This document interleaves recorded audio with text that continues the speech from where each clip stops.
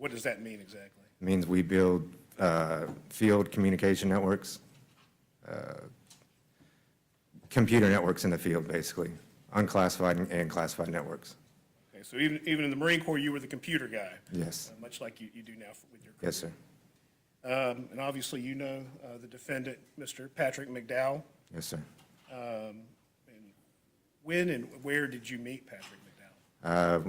I met him when I got stationed at Camp Pendleton with 2-1, and then we both deployed on the BLT to Okinawa, Japan.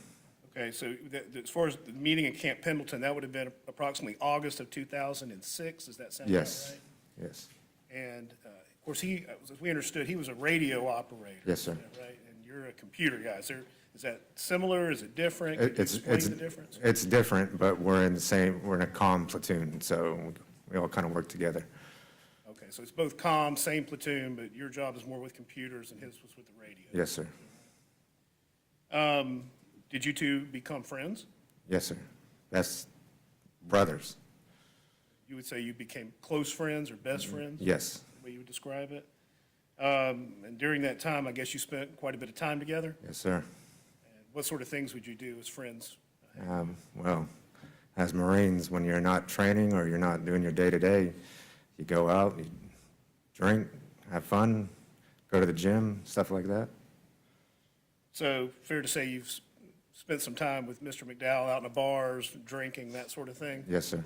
Did you ever see him to be violent or to get into fights or anything like that? Well, if there was a violent one, it was me. It wasn't him. I was always kind of the one that had to get reeled back in. Patrick would be the one that would bring me back to the barracks.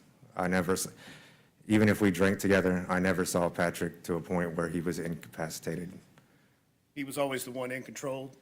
Yes, And so absolutely. You mentioned taking care of you. Did he also do that for, did you witness him doing that for other Marines as well? Yes, sir. I've never seen him to the point where he couldn't take care of us and make sure we get back to where we had to be. And you two actually deployed together in 2007, is that Yes, right? yes, sir. That was the deployment to Okinawa? Yes. And did something happen on that trip that changed your life? Yep. I met my wife. We were training in Australia, and we got shore leave, and Patrick was with me when I met her. And yeah, That was my question. Yeah, I think a bunch of you had gotten shore leave, and everyone else just sort of disappeared on you, or? yeah, we lost one who got out of a taxi cab and disappeared. Another Marine left with another girl, and it was just me and Patrick. And my future wife gave us a place to sleep that night. How would you describe Patrick McDowell as a Marine? Outstanding Marine, reliable, and he wasn't a Marine that, like, if I had a question about something, he would be the person I'd ask. It wouldn't be like, there's some Marines, and I'm not going to use the term, but they're not squared away. Patrick was squared away. If I had a question about radio or needed help, I'd go to him in a heartbeat. Was he ever late for formation or Never. anything like that? Did he ever fail, you call a PFT, a personal fitness test, Yeah. right? He ever fail one of those? No way, far from that. Did he seem to take his job seriously? Yes, sir. You two, that was the only deployment that you had together, correct? Well, so when we were part of the BLT, we went to Korea, and then Australia. After Australia, that's when I left, but the BLT kept going around to, pretty sure they stopped in China and things like that, but those are the two spots I was with Patrick in. Did you stay in touch after that? We stayed in touch through messages. I saw him twice, like physically, after I got out. And that was actually in the United States? Yes. Could you tell us about those two encounters? So when I was going back and forth between America and Australia, I would stop in California. One of those times I hung out with Patrick and a few other Marines, and he drove me to the airport. And another time, I can't recall the exact date, but we hung around Hollywood and did the Hollywood touristy thing, had dinner with another Marine of ours, another friend of ours. And after that, it was just Facebook communication, things like that. And at that time, did Mr. McDowell seem fairly normal to you? you notice him struggling with any kind of issues at that? If he was struggling, he wasn't going to tell me about it, especially in a setting where there's a bunch of other people. Now, after you left the Marine Corps, did you at some point work as a private military contractor? Yeah, I spent 3 years in Afghanistan and 2 years in Kuwait. And during that time, were you aware of Mr. McDowell working as a military contractor? That was the last time that we've had actual communication. I was in Afghanistan, and I had sent him a message telling him how much we were getting hit, because during the summer months, the Taliban was pretty ruthless, and they'd bomb us constantly. And he told me he was in Iraq, and he was getting hit pretty hard too, so. And this was when he was with the group Triple Canopy? Yes, sir. He told you about some of the experiences he was having during that time, Yeah, and that it was pretty rough? it was pretty rough. And then you didn't hear from him again after that? We didn't, I don't know, you lose touch after a while. And when everybody starts families and, you lose, I guess, priorities, best way to put it. I understand that you've had some of your own personal struggles since the military with mental health issues, addiction, that sort of thing. Yes, sir. Could you tell us a little bit about that? Yeah, I had a serious drinking problem after I left, and it got worse after I came back from Afghanistan and Kuwait, and to the point where I was drinking about 1 liter of vodka a day. And I ended up in the hospital 4 times the year that this all happened. And I'm surprised to be alive, to be honest. And at some point, were you diagnosed with some mental health issues as well? Yes, sir. PTSD, anxiety? Yes, sir. Were those the diagnoses? Yes, sir. Did it take you a while to seek help through the VA? Yes, I didn't reach out to the VA until about 12 years after I separated. In my head, I wasn't dead, so I didn't need them. And, you don't, when you're younger, I guess, or as a Marine, you don't think of mental health as an actual thing until it wrecks your life. I wanted to ask you about that. Was there a stigma associated with that? Yeah, when you're in the Marines, we call it going to the wizard. And going to the wizard is usually like a way to get out of deployment, to try to avoid, doing your duties. Let's just be clear, the wizard you're talking about was a mental health It's professional? a psychologist for the Marines. It's the term we use, going to see the wizard. So it's going to see a psychologist, but it was never looked at as a good thing. It was an excuse to get out of something. It was perceived as being a cop-out almost? Yes, yeah, Trying to get out of doing your duty? yes, it was weak. But at some point afterwards, you realized you needed to address these issues? Yes, but it took my wife to push me to do it, because I wasn't going to do it on my own. When you struggle like that, the last thing I want to do is call a number, a helpline or anything like that. I don't want to tell anyone. I was kind of forced into it. So if you hadn't had your wife there to help you and I'd be get dead. you on, I think you'd had a different result. I'd be dead.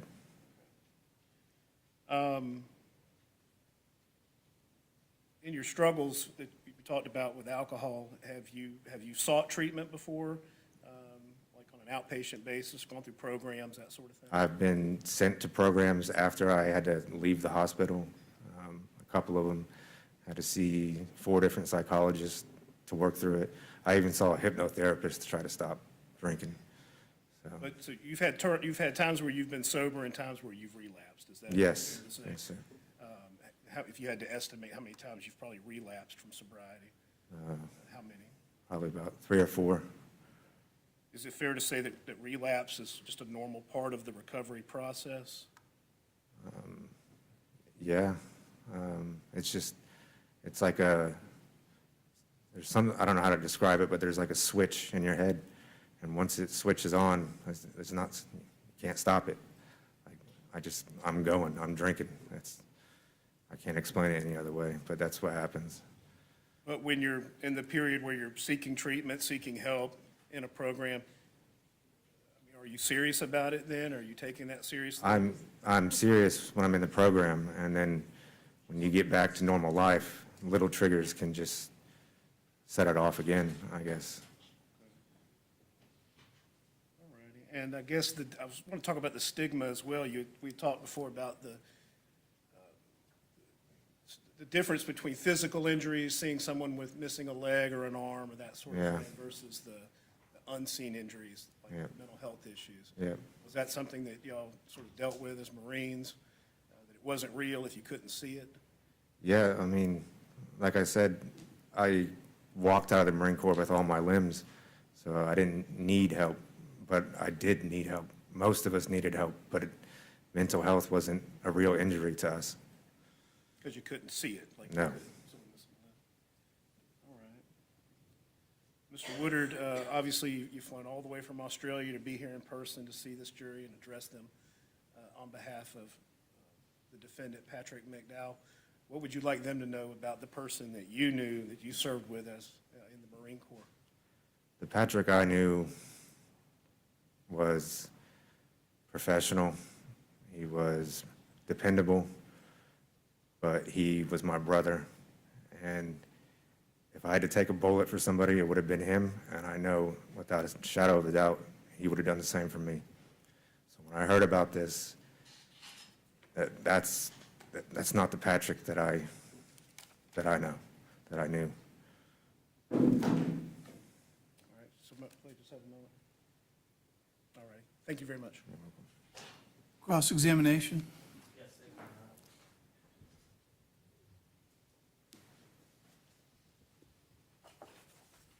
Good morning, sir. Good morning. Thank you for being here, and thank you for your service. You describe your relationship with the defendant as like a brother, correct? Yes, sir. Close, you would confide in him, he would confide in you. Yes, sir. In fact, he was with you when you met your now wife. Yes, sir. One of the things that he confided in you was that prior to coming into the Marine Corps, that he had a choice to either join the Marines or go to jail. Isn't that true? He didn't tell me personally, but or if he did, I don't remember the exact details, but I know there was something around that situation. I know he did have a choice, but, yeah. Well, and to be specific, you remember we talked previously via yeah. Zoom, and you remember being asked questions and giving the response that Yeah. he discussed with you, and he had a choice to either join the Marines or do a jail sentence. I didn't know the crime. I didn't know anything about that. I just know that he had an option to join. He had options prior to going into the Marines. Or it was that or join the service. You didn't go to Iraq with him, correct? No, they deployed after I separated already. And so while you were deployed to combat areas working in private military contracting, you were never in a combat zone during the course of your deployment with the Marine Corps. No, sir. And do you attribute the troubles that you experienced to your Marine Corps service, or do you attribute the troubles to what you experienced while in Afghanistan? Because it sounds like that was pretty traumatic. I had a real hard time with the tsunami relief effort and also Afghanistan.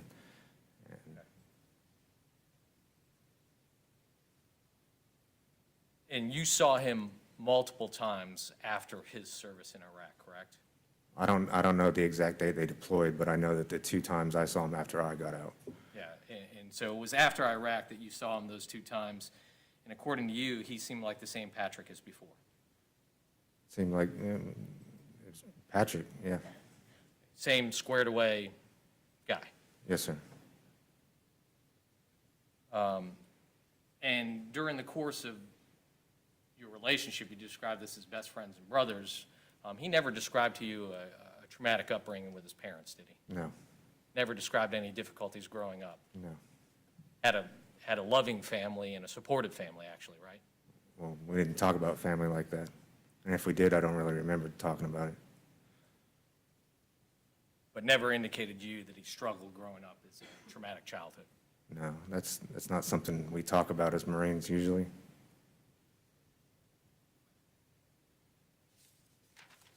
Thank you, sir. I don't have any further questions. Redirect?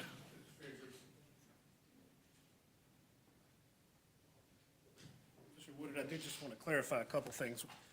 One, is that something Marines would talk about with each other?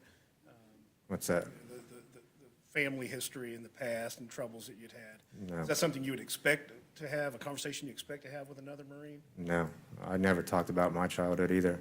It's just not something that comes up.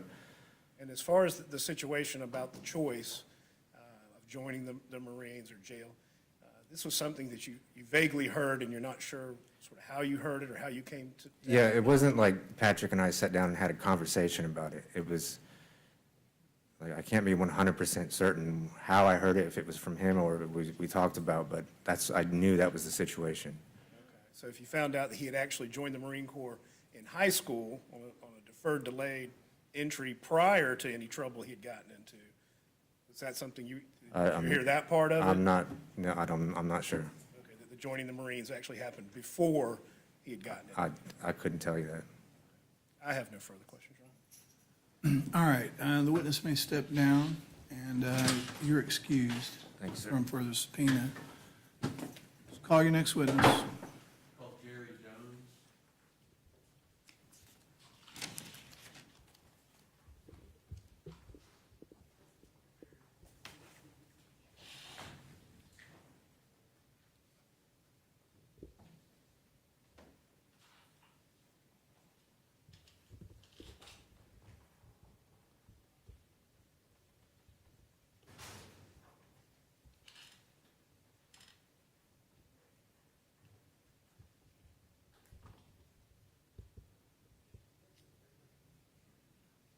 Do you solemnly swear or affirm the testimony you're about to give will be the truth, the whole truth, and nothing but the truth, so help you God?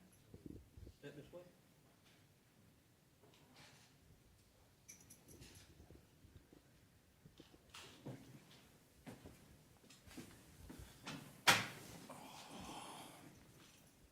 All right, you may proceed.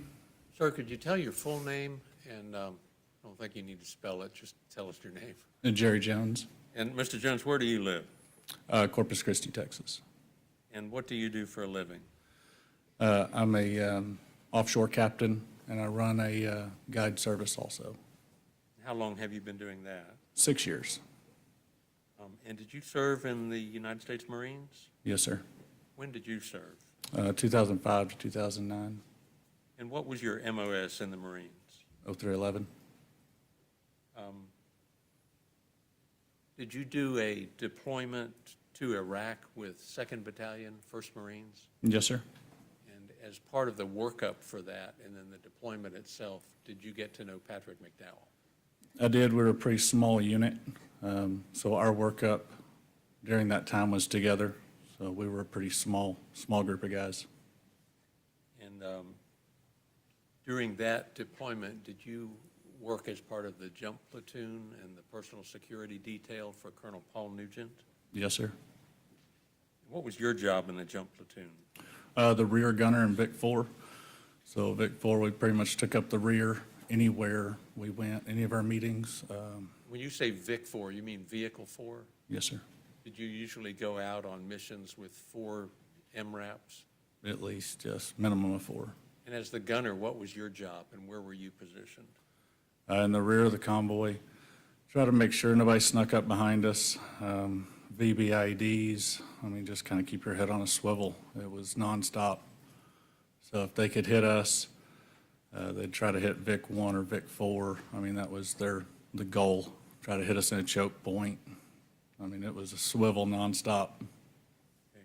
You used a couple of words I want to ask you about. You said VBIEDs. What's that? Vehicle-borne explosives. So they'd put explosives or suicide bombers and get as close as they could to the convoy and detonate once they were within 5 meters or less. And kill themselves and some Marines. Correct. And you said a choke point. Whenever a road would get skinny, or they had a position above us, you know, where we had very few places to escape. Same things in towns. You know, they like to try to pin us in places, you know, where we couldn't move or couldn't evade. And what do you recall Mr. McDowell's position was in the jump platoon? He took care of our comm for all the vehicles, talking to air support, make sure we were linked up and ready and we had support. Without that, it was difficult. without that show of force, we were at a real threat. I mean, we were alone without comm. So we had to be very careful to always stay in communication with our birds. And that was his responsibility? Yes, sir. When you went out, did you normally go without air support accompanying you? No, sir. So that was a vague question. Did you go with air support when you would go out? Yes, sir. All right. And was it air support that you had to call in, or did they fly above you as you were traveling down the road? Both. Okay. And if you did not have air support, how long could it take air support to arrive at the scene where, if you had a problem? 45 minutes or more. And what is your opinion about Mr. McDowell's performance as a Marine? It was stellar. It was top notch. We were handpicked from the battalion per our MOS. I mean, we were mostly all the top, in our classes and our units. We were all good at our jobs. I mean, And did you spend enough time with him to have an opinion about his character, not as a Marine, but just as a human being? sure, his leadership was impeccable. I mean, Marines were able to come up to him, talk to him. Any issues, problems, when you left the room, you left with a solution. He was very approachable, great leader, took over when he needed to, followed when he needed to, went above and beyond. And were there times when he would intercede between officers senior to him and officers or people below him in order to calm down a situation? Sure. He had no problem walking in the room of anybody and discussing with anybody any issues or problems. He'd make sure it was addressed and handled. You know Staff Sergeant Carl Chamberlain? I do. Were there sometimes issues between Staff Sergeant Chamberlain and the other Marines?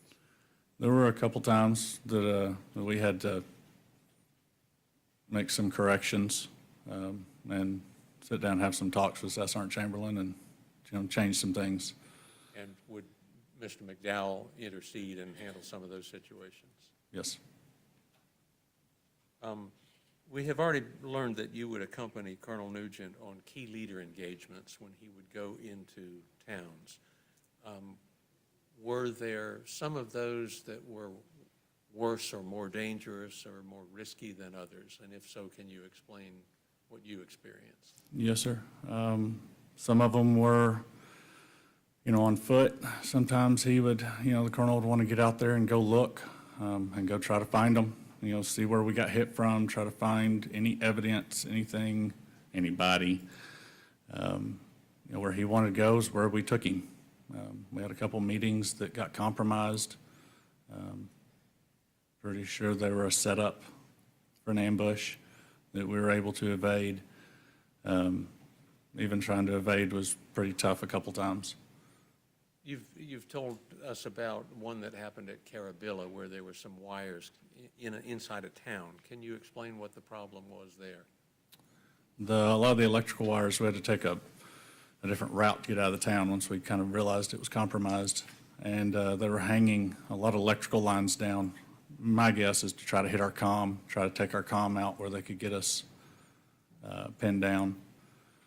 During that run, the only thing I spotted while we were trying to get out of there, I saw one teenager with an RPG. Why he didn't shoot, I don't know. We locked eyes, but everything happened so fast as we were trying to rip down those streets to get out of there. I don't know, his backblast area wasn't clear. I don't know. What's an RPG? Rocket propelled grenade. And you saw a teenager with one of those? Correct. Close enough to your convoy to hit it? Correct. And you said his backblast area wasn't clear. What do you mean by that? There needs to be a room behind you when that rocket goes off. You need ample space behind that rocket, for the propulsion when it goes off. He was kind of in a almost like a porch type area, so I don't know if that's the reason he didn't shoot. Maybe he had a malfunction. I don't know. Maybe we were able to evade fast enough, but that's That's a lot of what we dealt with.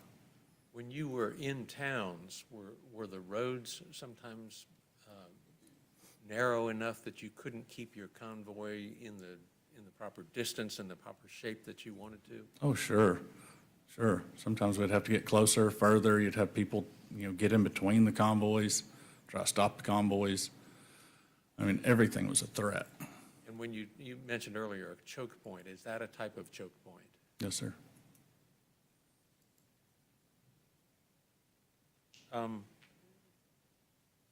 The jury's heard about the key leader engagements and the colonel going out to travel around the battlefield. Did you also search out the sources of indirect fire to try to find people outside the base who were maybe shooting rockets and mortars into the base? Yes, sir, a couple times. There was an individual training, the Taliban working his way up the river. We could kind of tell that his knowledge of, say, mortars or being able to direct indirect fire more accurately. He was teaching them coming up the river, and as he came up the river, we could see that our cops and our different posts were being hit more accurately. So it got to where as soon as we get indirect fire, the colonel would want to ramp up and go try to find them, go try to catch somebody, because by the time QRF and everybody gets out there looking, everybody's gone. So the mortars and rockets were more accurate as time went on when you were at Camp Rawa? Correct.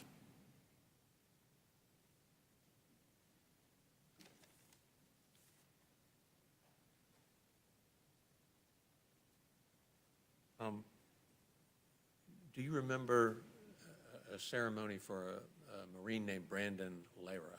I do. And what happened to him? How did he die? He got hit by a grenade, went through his turret, through him.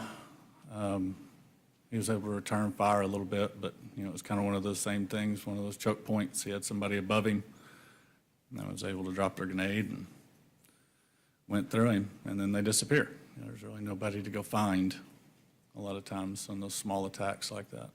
And when that happened, is that one of the times that Colonel Nugent mobilized you guys and went out to try and find the source of that?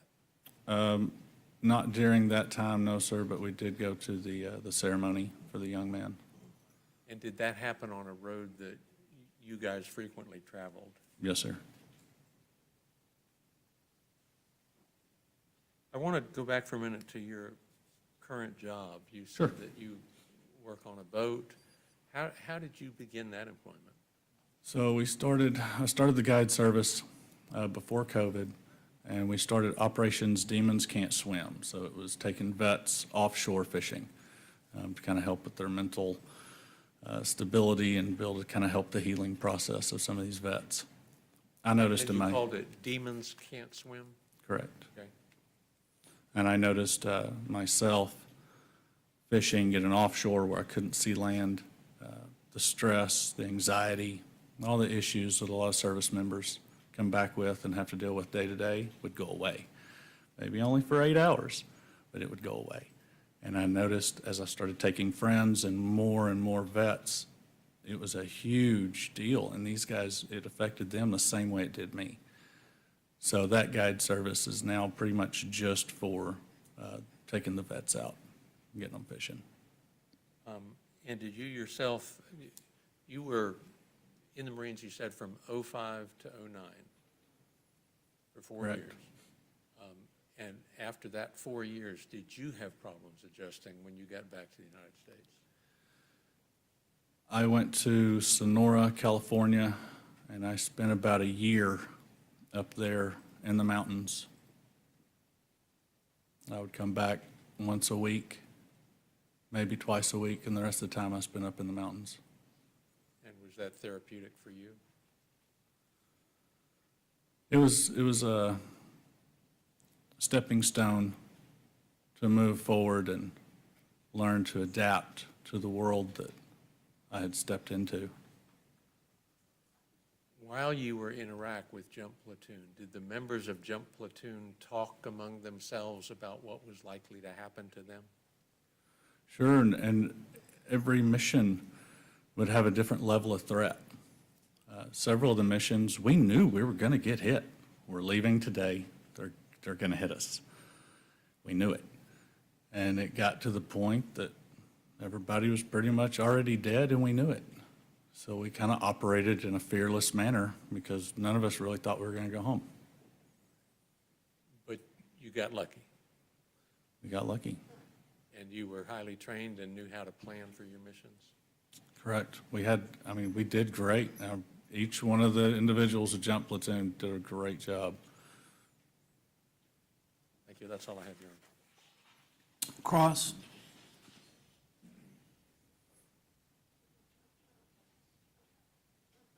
Good morning, sir. Good morning. Sir, you discussed the teenager, I believe it was, that had an RPG on the side of the road. Correct. You did not engage him in gunfire, correct? No. And then as far as Brandon Lara, he was not a member of 2-1. No, he was not. So he was a part of another group, not in your platoon at the time that he died, correct? Correct. And you were not present when whatever incident it was that caused his death occurred? I was not. You just heard about it after the fact and obviously participated or attended the ceremony? Sure, his vehicle leader was my top hat in boot camp. So the Marine Corps is kind of a small world. Yes, sir. So there was somewhat of a connection there, but you were not there and Mr. McDowell was not there when it actually happened. Correct. And I know that you outlined this for the jury, but you worked with the defendant on a daily basis, correct? Correct. So you would have essentially seen, heard, and experienced everything that he did on a daily basis. Yes. And during your time in Iraq, you never actually had to engage in gunfire with combatants, is that correct? Correct. And you did experience some indirect fire that hit your location on one incident, I believe, and it did hurt some guys. Correct. But there was no one seriously injured from that incident? It was serious enough to ship him out of the country. Yes, sir. But no or when I say No one casualties, died. no deaths as a result. Correct. So in your whole time in Iraq, you lost no one from your platoon? No. During your service with the defendant, you never had any concerns about his mental and physical health? No, never. He was performing well? He was one of the few that was happy to be there. Yes, sir. Thank you very much. No further questions. Redirect.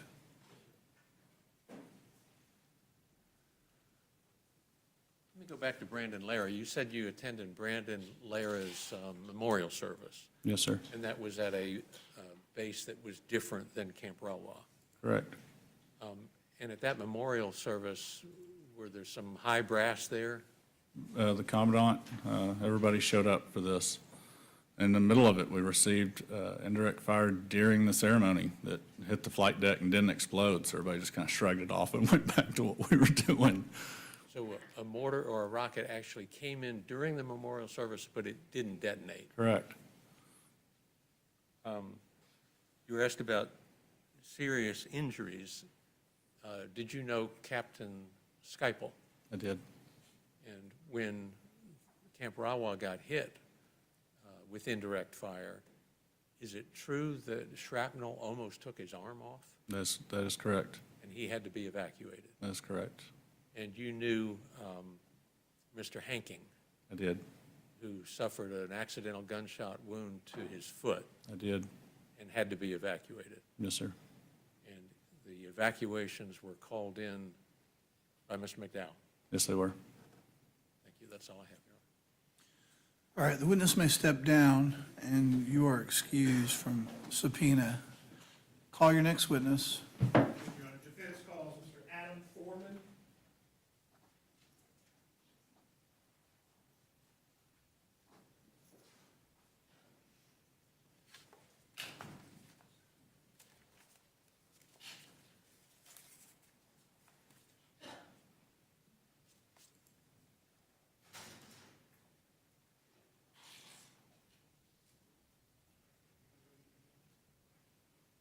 Do you solemnly swear or affirm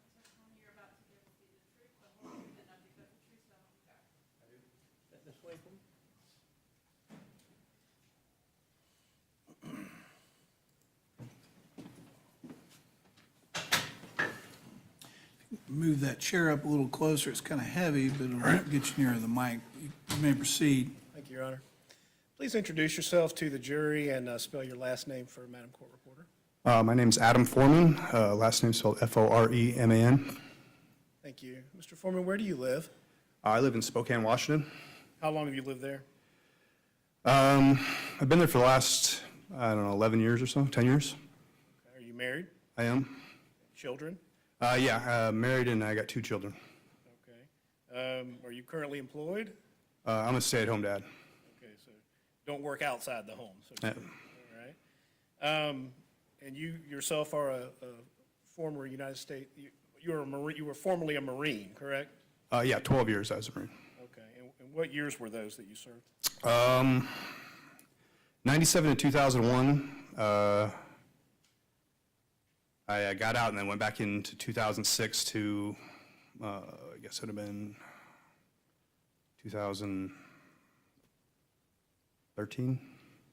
Okay, so you did 2 different stints with the Marine Corps? Yeah, that's correct. What was your rank when you left? I was a staff sergeant. And during your, the stint you did from 1997 to 2001, what was your MOS or your job with the Marine? I was a radio operator. And during that time, where did you serve? From 97 to 2001, Okinawa and Miramar.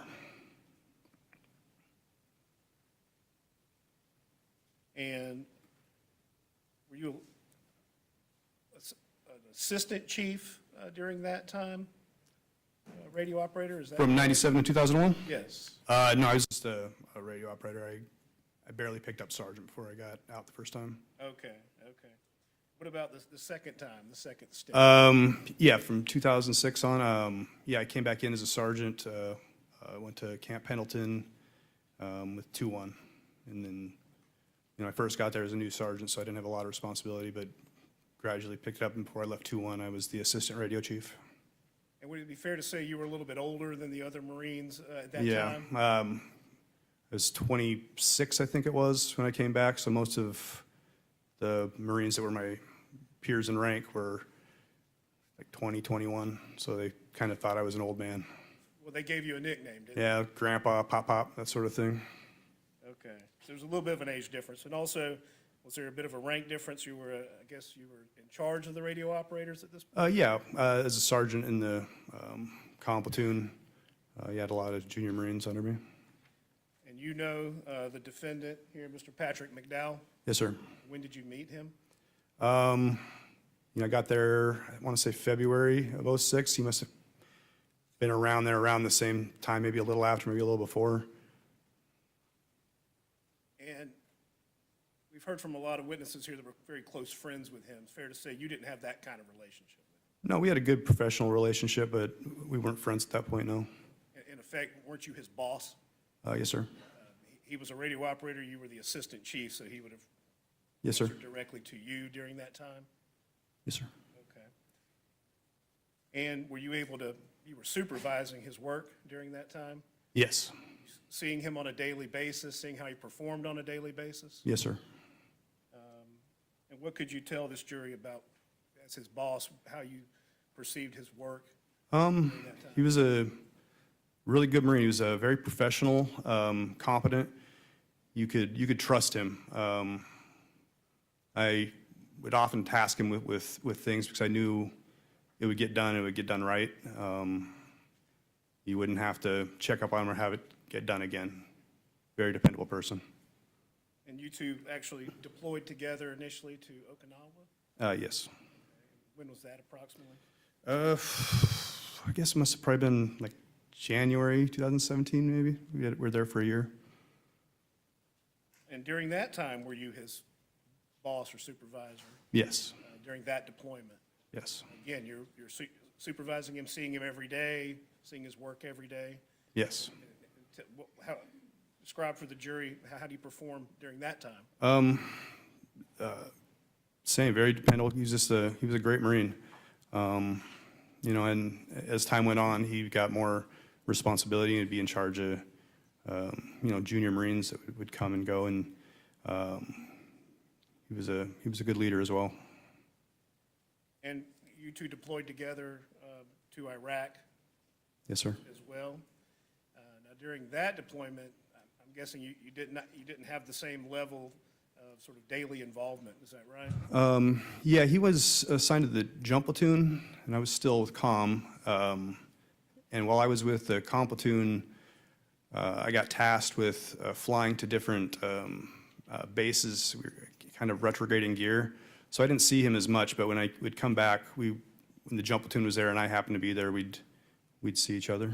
I want to ask you about that. This jump platoon, this was a sort of an honor, right? This was a special. Yeah, you don't send your guys that would be trouble to go around with the colonel. It was only good Marines would be assigned there. These were the best of the best, essentially, that got assigned to jump platoon. Yes, sir. And they would go, as you said, with the colonel, and I think you referred to it as outside the wire. And that was regularly they did this? Yes, sir. Almost daily that they're outside the wire? Well, like I said, I was away often, but yeah, they'd be moving from the different companies within the battalion, staying with wherever the colonel went. They'd be with him on the convoys. So, Fair to say it was more dangerous outside the wire than it was? yes, sir. Much more threat than inside. So as far as what he was seeing or experiencing out there, you wouldn't have any real knowledge about that. No, I never went out with the jump platoon, so I wouldn't know. And you referenced gear retrograding. What were you doing during that time? We were one of the last, it might have been the last infantry battalion in Iraq, if I'm not mistaken.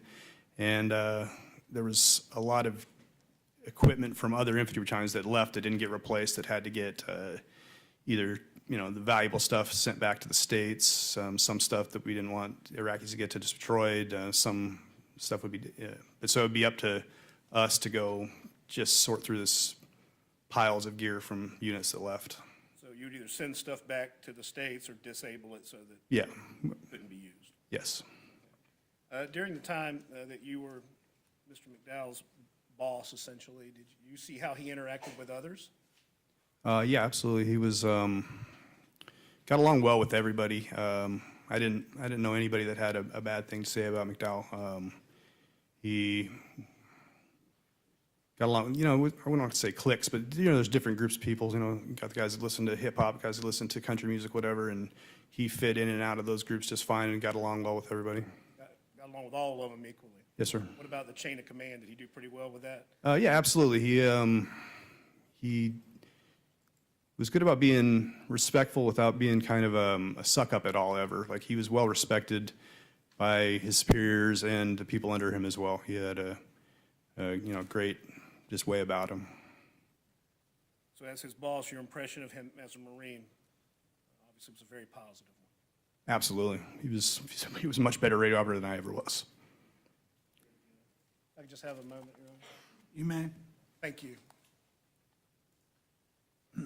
Cross. Thank you. No questions. All right. You may step down, sir. Thank you. Call your next witness. All right.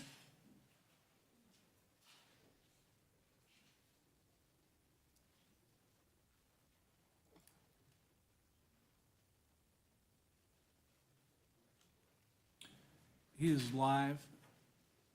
Okay. All right.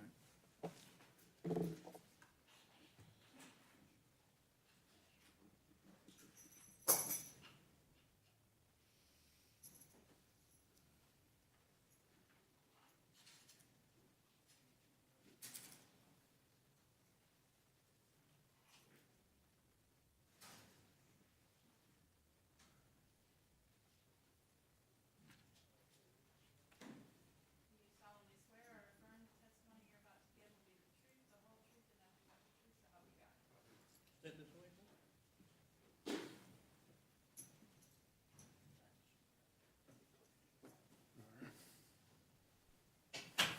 Good morning, Mr. Grice. Morning.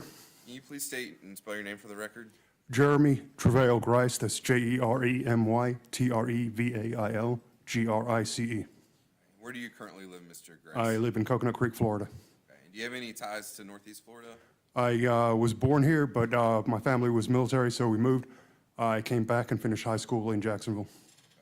And what do you currently do for work? I'm an assistant manager for an Amazon delivery service partner in South Florida. And how long have you done that? Around 2 years now. Okay. And have you ever served in the U.S. military? Yes, I was United States Army Military Police. Okay. And how long were you a military police for the Army? I was active duty for little over 8 years, and then I did 8 years reserves, most of which was inactive reserves. Okay. And have you ever been deployed to Iraq? Yes, I have. How many times? One tour with the military and again with contracts. Okay. When were you deployed with the military? I was in Iraq with the Army 2009 to 2010. And did you have any specialized tasks? I was tasked with PSD, that's Protective Service Detail, for VIPs, mainly the police transition team and the police training teams that worked with the senior leadership of the Iraqi police. Okay. Can you explain what personal security detail did? It's similar to what the Secret Service would provide for the president. You provide convoy security, escorts, perimeter defense, and bodyguard work for those dignitaries. And these convoy security escorts, were they 4-man MRAP teams? We'd have three MRAPs with 3 to 4 people per MRAP. And you would go outside of the base? Oh, yes. Okay. And you would transport these high-level targets from one place to another? Yes, sir. Okay. And did you have any other responsibilities other than the personal security detail? Outside of deployments, I was SRT, which is the military's version of SWAT. It's Special Reaction Team. Okay. And what did that require? Basically, we worked with CID on any high-threat cases if they needed, had high-threat warrants to issue, or we worked with their drug suppression team to basically be the takedown force for drug busts. Okay. And at some point, you said you were in the Marines for 8 years. Army. I'm sorry, you were in the Army for 8 years. At some point, you got out of the Army, but you decided to return to Iraq, right? That's correct. And did you sign a contract with a military contractor? Yes, my initial contract was with Blackwater, but the reserves activated me before I could deploy with them. By the time I got back from that deployment, the contracts had been scrapped for Blackwater, so I applied to Triple Canopy and went over with them. Okay. And why did you seek deployment with Triple Canopy? Around 2008, when I was looking, the economy wasn't doing so well here, so jobs were scarce, and I found fitting into civilian life was relatively tough still.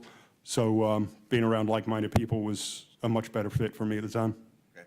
And when you were Triple Canopy as a contractor, were you still doing service to your country? Yes, we worked hand in hand with the military and the U.S. government securing assets over there. Okay. And at the time you started working for Triple Canopy, what kinds of service were they providing to the military? Triple Canopy was providing a variety of services, everything from what was the WIPS program, the Worldwide Protective Personal Protective Services, which is basically a PSD. And they also had the TWIST program, which was base defense operations, where you do access control, perimeter security, additional security at high value areas within the base. Okay. And how long did you work for Triple Canopy? I was in Triple Canopy, Iraq. I was there from 2010 till the base closed into late 2011. And then I did another contract with them in Afghanistan from around in 2012, I was there. Okay. And at your time in 2010 and 2011, what military base did you? I was assigned to Cobb Delta. That's the contingency operations base, Delta in Al Qut. Okay. And Al-Qut's in southern Iraq? Yes, it's right off the Tigris River. And what were your primarily responsibilities at Cobb Delta? I was one of the Guard Force supervisors, and I also rotated in as the deputy site manager if the deputy site manager or site manager was on leave, and that would oversee all the other Guard Force leaders. And the Guard Force was composed of people from multiple nationalities, right? The Guard Force, the bulk of the Guard Force was comprised of Ugandans. The Guard Force supervisors were all American expat. Okay. And did you work hand in hand with the U.S. Army? Yes, we did. And did you protect U.S. interests in Iraq? Yes, we did. In fact, did you protect the U.S. Army base? Yes, that's correct. I'm going to show you an aerial view of Cobb Delta now and just kind of walk through the base with you. You see that on your screen? Yes, I can. You should be able to draw on your screen. Can you go ahead and outline the perimeter of that base that Triple Canopy would be responsible for securing?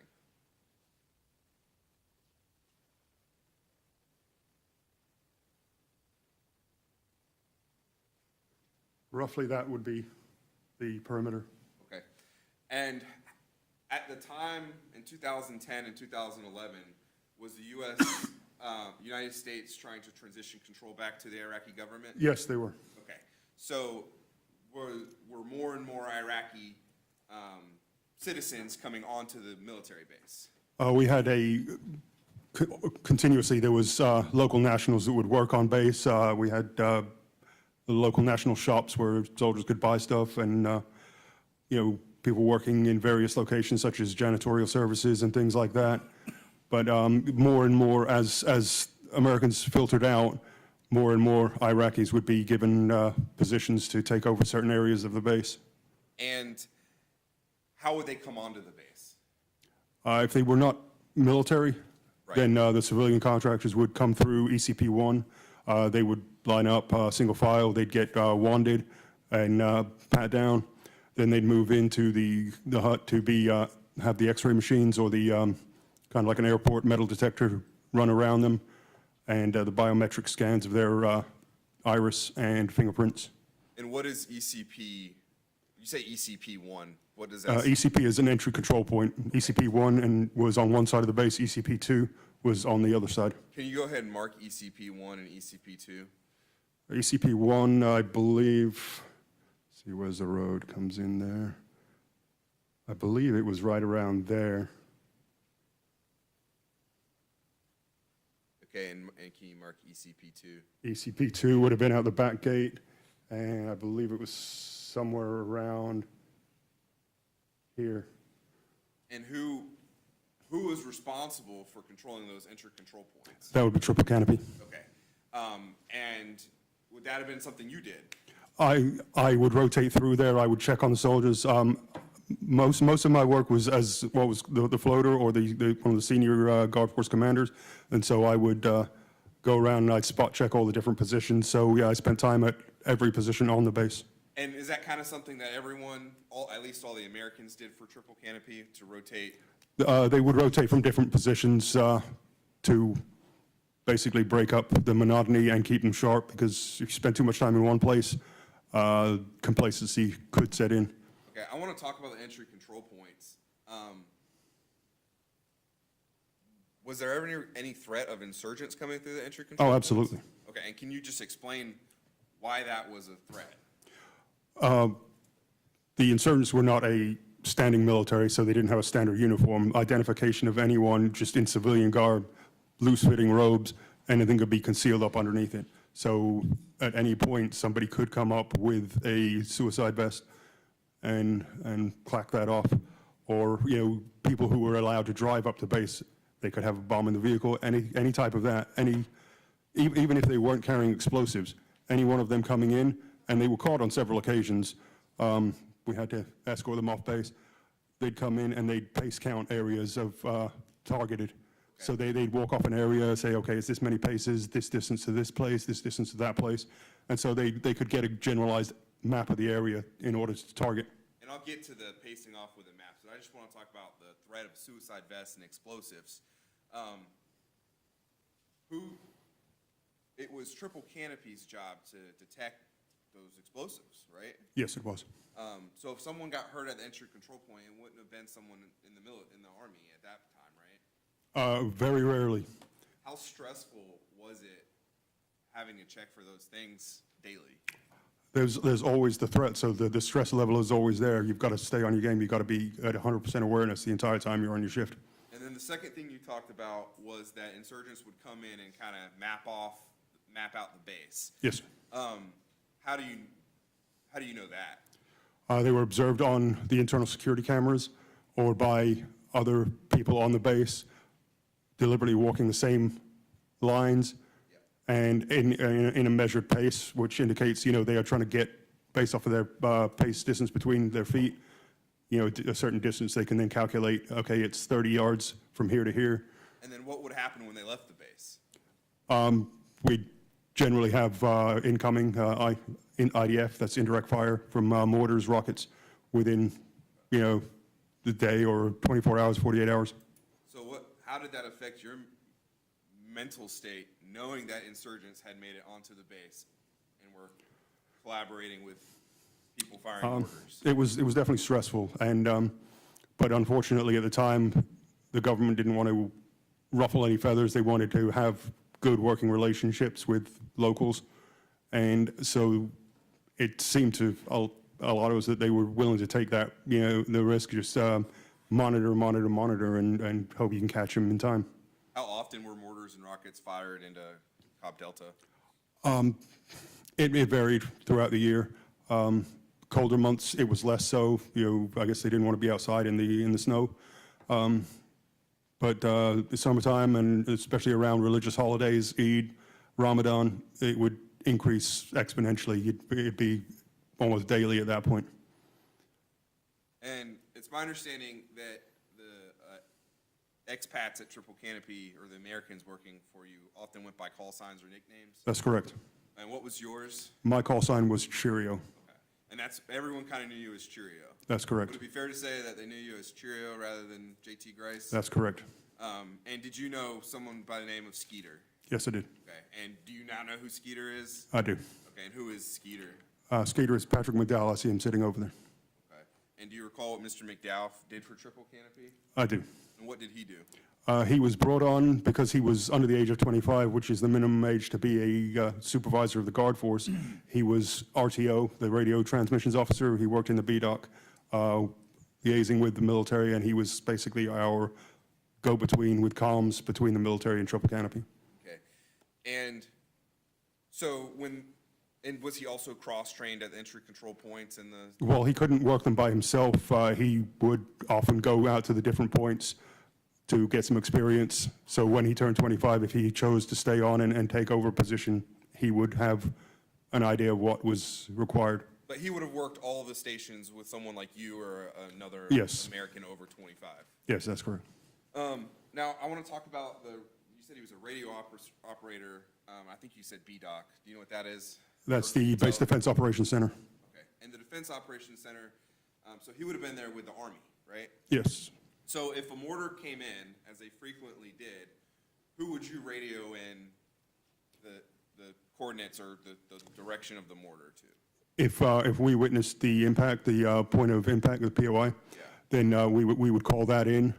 And but the military had what is called CRAM, that's counter-rocketed mortar equipment set up around, which is kind of like a radar. So they'd be able to lock onto the trajectory and be able to determine the point of origin. Right. So, but would the guards on the guard towers that would see the mortars come in, would they call it directly into the military, or would they call it into Mr. McDowell? The guard force, the Ugandan guard force in the towers, if they saw it, they would notify their supervisor, who would then relay it to to Mr. McDowell in the BDOC, Okay. who would then notify the military that this guard tower observed this, and most of the time, because of CRAM, they would have already identified the thing, because it was set up to automatically trigger the alarms if the radar detected any incoming fire. Okay.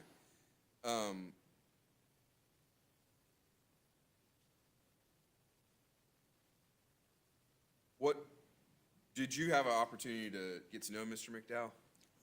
We spoke a few times. I don't believe I was overly interactive with him, but we, as a guard force, we weren't that large of a guard force, so we'd all hang out. And what was your opinion of Mr. McDowell? Seemed like a squared away guy. Okay. And I want to, while there was a constant threat of trauma or stress at the entry control points, and certainly through the explosions that were occurring the shellings that were occurring on a frequent basis, there was also other trauma that you personally experienced and that people at Triple Canopy experienced. Can you explain that? Well, a lot of that was mainly dealing with the locals and local, if you can classify it as customs. There was, sexual assaults that would have been witnessed either on camera or in person outside the wire. There was the purposeful maiming of children in order to try to garner sympathy or aid from Americans. Yeah, and I know, and did that cause trouble with you internally? Oh, absolutely. And I know it might be hard, but can you explain to the jury the intentional maiming? How were the children maimed? The vast majority of it was burns.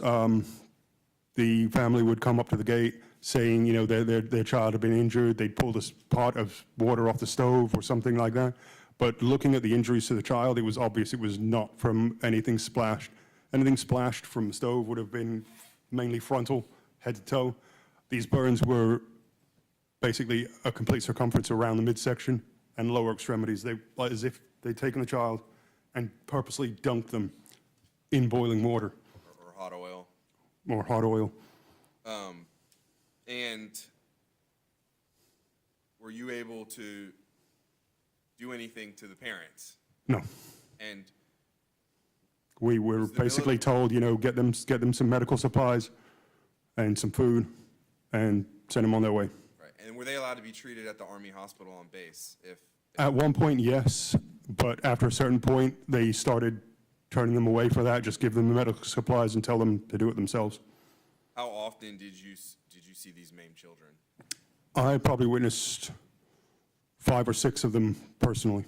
In a 6-month time period?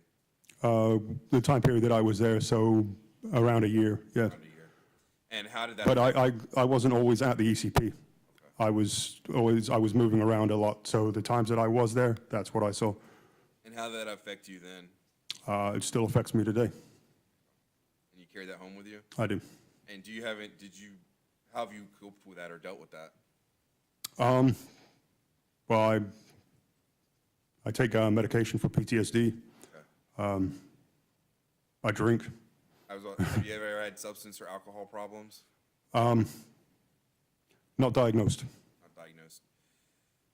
And I want to recap your roles in Iraq. You said that with the military, you were part of a SWAT unit, right? Yes, that's And that your responsibilities were going in and getting high-value targets, right? correct, yes.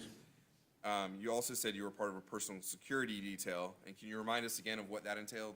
That entailed basically protective services of high-ranking officials to and from a meeting and during the meeting with high-ranking government officials of Iraq. And then we've heard of your security role at Triple Canopy with the guard outposts, and the entry control points and just securing the base. And you were fortunate to never have suffered any casualties yourself, right? No, I never any real injury. Out of everything you've done in Iraq, what caused you the most heightened stress? It was probably my military time doing the PTSD. Oh, no, PTSD, PSD, sorry. Personal security detail? Yes. And why was that? We were outside the wire on missions 5, 6, 7 days a week. Sometimes, you know, we'd run for 3 or 4 weeks without a single day off. You're running up and down heavily trafficked roadways. There's always the possibility, just going to and from, that you might have a IED or an EFMP set in the side of the road to take out a vehicle. That would be, you know, IEDs, improvised explosive device, EFMP, explosively formed munitions projectile, something like that, which were Iranian supplied to the insurgents in Iraq. Other than that, you know, suicide bombs, car bombs that would, you know, try to infiltrate the convoy and detonate. When you get to the location, then you're generally in the city, so you've got high buildings around. You've got possibility of snipers or a suicide bomber just walking up. There's everything has to be analyzed, everything has to be observed, and everything has to be basically you got to be wary of. And do you know what Mr. McDowell did in the Marines? No, I do not. So all that description was from your... That's what I've gone through. Yes. All right, if I could have one moment. You may.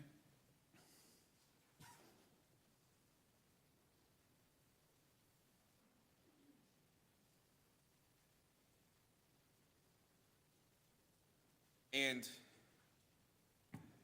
if Patrick was working the entry control points with the security at Triple Canopy, he would have seen the burned children as well, right? Yes, definitely. And I don't want to get too graphic, but if they're dipping them in hot water or oil up to their midsection, oftentimes their genitals will burn too, That's correct. And that was really traumatic for you. Absolutely. I have no further questions. Cross.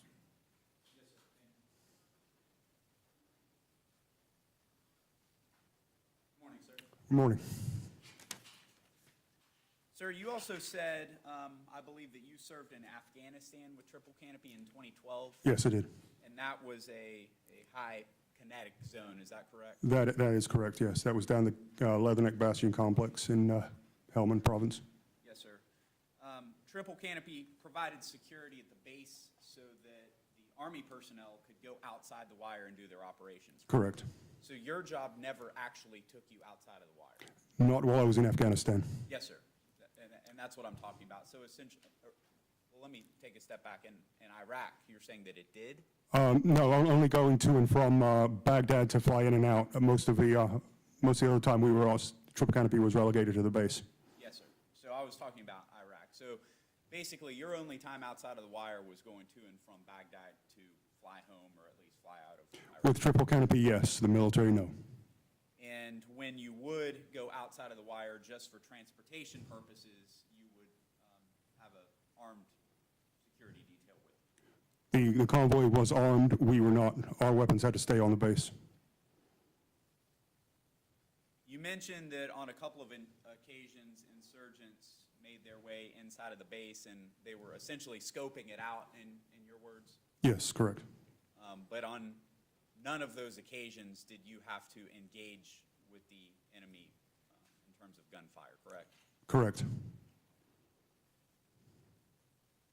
And obviously there was a constant threat of indirect fire from outside of the base, That's correct. but radar would pick it up a vast majority of the time. Yes. In fact, you don't recall hearing any detonations that were not preceded by an alarm. No, there were some. Some munitions made it through at a low-level arc that would not have been picked up by the CRM. But those were very rare. Rarer than the ones that were picked up, yes. So the ones that were picked up, you would obviously have an opportunity to take cover and have some warning. 10 seconds, maybe. And during your time in Iraq with Triple Canopy, you did not lose any Triple Canopy members?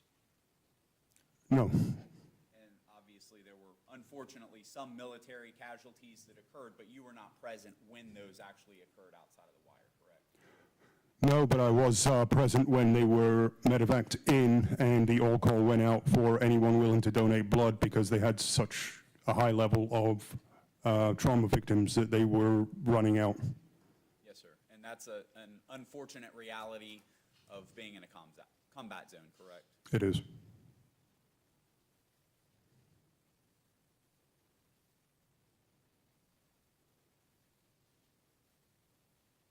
You barely knew the defendant, correct? I vaguely recall him, I know he was there. After seeing pictures, I remember him a little bit more than, as I said, call signs and names. A lot of people came and went, but yes, I do. I vaguely recall him, but Yes, sir. I do know where he worked and what he was doing. And you said that given his age, he was not permitted to be a guard supervisor, but he would cross-train and go to the various locations. Yes, he would shadow the guard force supervisors to see what they did. So it was never his primary responsibility to be on a guard post or guard the perimeter. No, it wasn't his primary responsibility, but if he was out there, he would have felt compelled to assist in any way possible. Yes, sir. But his primary responsibility was communications. It was. He was essentially the voice over the radio. When he was in the BDOC, yes.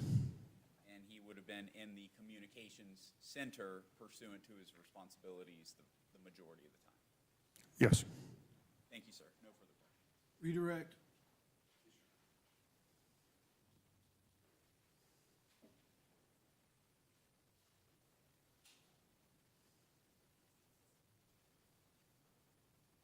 So, if I heard you correctly on cross, Mr. Grice, there were times that with a low-level detonation came The low-level arc, yes. You had no notice. Yes, exactly. And the first notice you would have had would have been when The detonation. the detonation.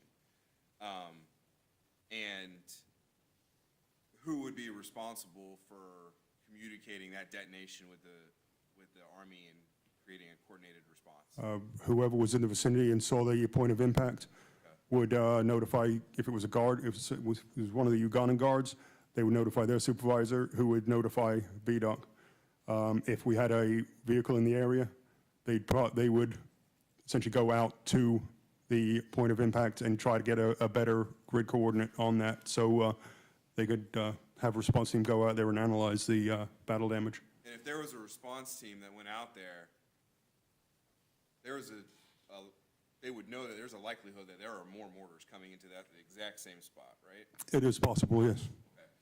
And when you say radio it to BDOT, we're also talking about radioing it to Mr. McDowell. Exactly, yes. Whoever was on shift at that point was BDOC. And so if whoever's on that shift at that point, they would have the responsibility to coordinate with the military response team quickly because there were people that could have been in the blast zone. Yes, they would, the way it was set up, there was like several tiers, almost like stadium seating. And so our radio operator was right in the middle of one of those rows. He had military personnel on either side of him, in front of him, behind him, that he could then turn and let know anything that was coming across his radio. And you said there were no casualties, right? Not that I ever saw, as far as our personnel. Is that in part due to the good response from the people in BDOT?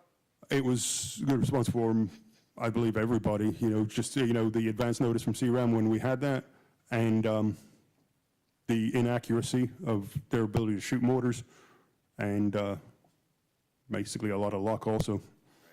And I know Mr. Huban indicated that the radar picked up, the CRAM picked up a lot of them, but they still detonated when they came in, right? Oh, absolutely. And you said you had 10 seconds for cover. What was going through your head in those 10 seconds? Depending on where you were, you either just lay flat on the ground and hope that it didn't land on you or near enough to you where you'd take shrapnel, or if you were close enough to a bunker, you'd try to get into that. I have no further questions. All right, the witness may step down. Thanks, sir. And I believe you are excused as well. All right, ladies and gentlemen, as the witness is coming down from the stand, this is a good time to take our mid-morning break. We've been going about an hour and a half. I'm sure you all could stretch your legs and just take a minute to catch your breath. So leave your notes face down on your chairs and take a step back, and we'll bring you back out in just a few minutes, all right?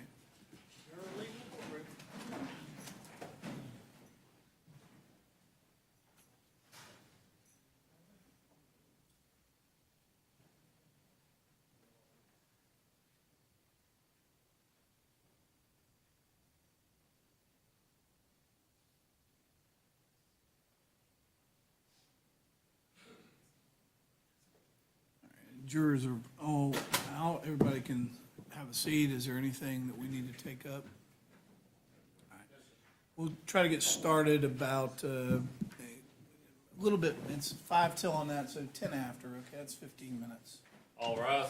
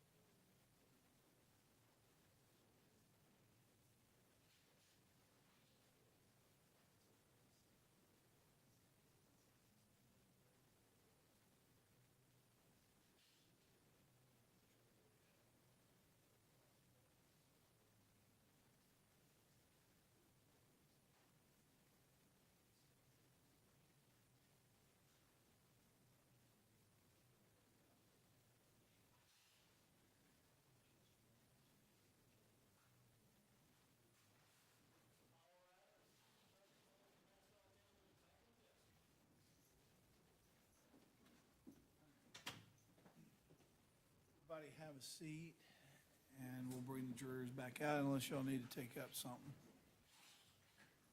No? All right. Jurors enter the courtroom.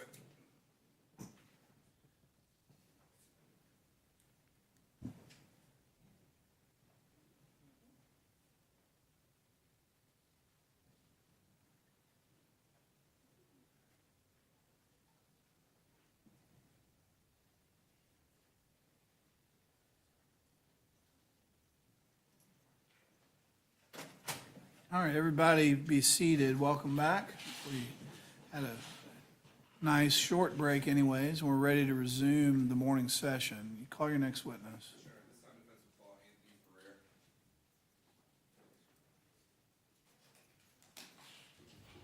Who's present, in person.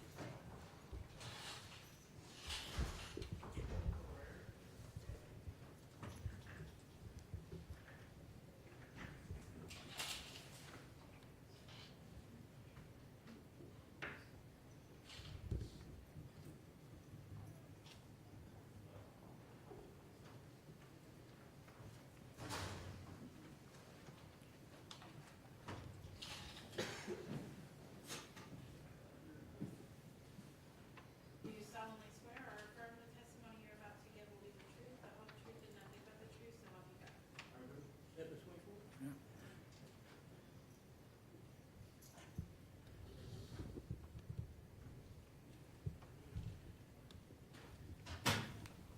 Good morning, Mr. Ferrer. Good morning, sir. Can you please state your Hold on, name? hold on. Why don't you, move up a little bit. There you go. It's a heavy chair. It's very, It's not easy to move. All right. You may proceed. Can you please state and spell your name for the record? Anthony Ferrer, Anthonyferrer, Ferrer. And where do you currently live, Mr. Ferrer? I live in Tampa, Florida. And what does, are you currently employed? I am not. And is your wife currently employed? She is. What does she do for work? She is security forces or military MP for the Air Force, stationed at MacDill Air Force Base. And, was she re-stationed recently? She was PCS'd, which means a permanent change of station, to Aviano, Italy. And when were you supposed to leave for Italy? We were supposed to leave at the beginning of March, but we had to delay our orders in order to attend this case and, other matters as well. So you're a military husband now, right? I am a military husband. And have you ever served in the U.S. military? I have, sir. What branch? I was an Army infantryman How long were you in the Army? from August 2000 to September 2008. And were you ever deployed to Iraq? I was deployed to Iraq. How many deployments? I did 2 deployments. We invaded the country back in 2003, and then we went to OIF-3 in 2005. And after you left the military, what did you decide to do for work in 2008? I decided to become a private military contractor. And at some point, you returned to Iraq, right? I did. And who did you sign your first contract with?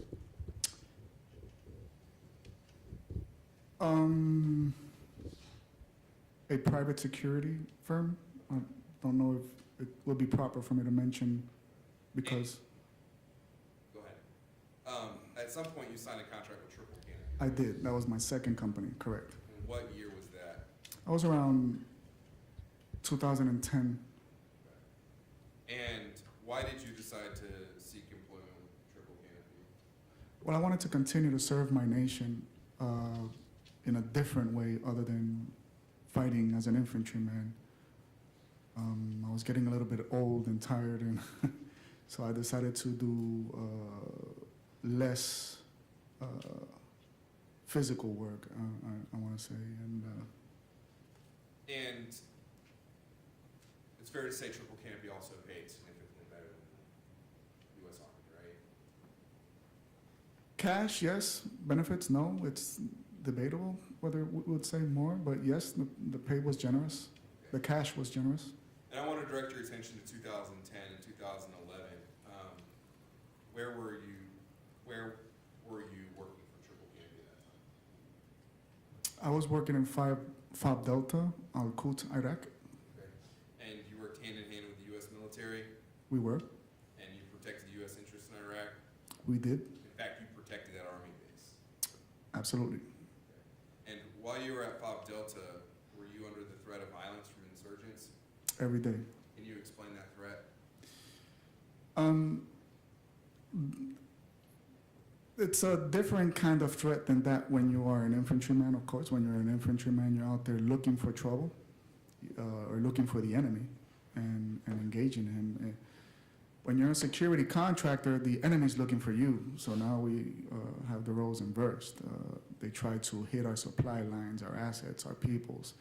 And our job is to defend the base, the forward operation base from which the military launches their vital operations in order to stabilize the country. Lots of rockets, lots of sniper fires, different types of dangers than that we faced as infantrymen. And I know you described it as with infantrymen, you were looking for the enemy, and at Triple Candy Mountain Base, they were looking for you. Of course, yes. And it was just as stressful having rockets and mortars as it was being an infantryman, right? No, I believe that as a contractor, it's significantly more stressful. As an infantryman, we have the full force and support of the United States Army. We have aircrafts, we have everything at our disposal. Whereas as contractors, 50% of the times, we rely on our own skills and experience. We don't have the same type of support that we did as infantrymen. Okay. And it's my understanding that you often went by call signs or nicknames, right? That is correct. And it's fair to say you probably more likely to remember someone by their call sign. I do. And what was yours?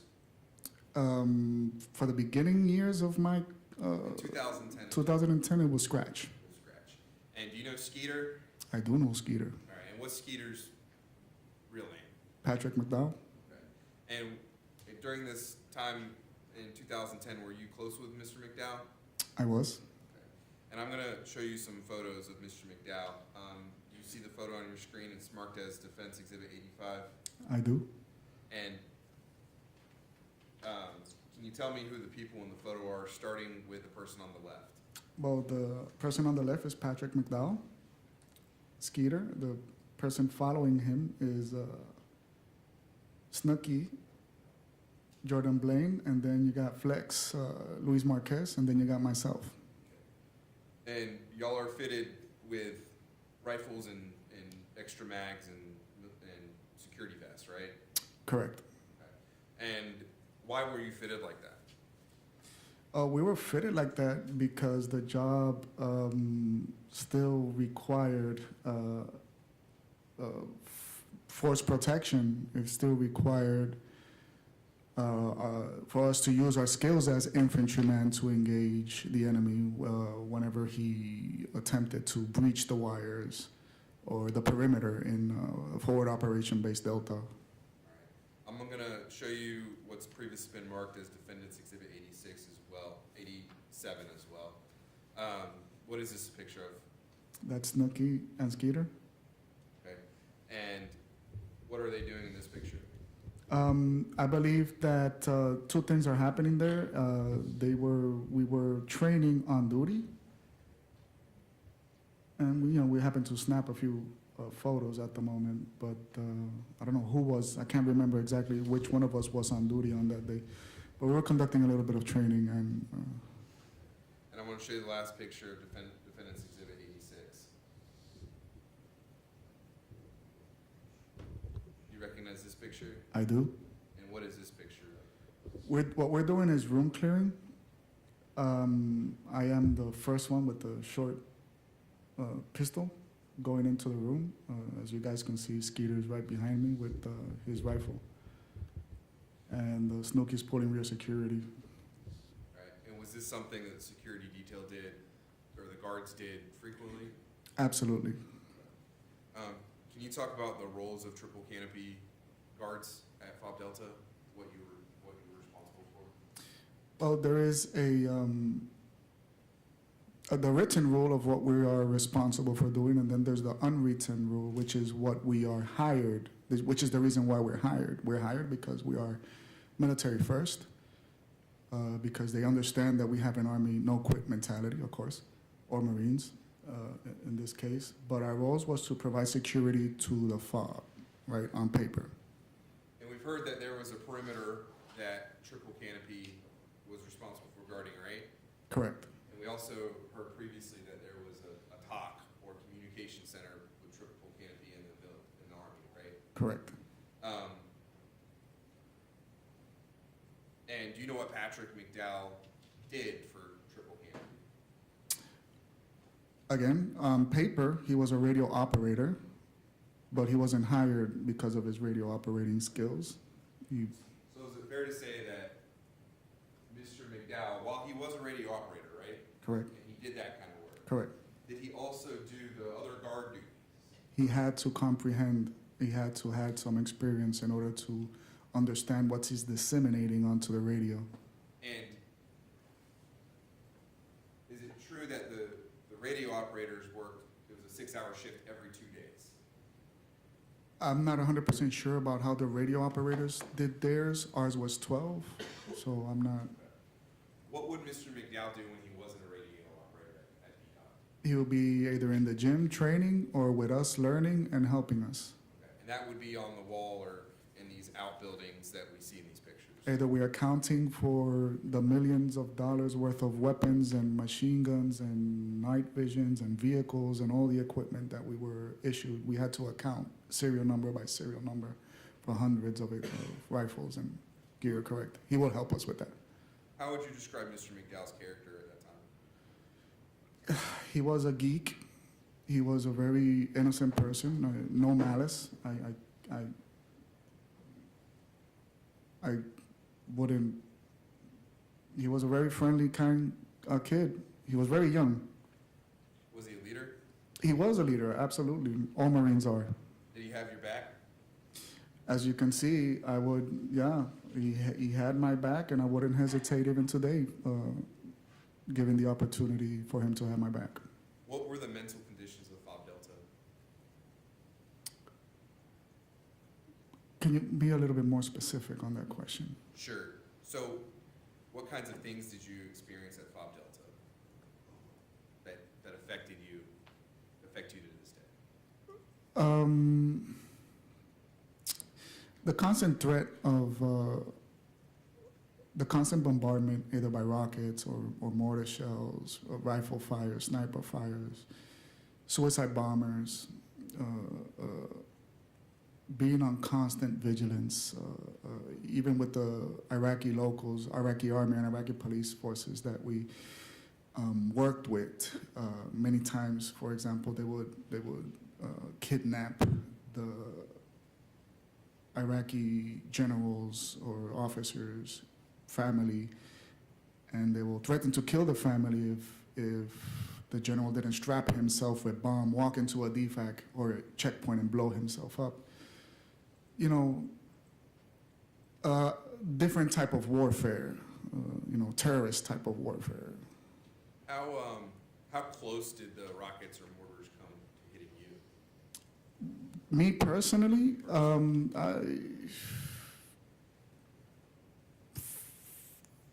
a few meters away.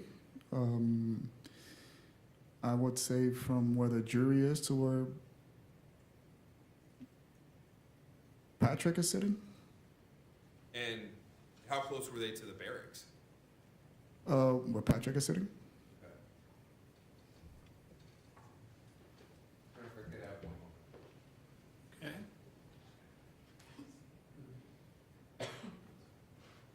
Okay. And when Patrick was training, would he spend time at the entry control points with you? Yes. When we're off of duty, we don't it's not like we can go to the movie theater or shopping or anything. There's nothing to do when we're off. We're inside a war zone, inside of a military base.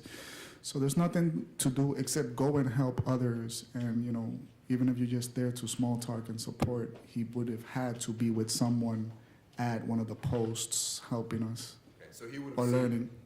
he would have seen what you saw at those posts. Absolutely impossible for him not to. I have no Cross?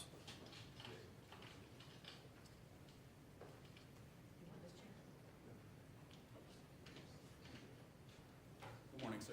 Good morning, sir. Sir, the picture up on your screen, I forgot what exhibit number that is, but that was during a training exercise, correct? Yes, it was. Because it wasn't typical to have in-action photos taken during a real operation. No, that's not a real operation. That's correct. There's no time to do that. And your job with Triple Canopy was not to participate in operations. That was the military's job, correct? It depends what you define as operation, sir. Going outside of the wire. Going outside of the wire to what? Because we went out of the wire for several reasons. So can you be a little bit more What reasons specific? Did you go outside of the wire during your time? Well, sometimes when we arrive at the airport, for example, we have no airlift, so we have to do mobile movements where we constantly get hit, rocketed, and shot. So we still have to be fully operational and function in order to fend off the enemy and defend our lives while we're in the motorcade from Baghdad International Airport to FOB Delta. So that was the most dangerous movement that we could. So your time outside of the wire was essentially going to and from the airport? Correct. Or checking the perimeter. Correct. Not to conduct military operations? No, we were not allowed to conduct offensive military operation. That's correct.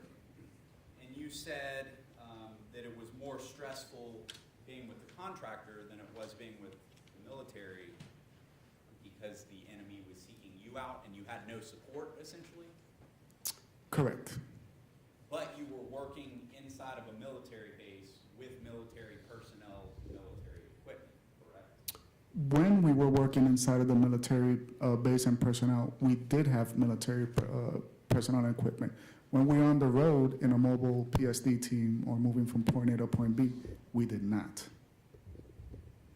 And you mentioned the pay was better than the military. I know you said the benefits were not, but much of that pay was tax-free, correct? No, Okay. So there was no tax-free pay? there was the. So in order for you, I'm not the expert in taxes, but I believe that if you want tax-free pay, you would have to stay outside of the United States the entire year. But no, there was no such thing as tax-free pay. They would tax us very hard. Even the country of Iraq would tax us. But the bottom line is the pay, whether taxed or not, was still better than the military. That's arguably an opinion. I don't believe so. I regret contracting. I wish I would have retired from the military. So I know that you discussed that McDowell had to be cross-trained essentially, correct? So in other words, he had to be able to know how to guard the perimeter, correct? He knew, he was a Marine, he knew, and he had to train in order to develop standard operation procedures on how we operate. So I don't want to say that we trained them how to be a guard or a supervisor. He brought that from the Marines. But in order for him to operate in combination with us and for him to understand, once again, what he's disseminating on the radio, we can't just give out informations that only we supervisors understood. The talk had to be the subject matter expert on everything that's happening on the ground if he wants to properly communicate and be the bridge between the United States Army and the way Triple Canopy handles business. So he had hands-on experience on everything that we did. Yes, sir. So that brings me to my next question, which is obviously his primary responsibility was as a radio operator. On paper. And he would have been primarily, when he's not training and going around the perimeter, he's stationed in the communications. On paper. Thank you, sir. No further questions. Can you redirect? Briefly.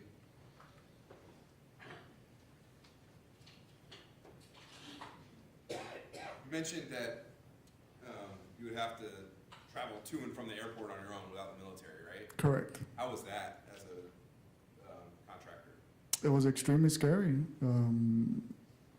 The government of Iraq would not allow us to have weapons as civilians, since we had visas, and we were considered civilians from the moment that we were in the airport until the moment that we arrived at FOB Delta. We were considered civilians. We were not allowed to have weapons. So we depended on the escort of 1 or 2 triple canopy operators, with the majority of the security detail being third country nationals, without adequate PSD or personal security detail training. And was this another added danger to your time in Iraq? Absolutely. I have no further questions. All right, witness may step down, and I believe you are excused from further subpoena as well.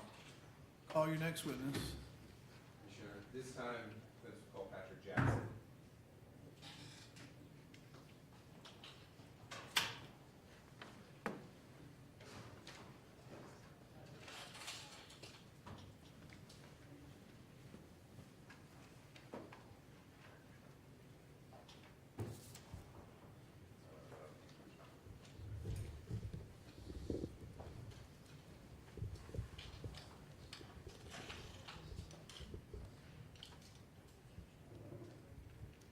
Do you solemnly swear or affirm the testimony you're about to give will be the truth, the whole truth, and nothing but the truth, so help you God?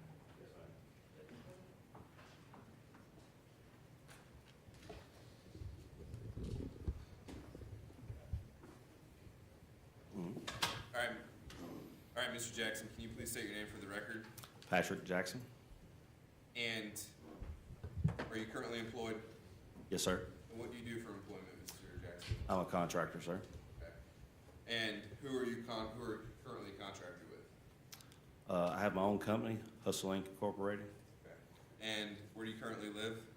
Alabama. Okay. And have you ever served in the U.S. military? Yes, sir. In what branch?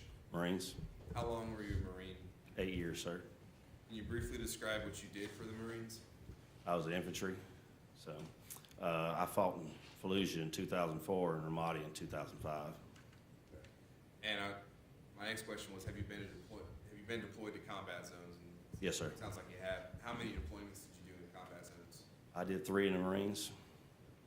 After you left the Marines, what did you decide to do for work?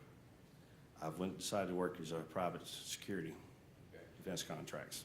And did you work for at some point, did you work for Triple Canopy as a contractor? Yes, sir. And why did you sign a contract with Triple Canopy? I went for the money. Getting shot at for $20,000 a year, figured I might as well make a little money. Okay. And you were shot at for how many years prior to doing that? 3 combat tours, and then afterwards, serving contracting, we did another 4 or 5 years. And at the time you started working for Triple Canopy, what kinds of service did Triple Canopy provide for the military? Whip security, we did static security at that time. What is static security? Static security is when you guard the base, controlling ECPs, you search people coming on and off the base, internal security, making sure we have no hidden shooters inside the bunch. And I wanted to direct your attention to 2010. Were you working at FOB Delta in 2010? Yes, sir. Okay. And did you protect the U.S. interests inside Iraq Yes, sir. with it from the contractor's perspective? Yeah, we tried to the best we could. And in fact, you protected the U.S. Army base, right? Yes, sir. Mhm. And while you were at FOB Delta, were you under threat of violence from any insurgents? Yes, sir, we were. Can you explain that? It was normal for us to get shot at 2 or 3 times a week with indirect fire. The threat was always there of direct fire. You might actually get to exchange some bullets at the ECPs. And then we had V-beds, had suicide bombers at that time at that area. And do you recall if a suicide bomber ever tried to approach the base? Yes, sir, we had a V-bed with 600 pounds of explosives in a van come at us. What happened then? Luckily, we got good and he detonated himself on the way coming to us. But it was a constant threat. Oh, yes, sir. Mhm. And the next day, every van that came through, it's fair to say every van that came through could have been another Every day's a roll of dice. You said that there were rockets and mortars fired into the base. Yes, sir. Can you just explain to the jury what it would have been like to experience a rocket or mortar attack? Normally for us, when a rocket or mortar attack, if you're trained military, your first instinct is to duck and cover and wait to see where it happens. Well, as a contractor, they'll call it in on the radio, you hear it coming. You try to point out which direction it came from with the guard towers, find out where it come from, and then you have to backtrack it to see if you can return fire as quick as possible. And then we'd have to find out if it landed inside our perimeter, where'd it go, because if it didn't detonate, now you have unexploded ordnance on the base for somebody that might be able to get into. So normally people run from the bullets, we're running at it. What did it sound like what did it sound like when they hit? Oh, it would be any number of size explosions, depends on what they shot. The biggest rocket they ever shot at us was the size of a 55-gallon trash can around, and it hit it hit our ammo dump, and it was a huge explosion. It rocked us. It rocked the whole base for like 3 miles, and it went off for another month, nearly unexploded. Kept popping off on it. Was everybody afraid? If you weren't, you're not ready to ride. Would y'all talk about how afraid you were? No, Why not? it's just not. It's nothing's going to change it. Everybody's going to be the same way no matter what. So y'all just had to write it out for that year? Yeah, you write it out for your contract, or you got 90 days, and you got a month off. I want to talk to you about well, it's my understanding y'all went by call signs or nicknames, right? Yes, sir. And what was yours? Hilljack. Did you know Skeeter? Yes, I did. And who's Skeeter? Patrick McDowell. I didn't actually know his name until later on. Right. But you see the person that you knew as Skeeter sitting here today? Mhm. All right, and you learned that's Mr. McDowell? Yep.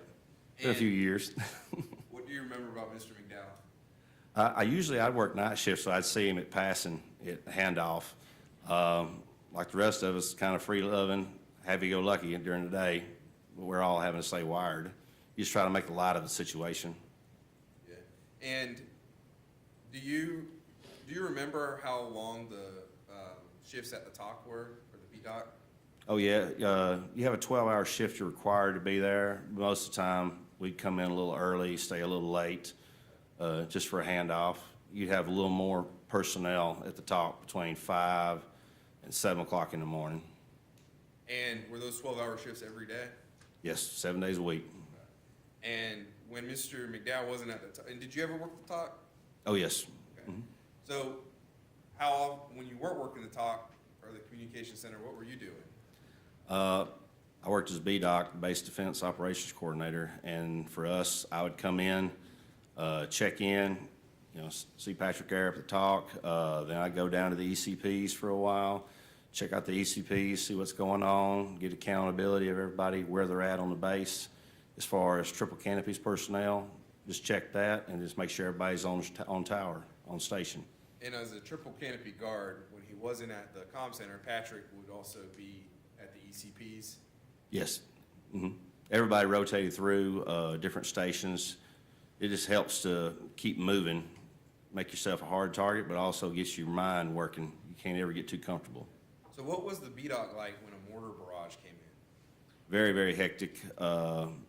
You'd be trying to find out where it came from, if they tracked it on the radar, if we could return fire, if the base could return fire.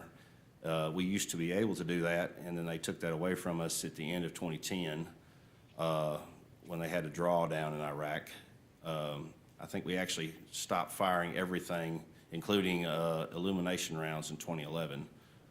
So was the BDOC, both triple canopy guard at the BDOC and the U.S. Army at the BDOC responsible for the first response to the mortars? yes, sir. And so Patrick would have been responsible for directing and coordinating the response team to the mortars? Yes, sir. Right. And I understand that, or did y'all ever lose any members at triple canopy during that year in 2010? Our personnel ourselves, no. The Army had lost some. They took some on a convoy casualties. But we had a lot of a lot of good luck at that period of time. And it's my understanding that Army casualties were outside the wire, right? Yes, sir. Mhm. So is part of the reason, other than luck, that you didn't receive casualties was how good the BDOC team worked Yes, sir, we work very well. at responding to those mortars and getting the information to the Army that they needed? Yes, sir. And do you remember, was there, at the ECPs, there was always a threat of bringing bombs or grenades into the ECPs, right? You're saying Yes, sir. that. Mhm. Was there a threat of insurgents themselves coming in through the ECPs? Oh, yes, sir, there's always a wolf in the sheep. And what, can you describe? They what would that means? come in, or they would attempt to come in, and they try to various means. They would bring sick or injured children to the gates sometimes. They'd always be trying to get medical care or something. We're not allowed to bring anybody on the base. If not, they're not authorized. But they had more than their chances. They tried. What about infiltrators that made it onto the base? Did they ever try to get information as to? Oh, yes, sir, they did. They would actually try to get pace counts from how close it was from the wire to where the hospital was, how close it was to the chow hall where we ate at, how close it was to any kind of pertinent information, or like our fuel farm that we had on side the base. The ammo dump was another one. They always tried to hit those places. And after these infiltrators, as you described them, wolves in sheep's clothing, because they were allowed on the base, right? Oh, yes, sir. After they left the base, what happened to the points where they were pacing off? Oh, that's where we receive indirect fire, or you'd have, at night, you'd actually have people trying our perimeter, trying to get onto the base, and we'd have to respond to that in the dark. At the time, we didn't have night vision goggles. They finally started issuing that later on. How did all this affect you mentally? You have to stay wired. You have to stay on your toes. Do you remember witnessing, and you mentioned earlier, the children coming in. You remember witnessing those children coming in? Yes, sir. Had one father had dipped his daughter in boiling oil. You can see where his handprints were around her chest. From that point down, she had third-degree burns. Had another one hold down his daughter and set her on fire with gasoline. How old were these children? Anywhere from infants to 12 years old. And they were mostly daughters? Mostly females, yes. Very seldom you'd have a second or third son who they would injure. And did you do anything about that? I think. How did that? Well, repeat offenders, you Well, let kind me of would finish get a very, very good distaste to them. And can you just repeat that for the record? We'd have some repeat offenders, they'd bring multiple children. Same guy, he'd come back with his second daughter or his third daughter, trying to get medical care. We would treat them at the gates, and then he would just grab them up and throw them in the truck like there was nothing, like they're trash. And y'all couldn't do anything to take him off the street or to take him away from those girls? Nothing that we'd want to, or nothing we didn't want to, I should say.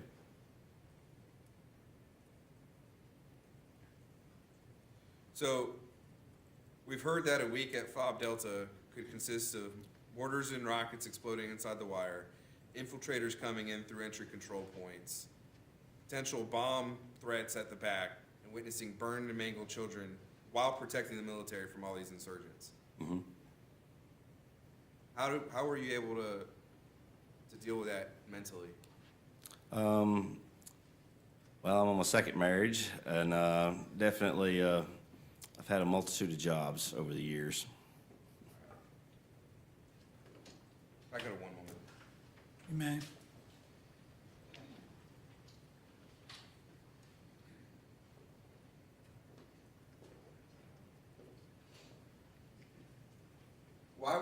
Do you know why the people were dipping their children in oil and burning them and bringing them to the base?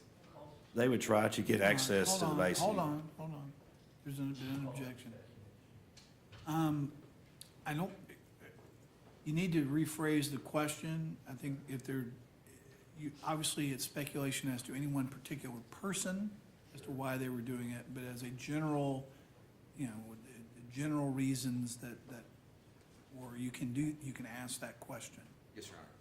In these instances where these people would dip their children in hot oil or light them on fire with gasoline, did they ever ask anything from you for that? Oh, yes, sir. They were wanting medical care. They would want their children taken to the hospital so they could find out how far it was from the ECP to the hospital.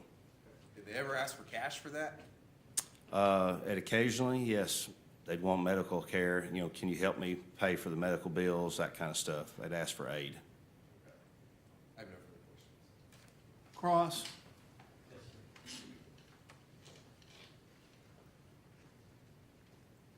Good morning, sir. Morning.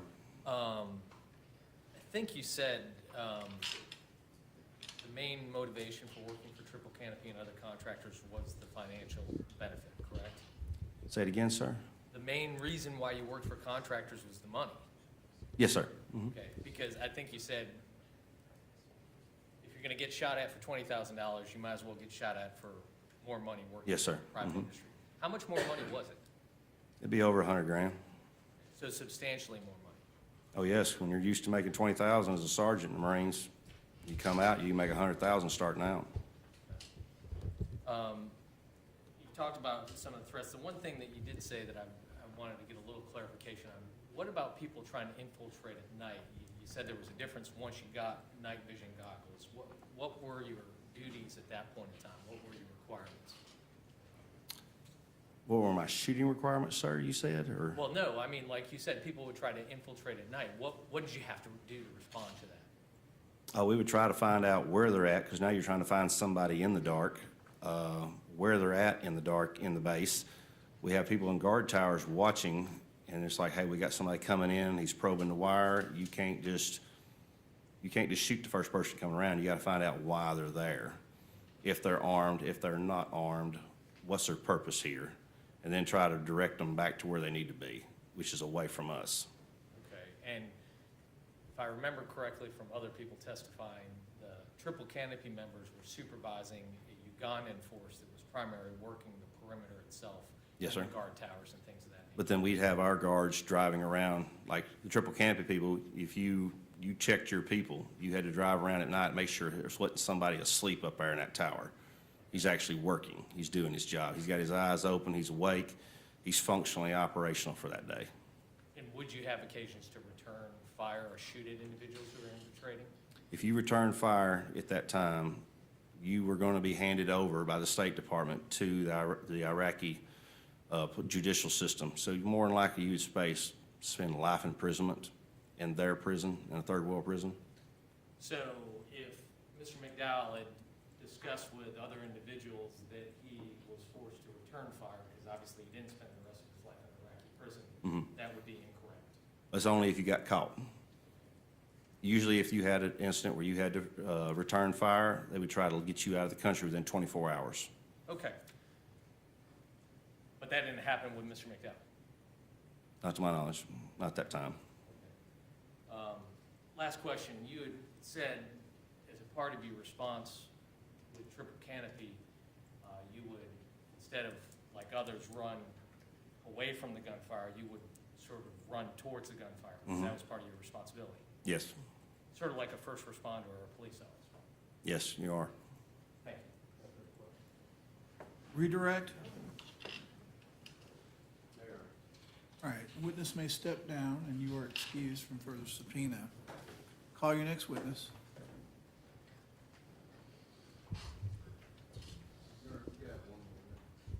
You may. We call Chris Edwards.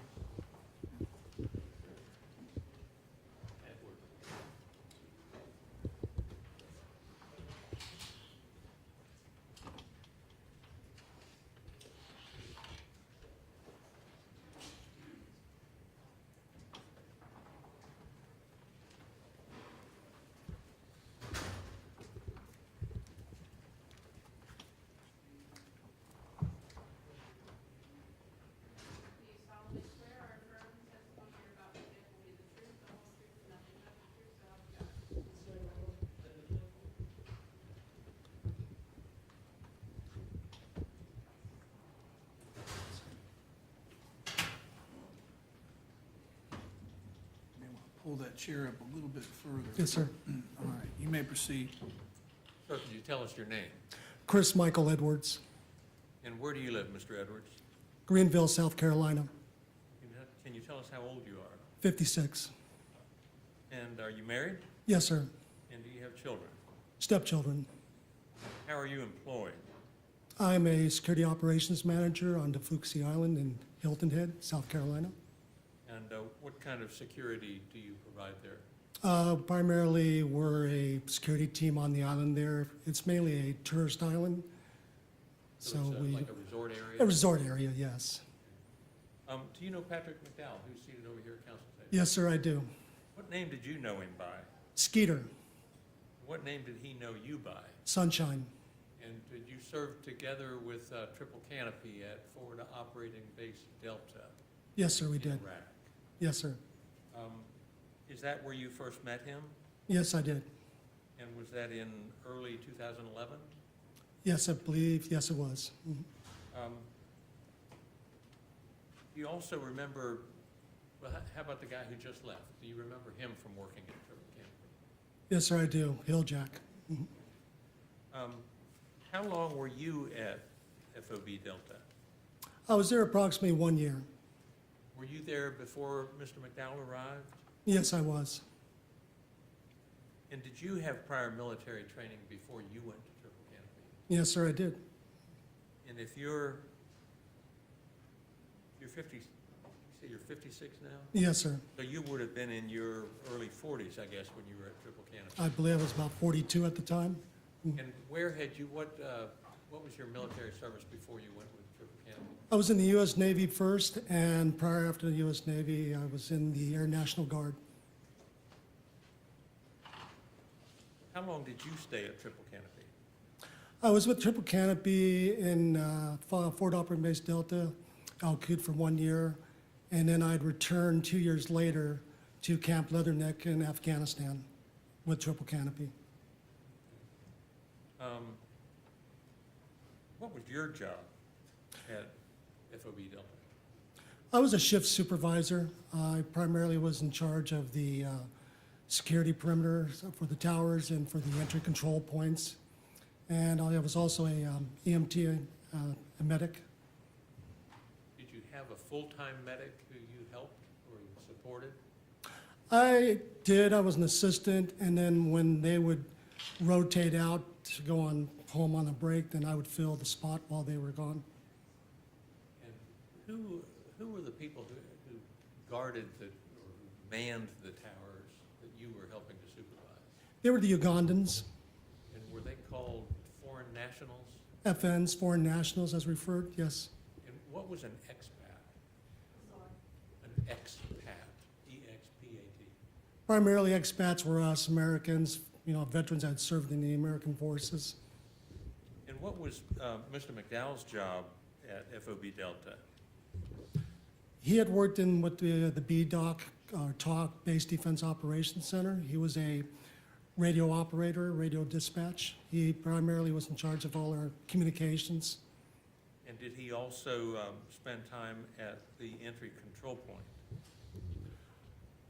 I can't recall if I ever seen Patrick at the entry control point. Most of the times when I would converse with Patrick, it would be in the communications center or aside from when we were off duty. And was he one of the younger people who worked with Triple Canopy at FOB Delta? Yes, he was. Did you live in the same quarters with Mr. McDowell? Yes, we did. And is there something that he did to improve the quarters over there? Can you tell the jury about that? Absolutely. Patrick was very skilled as a carpenter. I mean, if it wasn't for him, we'd probably be sleeping outside. So primarily he had redone, probably most of the entire sleeping quarters that we had slept in, from the outside to the roofing to each of our individual dormitory rooms. And no matter what time of the day or night, he would be working on that. He was always willing to give that extra hand, go that extra distance, that extra mile to help us out. Was that part of his job? No, it wasn't. It was something that he, took upon his own initiative to do for us. How would you describe his personality? Patrick, very down to earth, you know, he kept to himself, but he was very sociable at the same time as well. Great guy, everybody loved him. And his job in the comm center, did you have sort of like an eye in the sky or something that would watch the perimeter or watch outside? Yes, sir, we had some large screens that, you know, they would always be constantly monitoring, you know, all over the base. Kind of like we had a surveillance blimp that would keep in a constant 360 surveillance over the base, and of course, a little bit beyond as well. And was it part of his job to watch that, to monitor the perimeter? Yes, sir.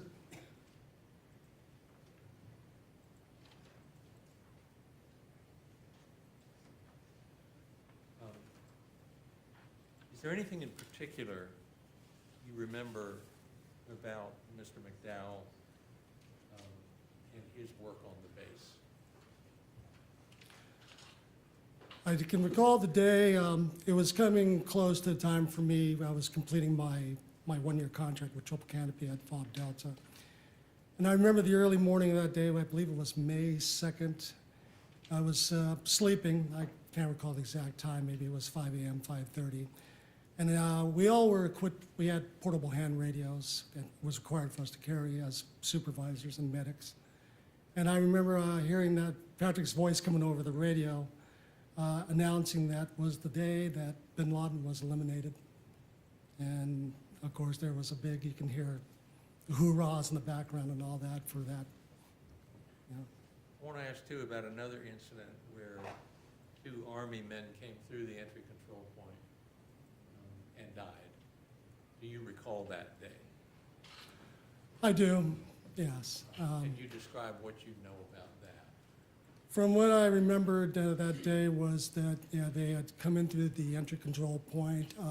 There had been 2 casualties at that time, and they had to rush them in because they had been hit by an IED on the outside of the base and had to be rushed back in basically rapidly to the medical clinic there at the hospital because the casualties were very severe. What do you recall that the injuries were? I recall that the lead officer of the convoy there pretty much had been he had been struck in the head, basically more like his head had been I was going to say shattered. And the gunner who rode up in the cabin there as well, his lower part of his body, his legs had been basically blown off. And was Mr. McDowell involved in that in some way? Yes, he was. He had been, due to the fact that he was working in the operations center, his job was also to go and take note of it and take photos of it, of the whole event, as well as, to see in the operation of basically trying to ascertain, what exactly, document what had happened and all, what had transpired. And write some sort of a report? I'm sorry? And write some sort of Yes, report about document it? reports, Did you actually see photos of those injuries? Yes, I did. And the vehicle itself? Yes, that I had been did. blown up? Yes, sir. And were they disturbing? Very much. Still to this day, I do remember them. You still have that in your head this day? Yes, sir. Do you recall the names of those officers? No, I don't.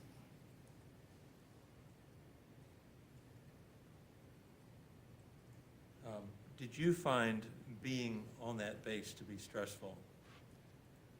There were times, yes, that it was stressful. I mean, keeping your wits about, whether, we would be around the clock. There were times it was very stressful. So there were times that, we would either find ways to just try to alleviate that stress, whether it be going to the gym or to the PX, or, as well as just having some downtime playing cards or, just anything to alleviate stress, to keep our minds just try to keeping it clear. And We've heard some testimony about incidents at the entry control point involving children. Did Yes. you observe some of that? Yes, sir, I did. Can you describe what you observed there? The Iraqi families, the parents primarily would bring in their children, stating that their children had been, injured in a bombing, IED, an explosion, and they were basically bringing them into the entry control point, trying to seek medical attention by the American forces to be seen by them. Were they also seeking compensation for injuries they claimed had been caused by the Army? Yes, sir, they were. Mhm. And as a medic, were you responsible for treating those children or for getting them to treatment, or what? Well, we had tried to see about getting them treatment, but a majority of it, what we were directed to do was to, unfortunately, not allow them in to seek that treatment as much as we wanted to, but we're not allowed to allow them entry. And was it your suspicion that many of those injuries were not caused the way that the parents described? Yes, sir. I felt that the majority of them were falsified.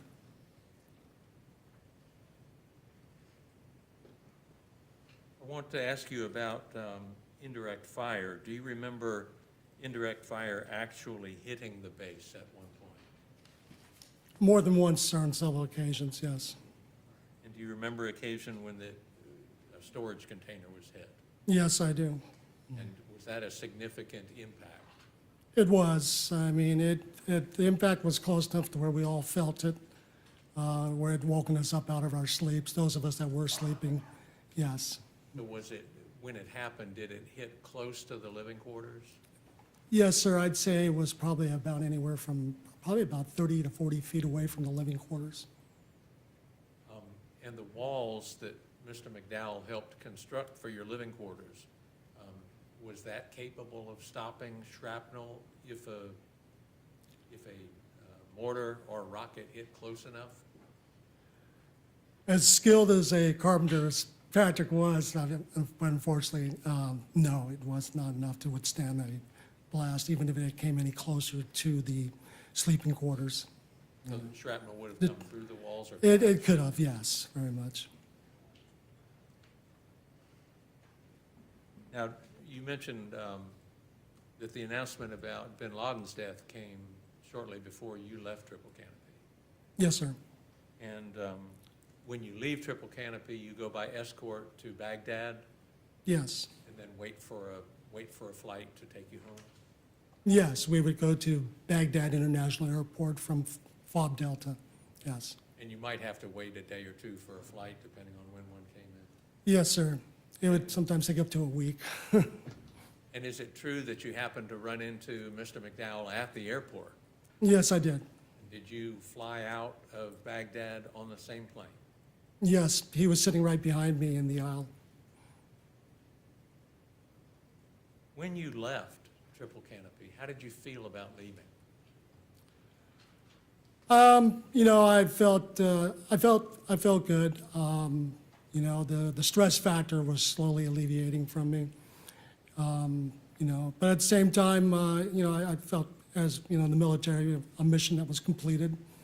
I felt that we had done something, we completed, the missions completed successfully. But at the same time, yes, I was happy to be going home. And your motivation for going with Triple Canopy, was it all money, or was there a feeling of loyalty and support for the United States? Honestly, it was both. In the military, sir, those of us that served, we have what we have is a code of ethics, and that we all live by and that we carry over, as for an example, into contract and security.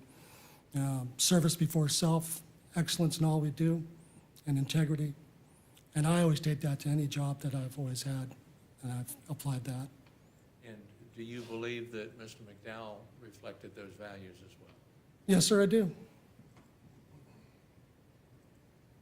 And are you aware of any problems, discipline problems, work problems, personality problems, or anything that Mr. McDowell displayed while he was working for Triple Canopy at that base? No, sir, none whatsoever. Thank you, Your Honor. Cross.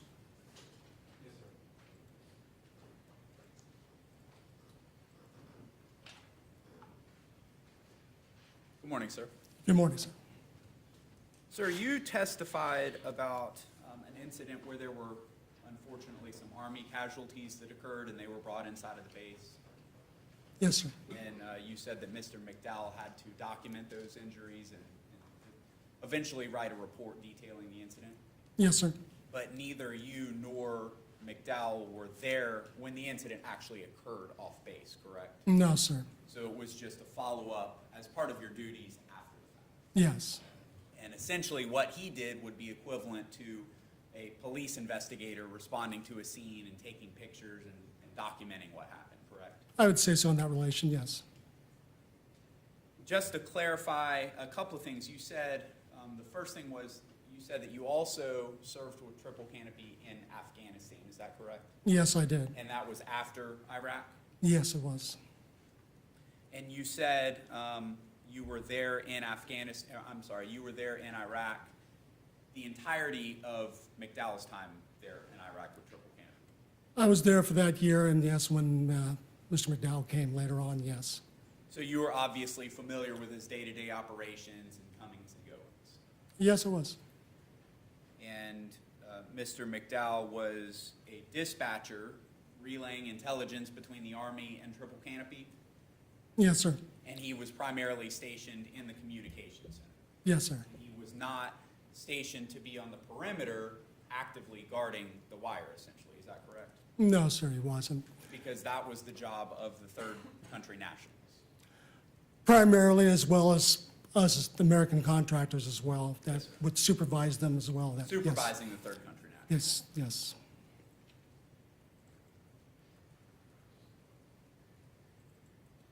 And I think the best way to describe McDowell's role was he was the voice on the radio. Yes, sir. So when you would arrive in Iraq, you would arrive at the Baghdad airport and then go to the base, correct? Yes, the armored triple canopy security escort would escort us from Baghdad International to the base. Yes, sir. So you would receive an armed escort Yes, on sir. the way to the base and then ultimately back to the airport whenever that time came. Yes, sir. And the only time that you left the base was to go back to the airport for a vacation or a return home. For our rotations home, yes, correct. During your time at Triple Canopy, I know that you related an incident where a storage facility was hit by a rocket. I believe you testified to that, correct? Yes, sir. And you would describe that as the most imminent threat that you faced while there. I would say, well, multiple threats of that same nature, yes. But it was indirect fire. Yeah, mostly yes. And during your time there, there were no Triple Canopy members that were killed or significantly injured. None whatsoever, sir. And in fact, during your time there, Triple Canopy never engaged with gunfire with combatants that had breached the perimeter. No, sir. And it's fair to say, since Triple Canopy as a whole did not, the defendant certainly did not engage in gunfire in his role with Triple Canopy. No, he did not. You knew him well, right? Yes, I did. And in your time in Iraq, as well as your time coming home from Iraq, even on that plane ride, you never witnessed anything that concerned you about his mental or physical health? Nothing at all whatsoever, sir. And he seemed to you to be very squared away at that time. Patrick was a great guy. Yes, he was squared away, had his ducks in order. Thank you very much, sir. No further Thank you. Redirect.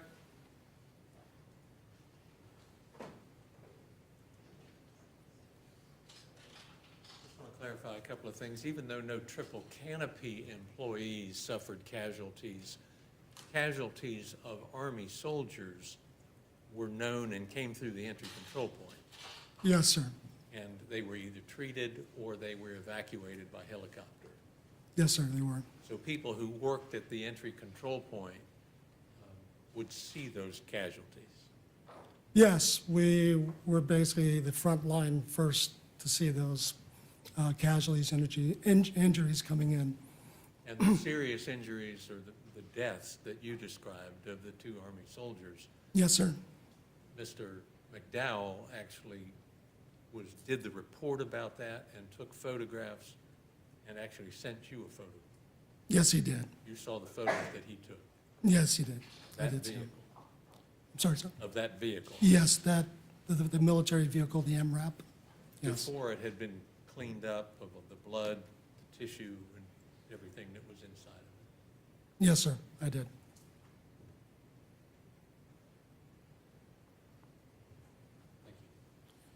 Thank you. All right, the witness may step down, and you are excused from further subpoena. Call your next witness.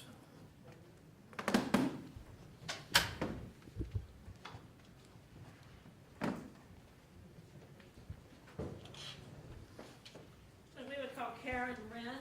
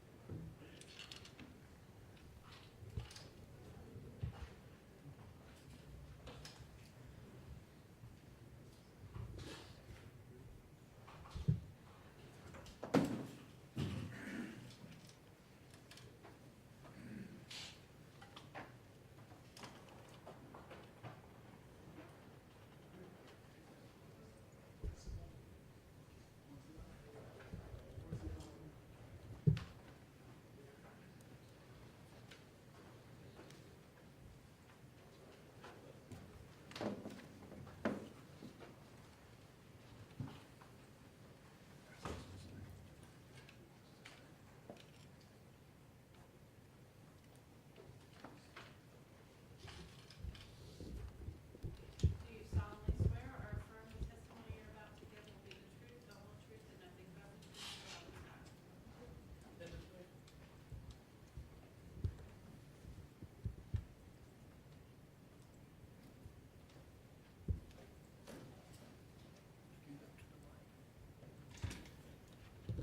God? You may proceed. Keeping your voice up, would you please state and spell your name for the court reporter? My name is Karen Wren, W-R-E-N-N, And where do you live, Ms. Wren? Jack's Beach. And are you married? Yes. And what is your husband's name? Michael Wren. And is your husband related to Patrick McDowell? Yes, my husband is Patrick's great uncle. And how old are you? I am 67, And how old is your husband? 74, And how long have the two of you been married? 18 years.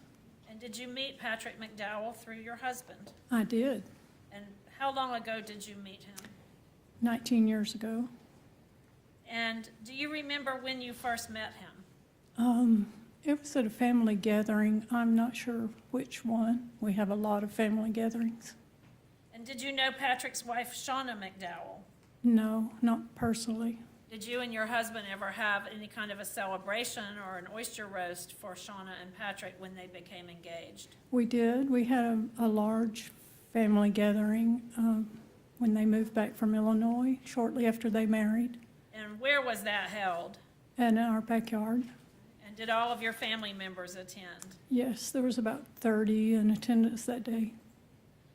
Did Patrick ever work for his father that you knew of, or with his father? Yes, What kind of work did they do?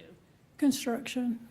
And what kind of work does your husband do? My husband is in landscape design. And does he also do landscape installation? Yes, And do you know if Patrick and his father ever worked with your husband doing landscape installation? yes, often, yes. Since Patrick has been in jail, have you had contact with him? Yes. How is it that you have contact with him? I started texting with him through the prison app, or the app, November of 21. And when you first learned about Patrick being arrested for this crime, what was your reaction? Shock. Could you believe it was the Patrick McDowell that you knew? No. And when you began texting with him, what were you trying to impart to Patrick?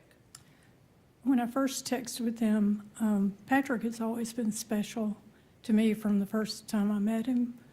And I wanted to let him know that regardless of the circumstances, the terrible situation, that what had happened, that we still loved him, we cared about him, and that we would never, leave his side.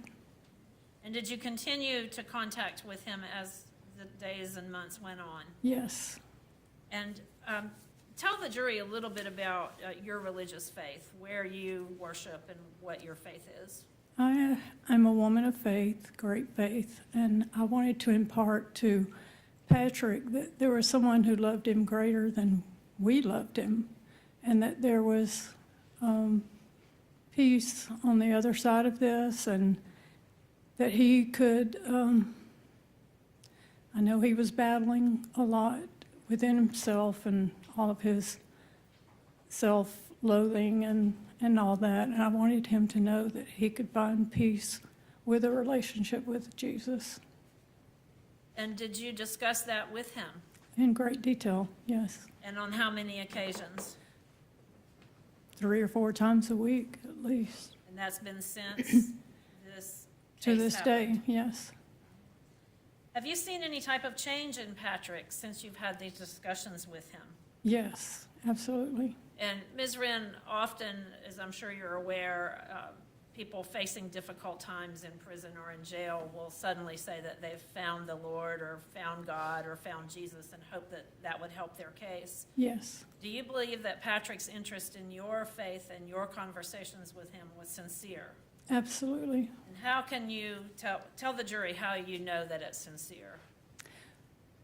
When you have a relationship with Christ, and God gives us all discernment, we all have some sense of discernment, and you just know by talking with people and seeing their walk. And I've been corresponding with Patrick now for 2.5 years, and there is a peace. He has a peace that is not explainable unless you have that relationship with someone greater than you. So he has a peace. He has a knowledge. He's very intelligent.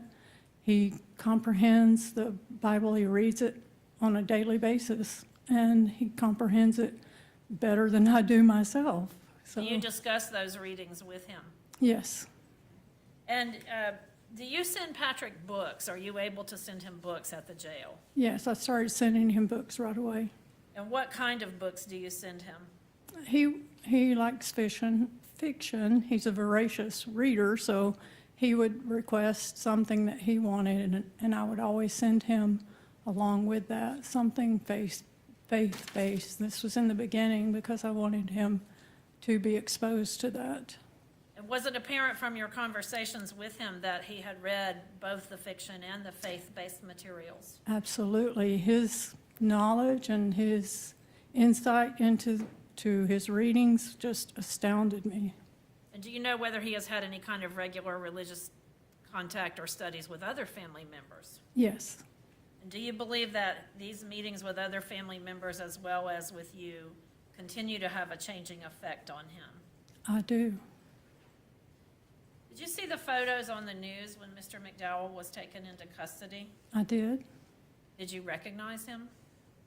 Not very well. He was very emaciated, very sickly looking. And did you think that he was thinner or smaller than you had known him to be? Very much thinner, yes. And did you think that he, I believe once you used the word haggard, was he looking haggard? Yes. I don't have any other questions, Your Honor. Cross.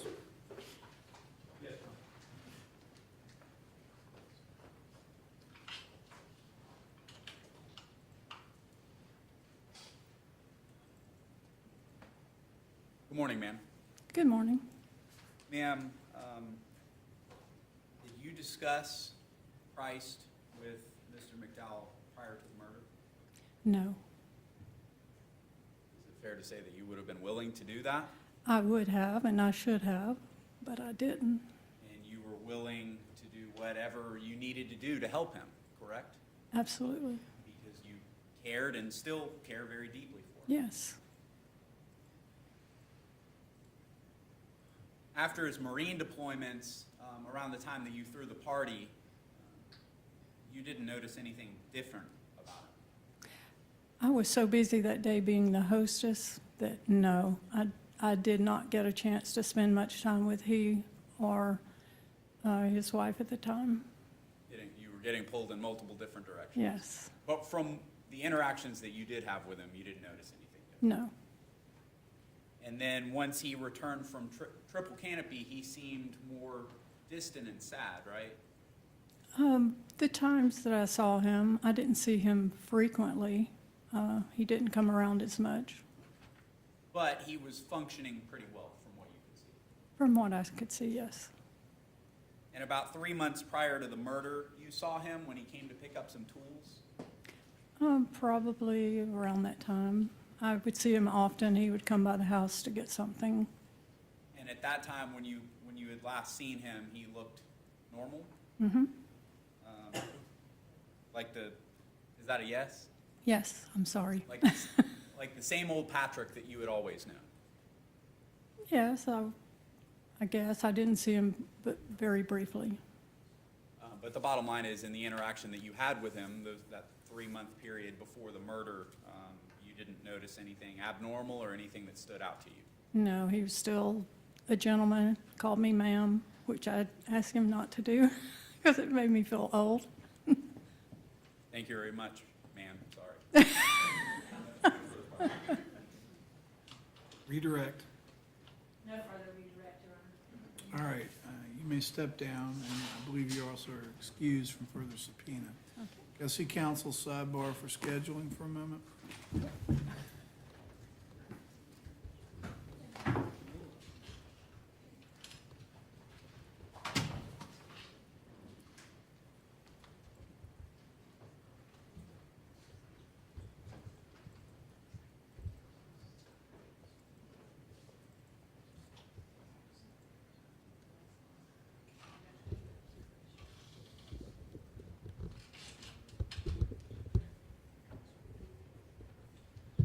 All right, ladies and gentlemen, we're going to call a couple more witnesses that are believed to be pretty short, and then we'll be taking our lunch break. Okay? Call your next witness. We'll call Darren Kagel.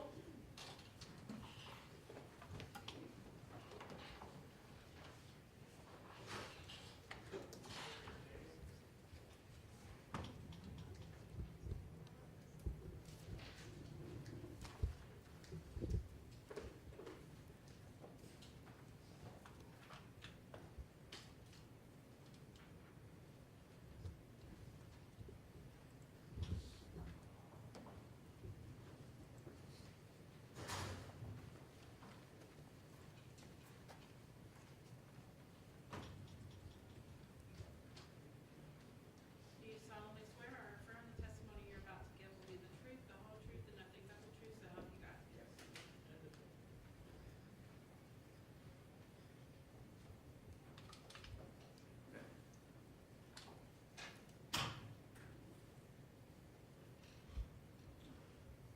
You may proceed. Thank you. Keeping your voice up, sir, would you state and spell your name for the court reporter? Darren Kagel, D-A-R-R-E-N-C-A-G-L-E, Where do you live, sir? Jacksonville Beach. And are you married? I am. What is your wife's name? Susan, And is she the aunt of Patrick McDowell? she is How old are you, sir? 58. And are you retired? I am from Jacksonville Fire Department. How long were you with the Jacksonville Fire Department? 27 and a half years. And what were your duties at the fire department? Well, as I go up in rank, it changed, but I started as a firefighter, engineer, lieutenant captain, so I was at all different parts of the fire department, from the airport to the marine boat to the ladder truck to the engine, so I've done it all pretty much. And are you also an EMT, or were you? Yes, ma'am. And do you have a post-retirement job? I do. I work for a organ transportation company. And what do you do in that job? They call us when there's a organ donor, and we go pick up the organ and take it to a different location. So are you on call from time to time to do that? About 10 to 15 days a month, I'm on call, yes. And do you drive throughout the southeast to I do. take care of that job? Yes. How long have you known Patrick McDowell? I remember when he was born, so. And did Patrick spend summers with your wife's family and your family as he was growing up in Jacksonville? Yes, he did.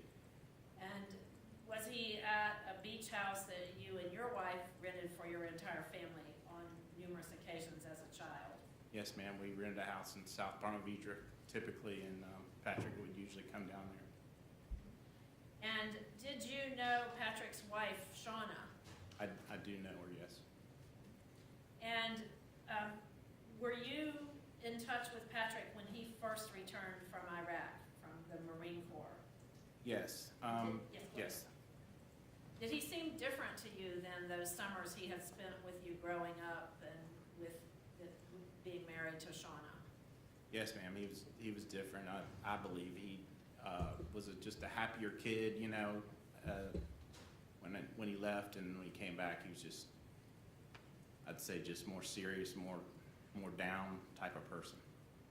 And were you present when Patrick's son was born? I wasn't present, but I remember it, yes. All right. And did you and your family spend time with Patrick and his son? Absolutely, yeah. And can you describe what type of father Patrick was? Oh, he was always good. He was playing with his kid. He was a good dad. He was always present. He was always there for Nathan. Were you surprised when Patrick signed up to go back to Iraq with triple canopy? Well, surprised, probably not, just because from what I was always understood that it was not that easy for ex-military guys to find work, and once you'd been to war, you know, that's what you knew, and so it was just, and they were throwing a lot of money at those guys, and that seemed like a logical thing to do for. And did you see Patrick after he returned from triple canopy? I did. And was he working with his father during that time? He was. And that's Richard McDowell? It is, yes. And your wife's uncle is Mike Wren, is that correct? That is correct. Right. And did Richard McDowell and Patrick also do some work with Mike Wren? Yes, yes. Mike owns a landscape company at the time, and Patrick would do a lot of work for him. And our jobs sometimes would overlap. You know, we'd be at the same place at the same time or whatever, but mostly Mike did landscaping and Patrick would do that with him. And did you work with Mike also? Occasionally. Most of my jobs were separate from Mike. Was there a time when Patrick's life seemed to take a downturn? Yes. And was that after he met someone named Haley? Yes, ma'am. What did you notice about Patrick after he met Haley? Well, you know, when a person starts telling lies and changing and things go missing and all that, you know something's not right, so. What did you notice that led you to think that something wasn't right with Patrick? Give us an example.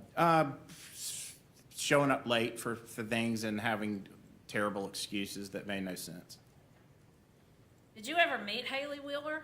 I did. He would bring her to a few of the family gatherings that we'd have. In your career as a firefighter and an EMT, did you have occasion to see people who were addicted to drugs? Yes, ma'am. And when you first saw Haley Wheeler, what was your opinion about her? She didn't look like the most healthy person. She very sickly looking person, skinny, and her face was gaunt and drawn in and just didn't look like a healthy person. Did you begin to suspect that Haley and Patrick were using drugs? I did. And what did you think of Haley and her influence on Patrick? Well, it seemed to coincide with this downturn, so I wasn't too impressed with her. When you heard that it was Patrick that had been involved in this shooting of Deputy Moyers, what was your first response? It was shock. Honestly, I thought, I can't believe this, but, you know, her, My wife's brother, Patrick's father, and I are very close, and he sent me a message, and he said it's Patrick. And it was some news story. And we thought we'd get a call that he was dead from drugs. One day, because things were just so out of control in his life, but we never thought that. When you say things were out of control in Patrick's life, was he a changed person leading up to the time of this shooting? Yes, ma'am. There were all sorts of indicators as far as showing up late for work, tools missing from family members, just phone numbers changing. You know, that's not Patrick's number anymore. Here's his new number, that kind of thing. And did you learn about Patrick stealing funds from his grandparents? Yes, ma'am. And was that out of character for Patrick? Of course. He loved his grandparents. Since Patrick has been arrested, have you had contact with him at the jail? Oh, yeah. We, probably twice a week. And how is it that you have contact with him? Well, we do, every Sunday, we do a weekly Bible study, and then we sometimes talk in between that, and my wife Susan texts with him quite frequently, so. You mentioned a Bible study. Are you active in a church in Jacksonville? Yes, ma'am, the Church of 1122. And how long have you been involved with that church? That particular church, about 10 years. And is your wife also involved with that church? Yes, Was your daughter involved with that church? yes, very, very much so in the youth. And that's Olivia Gestner is your daughter? That's correct. And did she marry someone that worked at that church? She did. She married, he didn't work at the church. They met in school, and they both went there and both attended youth, and now he's a youth pastor at a small church. And does she go to that church with him? She does. And since Patrick has been communicating with you all, you've had a daily or a Sunday Bible study. We have. Tell the jury how that works. What do you and your wife do to set that up for Patrick?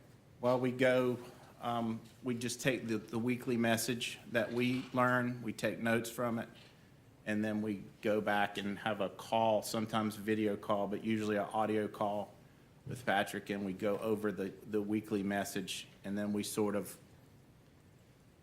for lack of a better term, we sort of give him homework assignment, and we tell him, here's what we learned, you know, here's what you read, here's the scriptures, and so forth, and then the following week, we follow up to see what he learned, what he did, and so forth.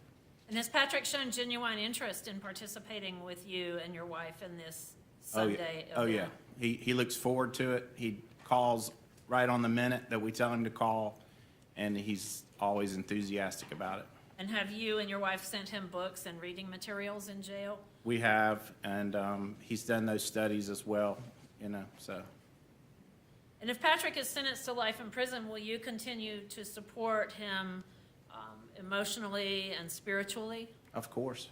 And does your church, the Church of 1122, actually have a prison ministry? Yes, ma'am. We have 3 campuses in prisons. We have a Duval Women's Correction. We have Union County and Baker County. And if Patrick were to serve a life sentence in prison, would you encourage him to become involved in a prison ministry? I would, yes, absolutely I would. And do you think at this point, based on what you've seen with Patrick's developing faith, that he would be able to have a positive influence on other inmates in terms of spirituality? I would almost guarantee it because, you know, he's got leadership skills, but also he's an enthusiastic learner, and he's really enjoyed all our Bible studies, so I think it would be he'd be the perfect person for that. I don't have any other questions. Cross.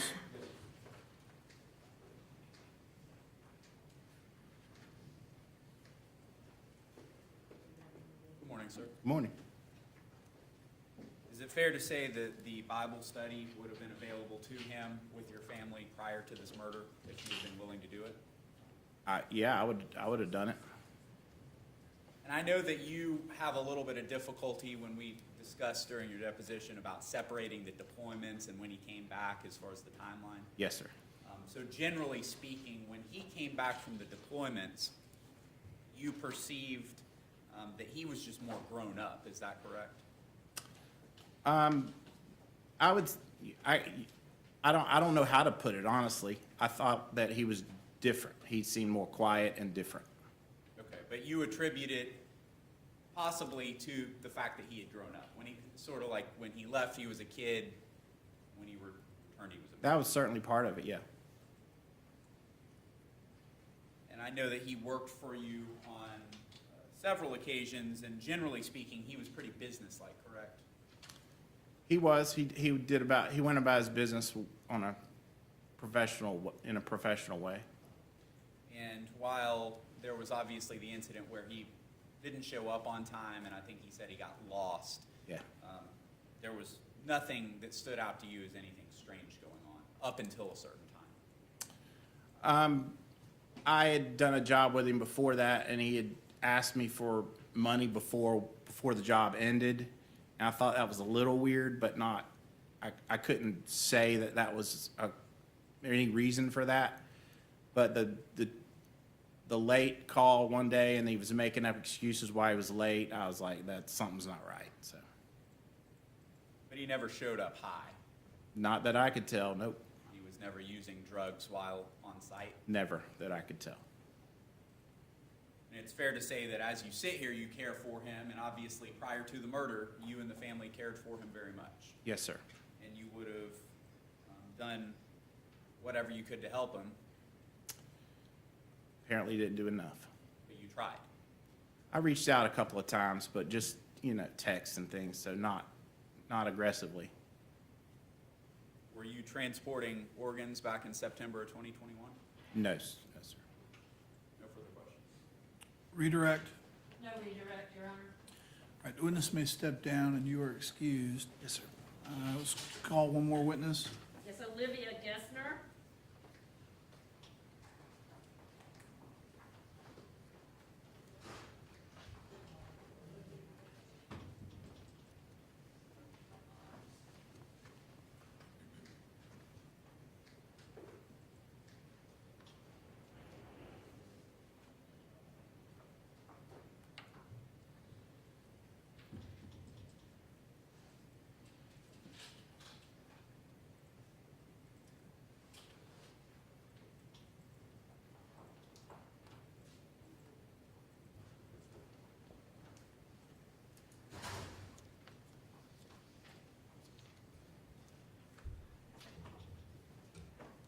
Do you solemnly swear or affirm the testimony you're about to give will be the truth, the whole truth, and nothing but the truth, so help you God?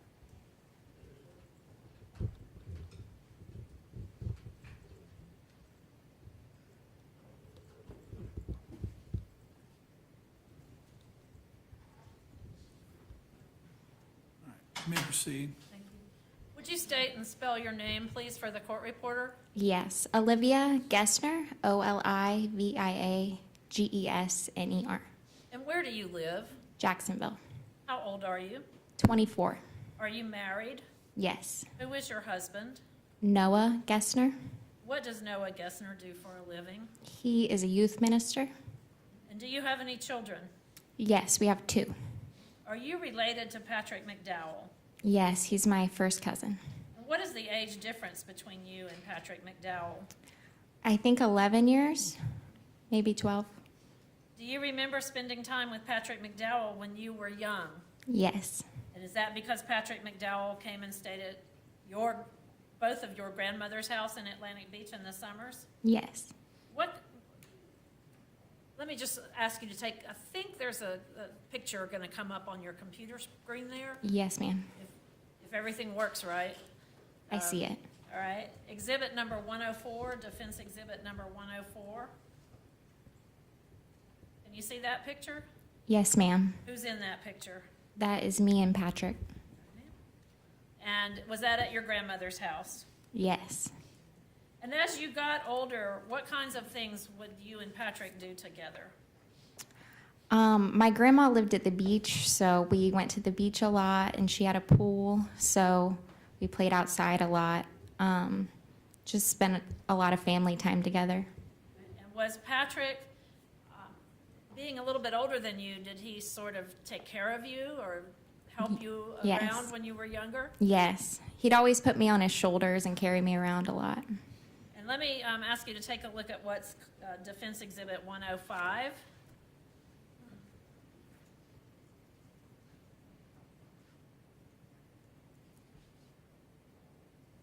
Can you see that photo yet? Not yet.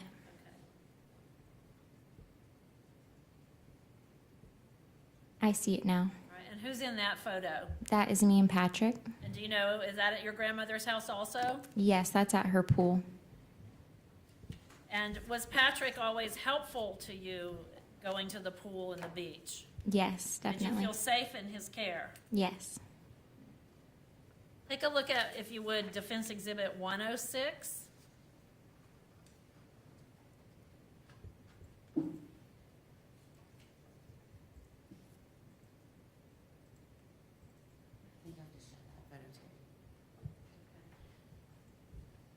Technology is great when it works. May I approach the witness, Your Honor? You may. This is the Defense Exhibit number 106. I'm going to hand you, believe it or not, a paper copy. Okay. Could you take a look at that? Yes. Who's in that photograph? That is Tyler, Patrick's brother, Patrick, my sister Lauren, and me, the baby. And where is that? That is at my grandma's house. And may I publish this to the jury, Your Honor? You may.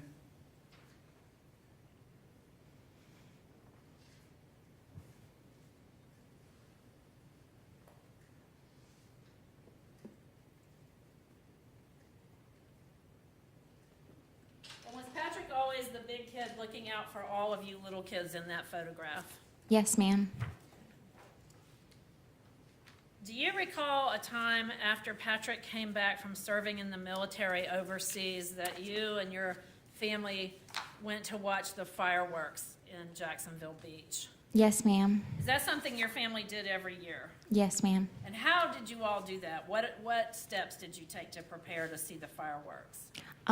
So we would all, my mom lives in Jacksonville Beach, so we would all load up my dad's truck and go watch the fireworks right across from the beach on 3rd Street and set up in the back of his truck, just a little spot to watch the fireworks from across the way.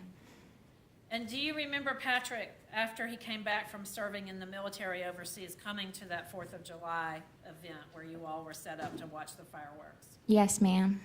Was there, had your family mentioned to you prior to that anything about noticing some changes in Patrick after he came back from the military? Not that I remember. Had you ever seen it yourself, anything that you'd heard talked about, or? Not before that. Right. Tell the jury what happened on that 4th of July, what you all were doing and what you saw happen. So I remember we were going to the fireworks like usual, and I remember sitting in the back of the truck with my mom and Patrick and Shauna, and everything was fine, and we were all having a good time. And then when the fireworks started, I remember Patrick getting really freaked out, and he just like leaned over to Shauna, whispered in her ear. Who is Shauna? Shauna is Patrick's ex-wife. And he leaned over to Shauna, and he started almost what I would consider having almost like a panic attack, and we all had to leave. And did Patrick live in Jacksonville after he returned from Iraq? Yes. Did you know that his behavior ultimately changed after that time? Yes. Did you ever know someone named Haley Wheeler? Yes. Were you concerned about Haley Wheeler? Yes, in the way that she just wasn't very kind, and it made Patrick a little bit more standoffish than he was before. What did you notice about Haley Wheeler's appearance when you met her? I remember thinking she's the thinnest person I've ever seen. She was very, very skinny. Have you had contact with Patrick since his arrest? Yes. How do you contact him? Through the video chats, when my mom, Susan Kagel, has done chats with him over the phone, I think they've done a few Bible studies. I've been there just been in the background and shown him my son, who has been born since he was arrested. And is Patrick interested in you and your family? Yes, definitely. And if Patrick were to be sentenced to serve a life sentence in prison, would you continue to support him emotionally and as a family member? Yes, ma'am. I don't have any other questions. Cross? All right, the witness may step down and you are excused. All right, ladies and gentlemen, we are now at the noon hour, close to it, so I'm going to let you go and have you come back, and we'll start back at 1:45. It's about 11:50 right now, so we're going to target to start back at 1:45, so you guys could be back and ready to go about 1:40. That'd be great, okay? But otherwise, the time's your own. Leave your notes face down. Please do not talk about this case with anyone while you are on break, including among yourselves, and obviously do not do any research or investigation using any of your electronic devices. With that, Deputy, take all the jurors back.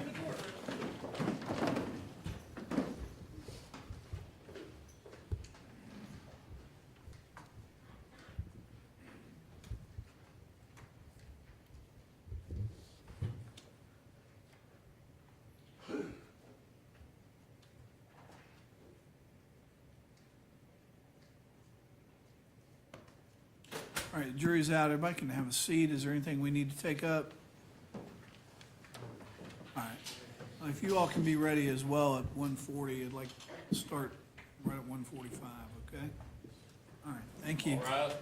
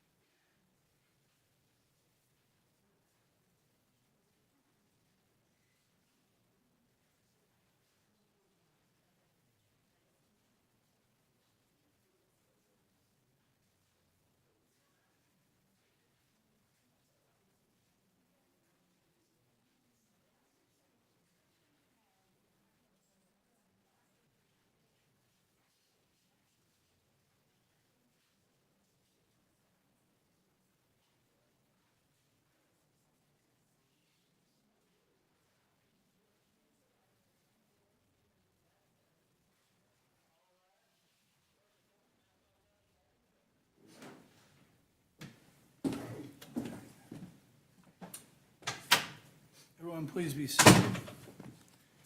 Anything else we need to take up before I bring the jury back in? The first one's going to be a Zoom. Okay. All right, let me set this up real quick before I bring the jury up.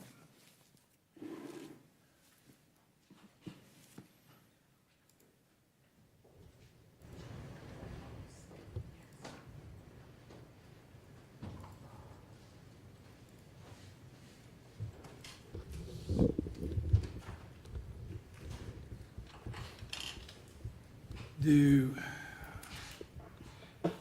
guys are going to need to put the evidence cart cameras on over there. Do you have those on? Because okay, here we go. I have a Cameron Smith in the waiting room. I only have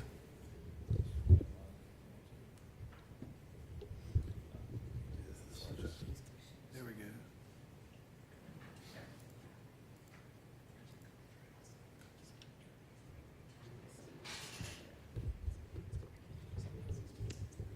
I did not. You guys join the audio out there. Let me turn that off.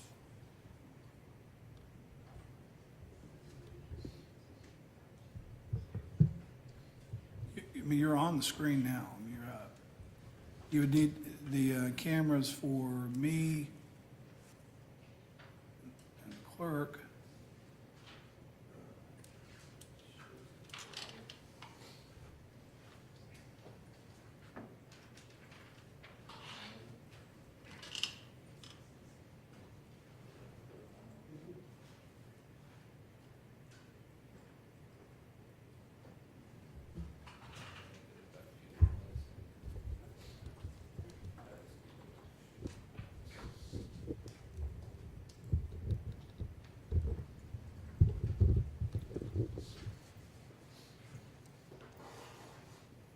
All right, I think we have it, I think.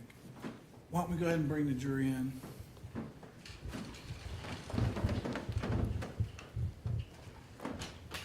Jury in the courtroom.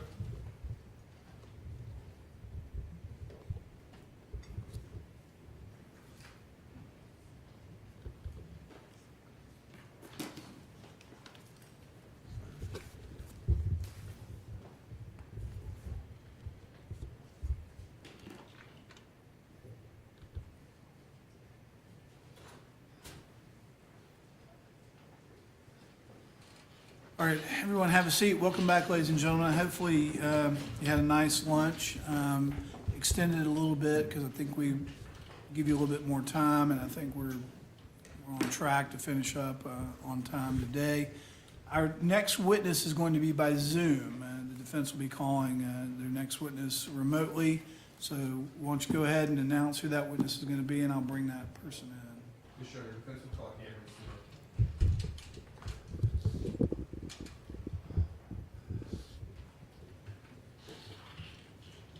He's buffering right now on his audio. Mr. Smith, can you hear me? Yes, sir, I can, Your Honor. All right. Madam Clerk, will you swear Mr. Smith in, please? Yes, Your Honor. Please raise your right hand. Do you solemnly swear or affirm the testimony you're about to give will be the truth, the whole truth, and nothing but the truth, so help you God? I do. All right, you may proceed. All right, Mr. Smith. Hello. Yes. What do you currently do for work, sir? I'm currently a full-time pilot in the state of Texas. And how long have you done that? I've been doing this since November of 2023. And prior to being a pilot, did you serve in the U.S. military? Yes, sir, I did. What branch? Served in the United States Army. Okay. And how long were you in the Army? I was on active duty from 2002 until 2007, and the reserves from 2007 until 2010. And after your time in the Army, did you ever work for any private military contractors? Yes, I worked for Triple Canopy. And while working for Triple Canopy, It's my understanding that y'all had call signs that you kind of went by instead of your real names. Is that correct? That is correct. And what did you go by? My name was Big Shirley. Big Shirley. How'd you get that one? That was the name of a vehicle that I had been bestowed upon me during my deployment to Iraq, and it was known to instill fear among the insurgents, and so I adopted that name. Okay. And did you know someone by the name of Skeeter? Yes, I did. Okay. And did you later learn that Skeeter was Patrick McDowell? Yes, I did. And can you describe, and how long did you work with Mr. McDowell at Triple Canopy? I was there from March of 2011 until the end of 2011, and I believe Mr. McDowell had left shortly before then. And did you ever have the opportunity to meet Mr. McDowell? Yes, I did. Okay. And how would you describe him as a person? Solid, reliable, everything that the Marine Corps would want a Marine to be, a heavily dependable person. And do you recall what Mr. McDowell did for Triple Canopy? He served in the Tactical Operations Center that talked as a liaison between Triple Canopy and the United States Army. He would also rotate between the ECPs and the guard post. Do you recall how much time Mr. McDowell would have spent at the ECPs and guard posts for a percentage of the time that he was on guard?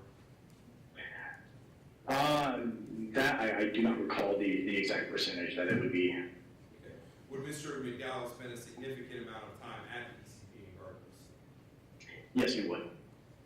And can you briefly describe what was going on at Triple Canopy during that time that you were there together with Mr. And what was going on with Triple Canopy in what respect, sir? Was there any kinetic activity at the base during the time you served there with Mr. McDowell? Yes, there was kinetic activity. We were in charge of protecting the base, the assets, the military personnel. And during that time, we were under the threat of rocket attacks as well as possible incursions from perimeter breaches throughout the base. How frequent were the rocket attacks? Rocket attacks were very intermittent, but as far as frequency goes, several times within a month. What did you feel when the base was being attacked by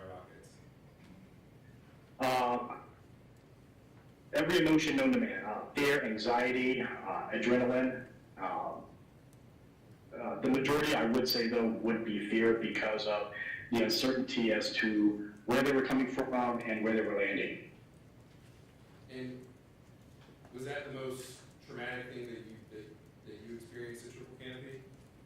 It is not. Okay, what's the most traumatic thing that you experienced? The most traumatic thing is there was an Army unit that had gone out on a patrol, and their vehicle had been struck by an improvised explosively formed projectile, an EFP, which had penetrated the armor of the truck and struck two of the Army personnel, killing both of them. And I witnessed not only the casualties, but the aftermath of it. Okay. And do you know if Mr. McDowell witnessed that as well? Yes, he was actually in charge of taking photos of the MRAP post-incident and prior to it being cleaned. So he had seen the vehicle, interior, exterior, as is prior to being cleaned of any organic matter. And I know sounds like you're speaking like very strict terms as far as organic matter, but can you describe to the jury what it looked like before it was cleaned for a layperson?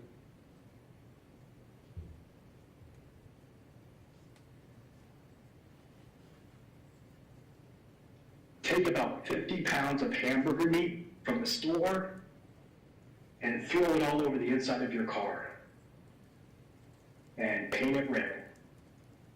Do you recall the smell?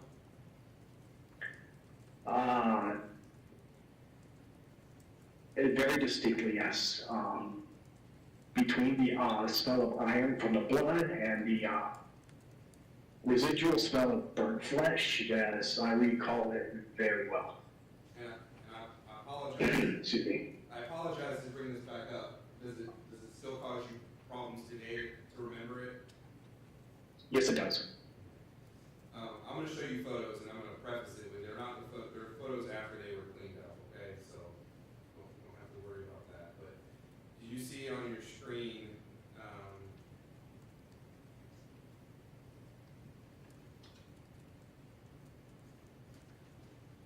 what's previously been marked as Defense Exhibit 88, or Defense Exhibit 90? I am not able to view that, no, sir. Yes, sir.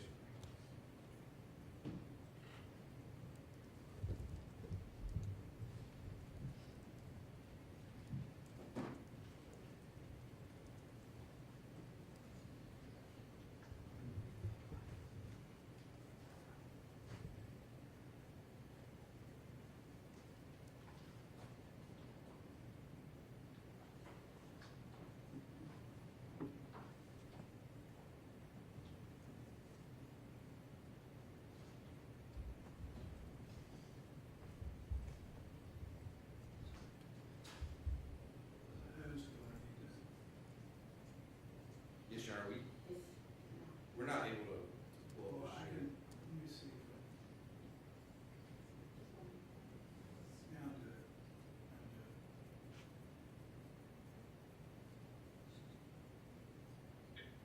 it. Okay, I'm actually able to view it on an external link of the proceedings right now. So I'm looking at, I don't think it's on any of the jurors. Okay, all right, then go ahead. Can the jury see? They're all over this one here.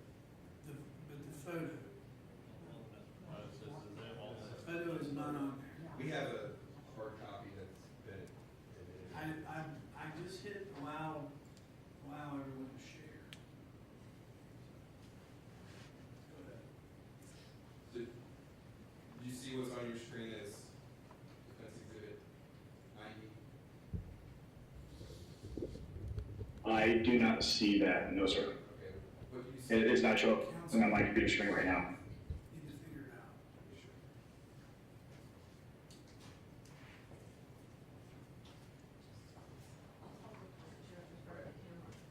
All right.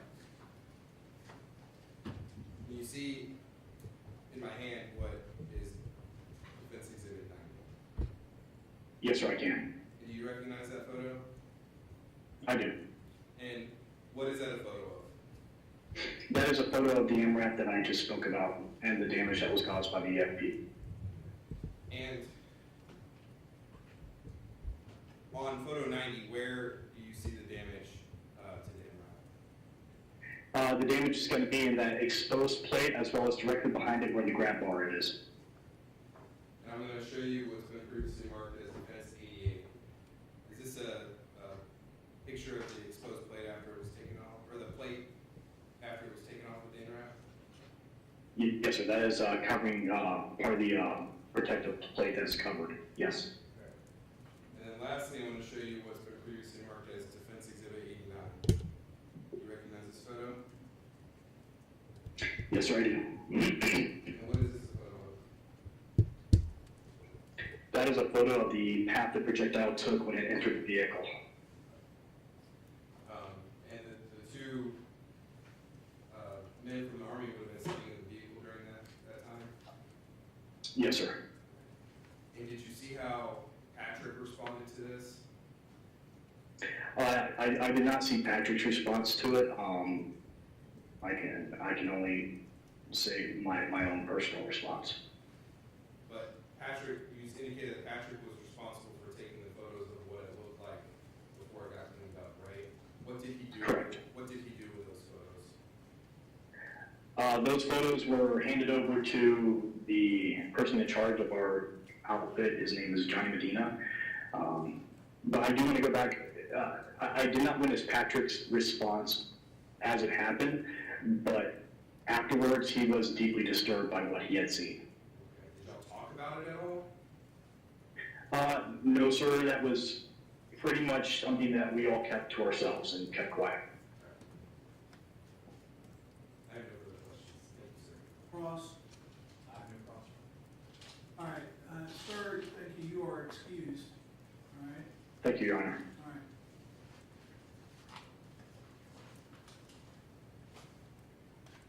All right, call your next witness. We would call Thomas Rangel. He should be in there. He is.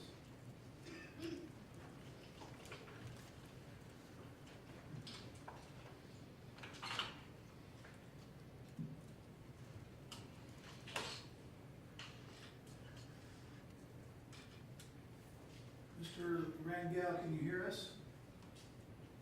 Yes, sir, I can. Can you hear me? We can, thank you. Madam Clerk, will you swear the witness in, please? Yes, Your Honor. Please raise your right hand. Do you solemnly swear or affirm the testimony you're about to give will be the truth, the whole truth, and nothing but the truth, so help you God? I do. You may proceed. Good afternoon, Mr. Rangel. My name is Alan Chipperfield. Could you tell the jury your name and spell your last name? My name is Thomas Alberto Rangel IV, and my last name is Rangel. Mr. Rangel, where are you now? I am currently in a town called Kermit, Texas. I'm at work. What kind of work do you do? I work in the oil industry, sir. And how long have you done that? Since 2015. And did you serve in the United States Marines? Yes, I did, sir. When did you enlist? In August of 2005. And when did you leave the Marines? Active duty was September of 2009, and inactive regular reserve was September of 2013. And what was your job in the Marines? What was your MOS? My MOS was 0311, which is a basic infantryman. And in 2007 with the Marines, did you go on a deployment to Okinawa? Yes, I did, sir. And in 2009, did you go on a deployment to Iraq with 2nd Battalion, 1st Marines under the command of Colonel Nugent? Yes, I did. And did you serve on the jump platoon, which was Colonel Nugent's personal security detail? Yes, I did. And during that time, did you get to know Patrick McDowell, who was Colonel Nugent's radio operator? Yes, I did. What was your job in the jump platoon? I was a turret gunner for our vehicle. Turret gunner? Does that mean that you rode on the top of an MRAP Yes, sir. with a machine gun? Yes, sir. I want to ask you some very specific questions about your work in Iraq with the jump platoon. When you first got to Iraq, did Colonel Nugent warn you and your jump platoon about the kind of terrorists that you were going to meet?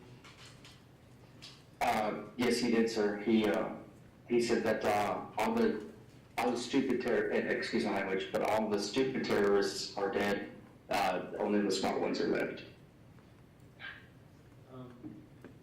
You spent some time at Camp Rawa, is that right? Yes, sir. We were based out of Rawa. I want to ask you about an incident where a mortar or a rocket hit inside the compound. Can you explain what you remember about that, what you saw, what you heard? I believe myself and Sergeant Lee and a couple other Marines were inside of our hooch when we got mortared. It was not uncommon to be mortared after evening prayer, so we kind of expected it. We heard it go off, and we heard a couple impacts outside of the wire, which is basically the wire of our gate, our fences, our perimeter. And we didn't think anything of it, and then all of a sudden we heard one very, very close, and we actually felt the impact. So we all rushed out of the of our hooches, and I don't remember who, but somebody was saying COC, just the combat or the communications operations center, I believe is what it is. That got hit, and we immediately rushed that way, and we. Upon entry, there's, I believe he was a PFC. He probably worked for like S1 or S3 or something. That was coming out, and he said somebody got hit, and that's when Captain Stapleton came out, and we saw he was visibly injured. And I don't recall what immediately happened after that. but I do recall that Patrick McDowell was the one that called in the 9-line for that, to go ahead and get the medevac going. And when you say call in the 9-line, what's the 9-line? So a 9-line was basically our SOP, our standard operating procedure for calling in a CASEVAC, a casualty evacuation, or a medical evacuation. And it's a sequential, there's sequential sentences that we say with specific grid coordinates, whoever's injured at the time and how are they injured, which is laying out some details for whoever's receiving the radio transmission to go ahead and send the helicopters. So it's a series of statements that are communicated to the helicopter that is coming in to do the evacuation of the injured person? Yes, sir. So you have a specific memory of members of the jump platoon being there when Captain Seibel was injured by that rocket blast? Yes, I believe, I mean, everybody was there. We were all there. Nobody had left Rawa, and our hooches were all side by side. I believe there was 3 or 4 of them, and we were all, together. And the COC was probably within 100 yards away from us. So it was pretty nearby, and we all, I mean, everybody kind of rushed out there. Camp Rawa wasn't that big of a facility, so everybody kind of ended up coming out. And you were close enough to that to actually feel the blast? Oh, yes, sir. Mr. Rangel, you were in the Marines the same 4 years that McDowell was in, 2005 to 2009. Is that right? Yes, sir.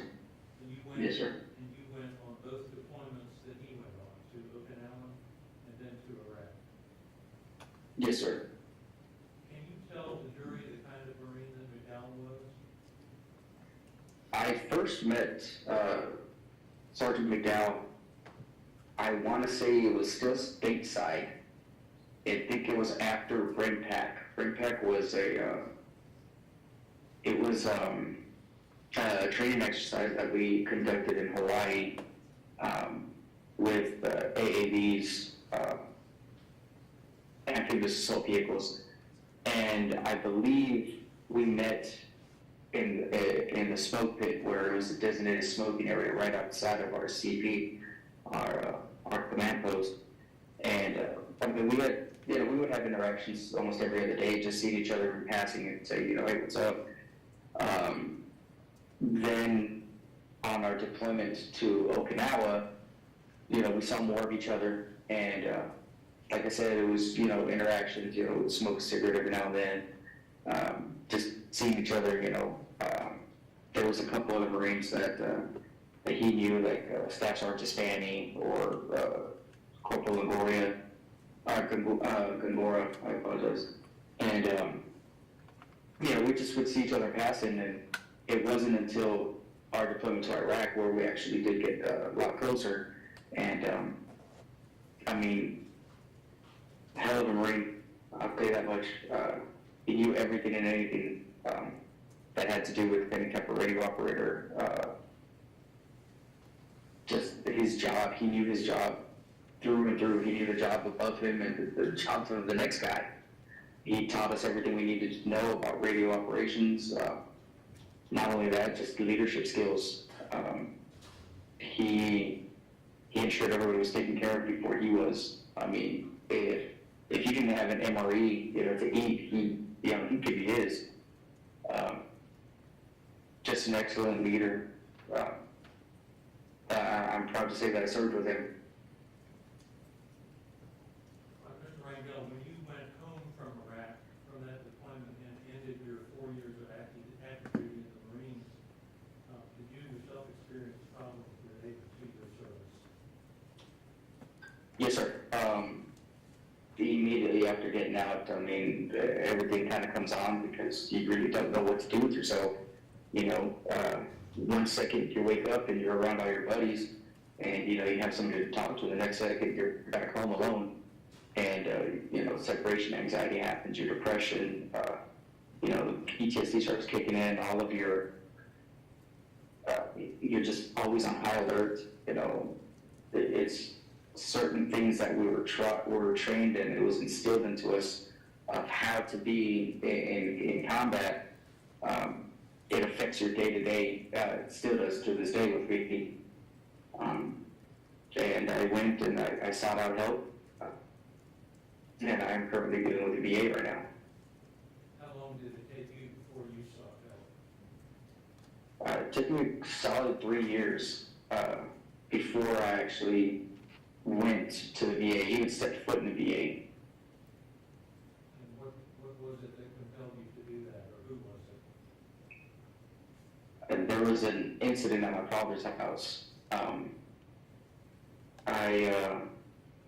I don't know if you want me to go into detail about that, or if you just need me to answer the question.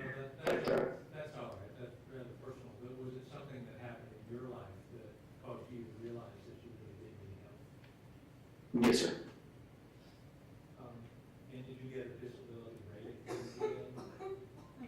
Yes, sir. I am currently 80% disabled from the VA. Did you know a Marine in the jump platoon named Ryan Baker? Yes, I did, sir. And can you tell us, was Ryan Baker's suicide the cause of the last contact that you had with Mr. McDowell? Yes, it was, sir. And how did you reach out to him? How did you get to him? I believe I had Dan Ransom on my Facebook, and I went through his friends, and I found Mr. McDowell, and I sent him a friend request. He added me, and then I messaged him about Baker. Why did you do that? That was Sergeant McDowell's little brother. It was basically a shadow. Everywhere Sergeant McDowell was, there's Baker trying to learn everything he can. And was that in about 2017? Yes, sir, it was. Thank you, Mr. McDowell, that's all I have. Cross. Thank you, sir. No problem. All right, Mr. Rangel, you are excused, sir. Thank you. Thank you, sir.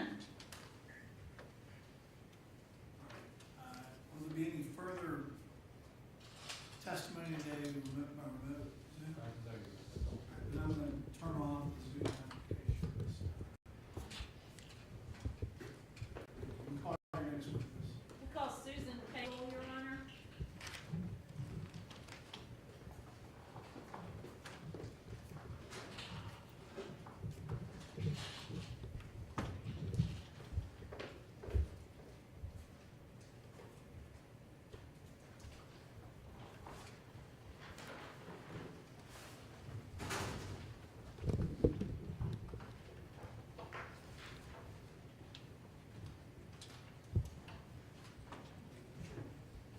Do you solemnly swear or affirm the testimony you're about to give will be the truth, the whole truth, and nothing but the truth, so help you God?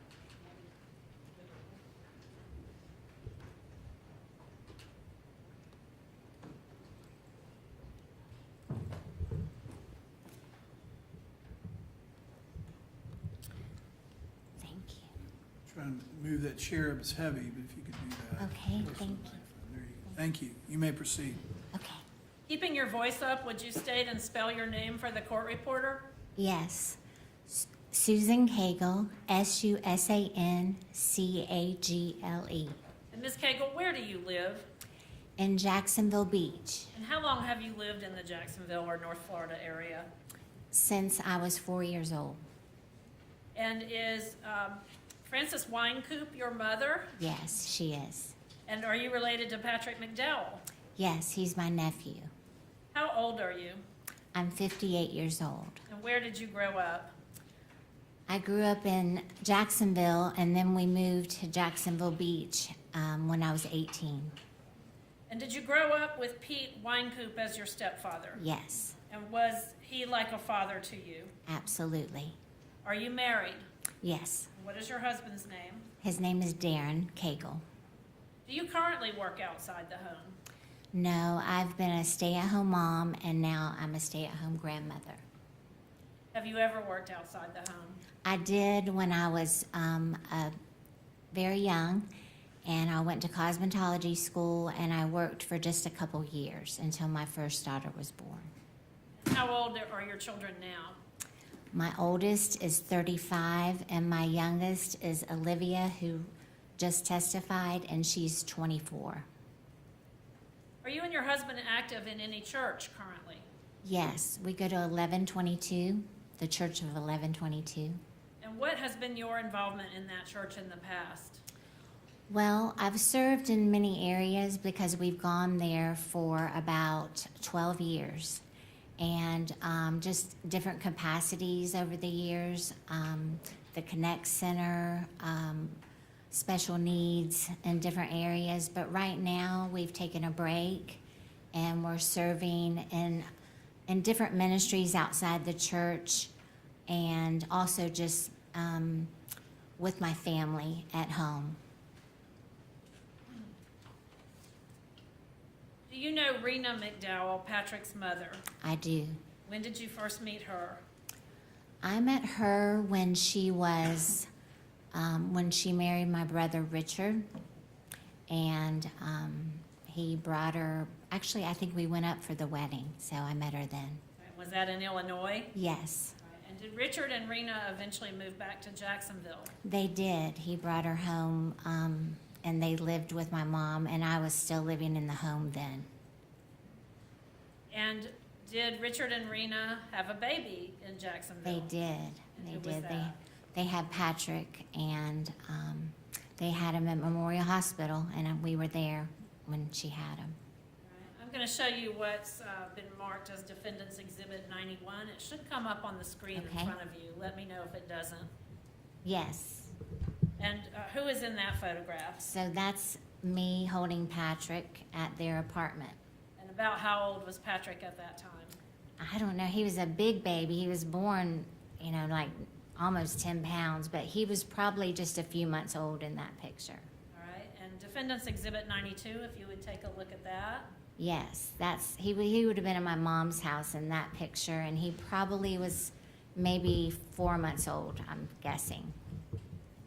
And did you have a lot of interaction with Patrick when he was a baby? Yes, I did. I was a hairdresser at the time, and I remember I would have maybe been about 20 years old out of cosmetology school, and I used to spend my whole paycheck on him because I didn't have any kids at the time, and he was just, like a little baby doll to me. But yeah, I was living still at home, and they were there, living there, and so yeah, he was fun to play with and stuff. So that was it. Did Patrick's mother, Rena, leave Jacksonville at some point in time? She did. And where did she go? She went back to Harrisburg. And that's in Illinois? Yes. And were you able to maintain contact with Patrick after that? Yes. He came during the summertime. He would come. If he wasn't with Richard, or if Richard was working, I would usually end up babysitting because my daughter was just a few years younger, so they would stay with me a lot of times when Mom was working, so because I lived close with Mom, and I would watch him, and I ended up babysitting him and Lauren, my oldest. So I spent a lot of times during the summer with Patrick. All right, let me show you Defense yeah. Exhibit 93 and ask you if you Yes. recognize that photograph. Yes, that's in my living room. So we had a lot of summers just, playing, and that's one of them. That's Lauren, my youngest, or my oldest, and that's Patrick. Now, during the summers, as Patrick grew older, did you all rent a beach house in South Ponte Vedra Beach? Yes. And who all would go to the beach house? Every summer, my husband and I would get a beach house in Ponte Vedra Beach, and we would rent it for like 2 weeks or so, and we would have everyone over. We would invite friends over, but mostly just family, my mom and my brother, and Patrick and his other son, Tyler, would come, and we would have, my mom was a good cook, so we would always have you know, her cooking, and then the boys would go out over to Guana and take the boat and go fishing or whatever, and we would just go out and have fun on the beach and stuff like that. And they would bring, and it was big enough to sleep everyone. And was Patrick a part of the family activities? Yes, And was he a pleasant child to be around? he was. Let me have you take a look at Defendant's Exhibit 98. Okay. And can you tell us what's in that photograph? That looks like it was my dad's, I believe that was his retirement picture, or a change of command, but I believe that was his retirement picture. Okay, you might be looking at 94. Okay, yeah. Okay, all right, sorry. And then who is your dad again to you? So he's my stepfather. I wasn't real close with my real father, so my mom and dad married when I was 15, and I consider, his name's Peter Winecoop. I consider him to be my dad, so that's him at his change of command. Was he in the United States Navy? He was. And when he had change of command, was that when he retired, or was that? Well, they had change of commands, which were big ceremonies, and I believe that was his retirement that year in May. So that's my dad, Pete, my mom, and myself, and my husband in the back. And then that would be Patrick and my brother, Richard, and then in the front, my daughter, Lauren. And did Pete Winecoop treat Patrick as his own grandson? He did. And if we could look at photograph or exhibit number 95. Okay. Yeah, that's me and Patrick. And was that on that same day, the change of command? Yes. Yes. And if you would take a look at Defendant's Exhibit number 96, what's in that photograph? Oh, that's back at the beach house. That's Olivia on the very left who testified. And then that's Lauren, my older daughter. And then that's in the middle is Patrick. And then that's Tyler, my son's youngest son. Your brother's? My brother's youngest son. And he lives in Michigan. And was Patrick always looking out for your girls, or at least Olivia, who was very Yeah, young? he always was. He's just, you know, I said Patrick always tried not to smile in a picture, but whenever Livy was in a picture, he always seemed to be smiling. But yeah, he was just always seemed to be happy when the kids were around. All right, and would you take a look at Defendant's Exhibit number 97?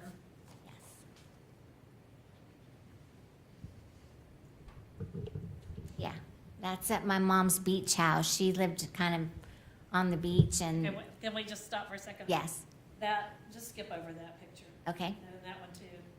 There, that's 97. okay. All right, what's in that photograph? It's just the kids out on the beach. Lauren is on the right, and that's Patrick, and they're just surfing in the waves, it looks like, boogie boarding or doing something. All right, and was Patrick happy to play with the other kids and to be a part of their activities? Yes. And then if you take a look at Defendant's Exhibit 98, who's in that photograph, or where is that photograph? It's at maybe another beach house we got one year, just because maybe we couldn't get that one for a year, but that's Olivia and Patrick, and then my brother Rich and Lauren, and my dad Pete, and that's me and my mom. And is that Patrick holding Olivia? Yeah. And is Patrick smiling in that Yeah, photograph? yes, And was he fond of Olivia? he was. They got along well. All right, and let me ask you to take a look at Defendant's Exhibit 99. Who's in that photograph? Where is that? Well, that looks like it's at my Aunt Judy's house for Christmas. A lot of times they would switch back every now and then for a Christmas. Patrick would either, my brother would maybe go get Patrick, or he would fly down for Christmas. So looks like it was at Christmas time. And who all was in that photo? My dad, Pete, and then myself and Patrick, and my brother's third wife, maybe, Sharon, and then my brother and my mom. And about how old was Patrick then, can you tell? It looks like maybe 14 or so. And was he happy at the Christmas holiday season? Yeah, he looked to be. And let's take a look at Defendant's Exhibit 100. What does that photograph show? Now, that's how we got together as a family on my mom's side. And we call the Wren side, because that's my mom's maiden name. So in the very middle would be my grandmother. And when she was alive, we all had big family dinners. And that was just one of my mom is one of 5. And we'd all get together and everyone, you know, all their kids and their grandkids and all that. And So did Patrick participate in those He events? did. Is he in this photograph? he is. He's Where in the is back. He's in the back towards the tree. And was he a happy and well-adjusted child during that time? He was. And finally, Defendant's Exhibit 101, if you take a look at that and tell us where that is and who's in that picture. Okay, that's at my mom's house. It's in the very back row is my brother Richard, and then Patrick, my mom, my dad Pete, my husband Darren, and then my stepbrother Andy. His wife is to the right, Lori, then my daughter Lauren, my daughter Olivia, and then myself. And was that at a special holiday or Yeah, family it gathering? may have been for somebody's birthday. My mom celebrates everyone's birthday every month. So it was somebody's birthday. About how old does Patrick look in that photograph? It looks to me like maybe about 7 years ago or so. Did you know about Patrick's trouble in senior year in high school in Illinois? I did not. I didn't know much about it. I knew there's something that happened, but I never knew what. I thought it involved a TV or something. I really never knew what. Did you know about Patrick deciding to join the Marine Corps when he was in high school? I did know that. And was that an event that was celebrated in your family? Yes. Was everyone excited about that? When he got home, there was a party thrown when him and Shauna got No, home. I'm talking about in high school. Oh, when in he high school. signed up. Oh, I don't know anything about that. Okay. Did you go to his high school graduation? Yes. And who did you go with? My brother and I drove up there and saw him graduate from high school. And did you spend some time with him after he graduated? Yes, yes. And did Patrick move to Florida before he went into the Marine Corps? I'm sorry, repeat the question? Sure. Did Patrick move to Florida while he was waiting to go into the Yes, he Marines? did. He moved to Titusville with my brother. And did he work, to your knowledge, when he was down there? Yes, I believe so. And so when Patrick joined the Marines, did you see him after he left to go to basic training? No, I didn't. And did you ever meet Shauna before Patrick and Shauna got married? No, I didn't. When is the first time you met Shauna? I met them after they got married, and then after they went to Illinois and got married, and then they came to my mom's house. And that's in Atlantic Beach? Yes, And was Shauna pregnant when they came to Atlantic Beach? I think she was. Right? Yeah. And do you know where they were living when Nathan was born? Yes, at my mom's. And were you ever able to watch Patrick with his son Nathan? Yes, How did Patrick interact with him? he was a good dad. Yeah, he was a good dad. All right, and so when Patrick came back from Iraq the first time and lived at your mom's house, did you notice anything different about him? I think what I observed is that Patrick was always kind of a fun kid, and we got along good, and he was kind of, you could joke with him, but then when he came back, it was like he was very serious, and he didn't have much to say, and he was just different. You knew there was something, but you just knew he acted different. That was it. Did you hear about Patrick signing up to go back to Iraq to work for the contractor Triple Canopy? Yes, I did. And what was your reaction to that? Well, I just thought it was a very bad idea. Why would it be a bad idea? Well, I just thought, here you have somebody who's not behaving right, and we all knew he wasn't, and you thought, why would you add more? You know, I knew it was because they needed the money, or it was good money, but why would you add more fuel on top of something that there was already an issue there? When you're It's talking just, about an issue, you mean because of his mental state? yes, after he because came it's back? like he was already having mental problems because of the war had caused him mental issues. Why would you go back for more and add more fuel to the fire? Is this something that the family members discussed, Patrick's change? Well, yeah, I think we did, and I think it was just apparent. And I don't know that we discussed it like, you know, everyone was discussing it, but my mom and I would discuss it, and, you know, as a mother and daughter would, but it was just apparent. It just was obvious. Do you remember any particular instance that you saw some unusual behavior from Patrick at a fireworks show? Yes. Could you tell the jury what happened there? We always every year would go to Dairy Queen, and Beach United Methodist has a place where you can park we live in Jack's Beach. So my husband goes down and parks his truck there. And we would park our truck and go back and wait for it to get dark. And we thought it'd be fun to bring Patrick and Shauna and the baby. So we brought them that year, and in Jack's Beach, it just gets kind of crazy, but we didn't think anything about it.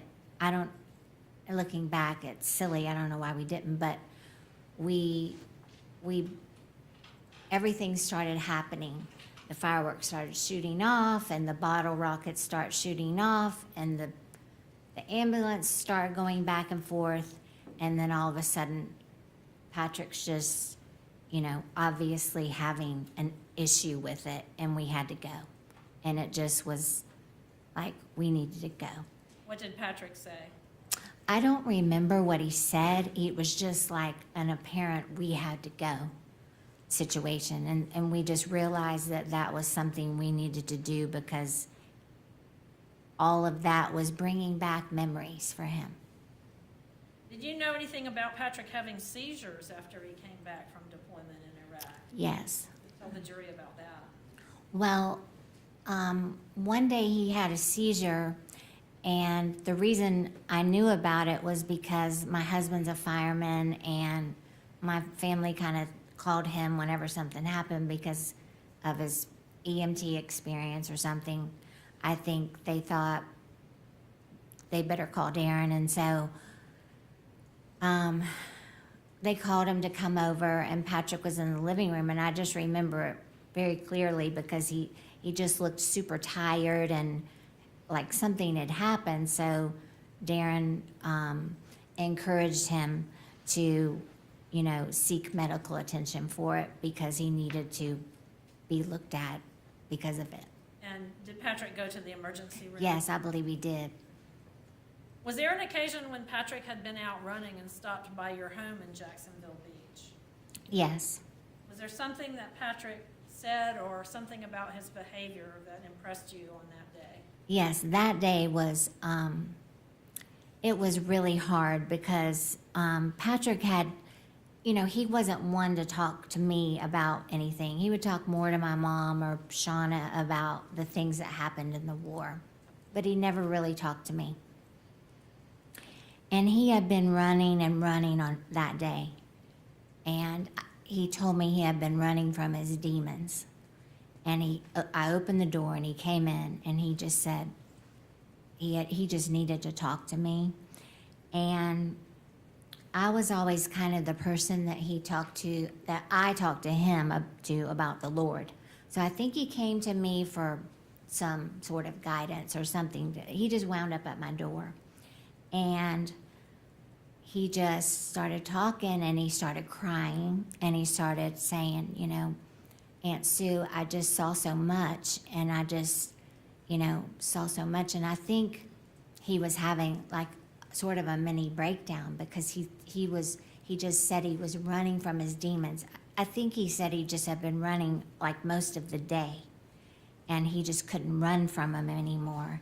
And he was like, you know, he had so many demons that God was never going to forgive him from these demons, and just all that had happened. He had so much in his head, and I just said, you know, I just prayed with him and stuff like that, but it was just very upsetting, and I just assured him that the Lord, you know, would forgive him for things or just be with him and that kind of thing. But it was just, you know, it was just very, Patrick had never confided in me like that about his time, like in Iraq, like that. And it was very significant, and it was very telling of the time that he had been over there. Did Patrick ever talk to you about someone he knew in the Marines named Baker who took his own life? Yes. What was that discussion? Well, he told me that it just had a impact on him because his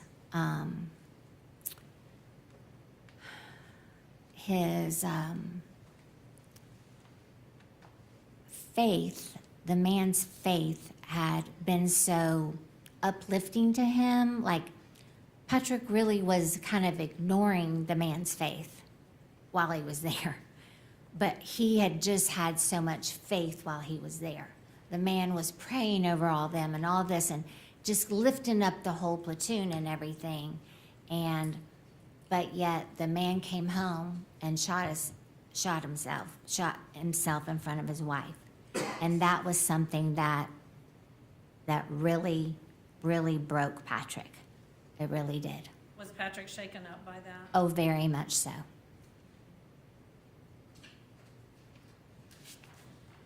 When Patrick came back from Triple Canopy, did he work for a security company in Jacksonville? Yes. As a guard? Yes. And do you recall that? Yes. And did he work with your family members? Yes. What kind of work did he do? He did some landscaping with my uncle, and he did some handyman work with my husband and my brother. Was there a time when Patrick began to exhibit some behavior that was wrong?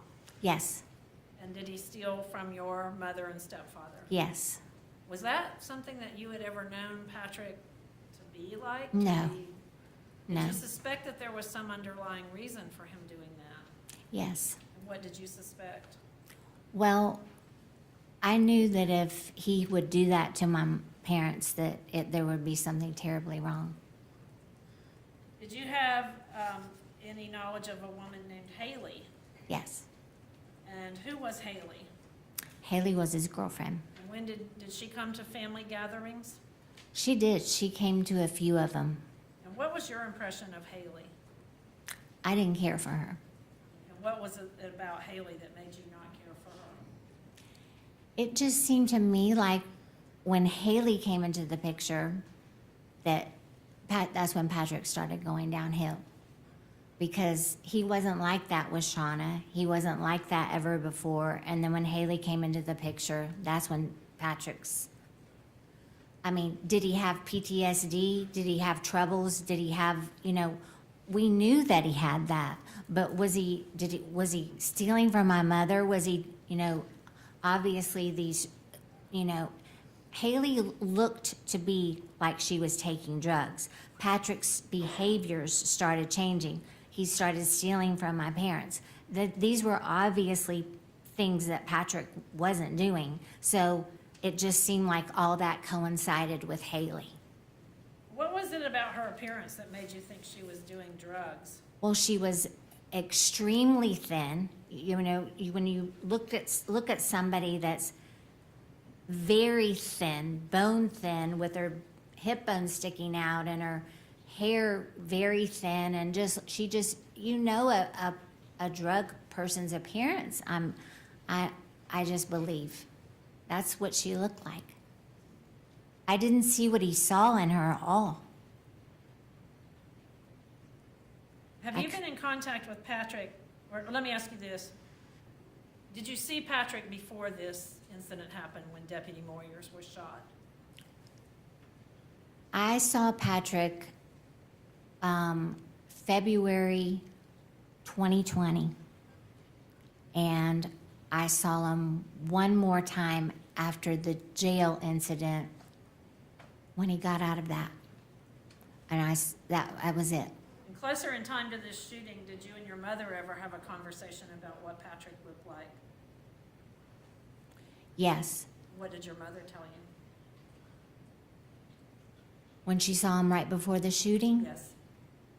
She said that she thought he looked like a dead man walking And why was that? because he looked so bad. She said, I don't think I'll ever see Patrick alive again. When you had heard that Patrick was the suspect in this shooting, what was your first response? Well, that morning, that morning, my brother texted my husband. They're best friends, and they talk all the time. And he texted him, and he just said, "It's Patrick." And my first thought was that Patrick's dead. He must have killed himself because my mom had told me she never expected to see Patrick alive. And then when I saw what he had done, I could not believe that he had done that to another human being. I could not believe that. Was that the Patrick you had known all of No. his life? No. Have you been in contact with Patrick since his arrest in this case? Yes. And how do you contact him? From an app that you can download called Getting Out. And how often are you in contact with him? Probably at least 2 to 3 times a week.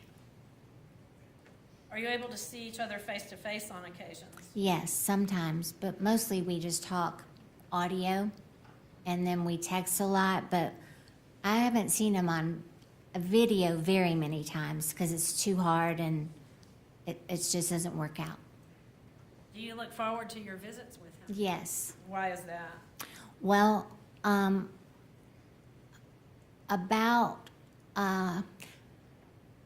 a year ago, we started doing Bible studies with him because when Patrick first started, when Patrick first got in there, when this first happened, I knew Patrick needed help because I knew that if he did what he did, that he needed help.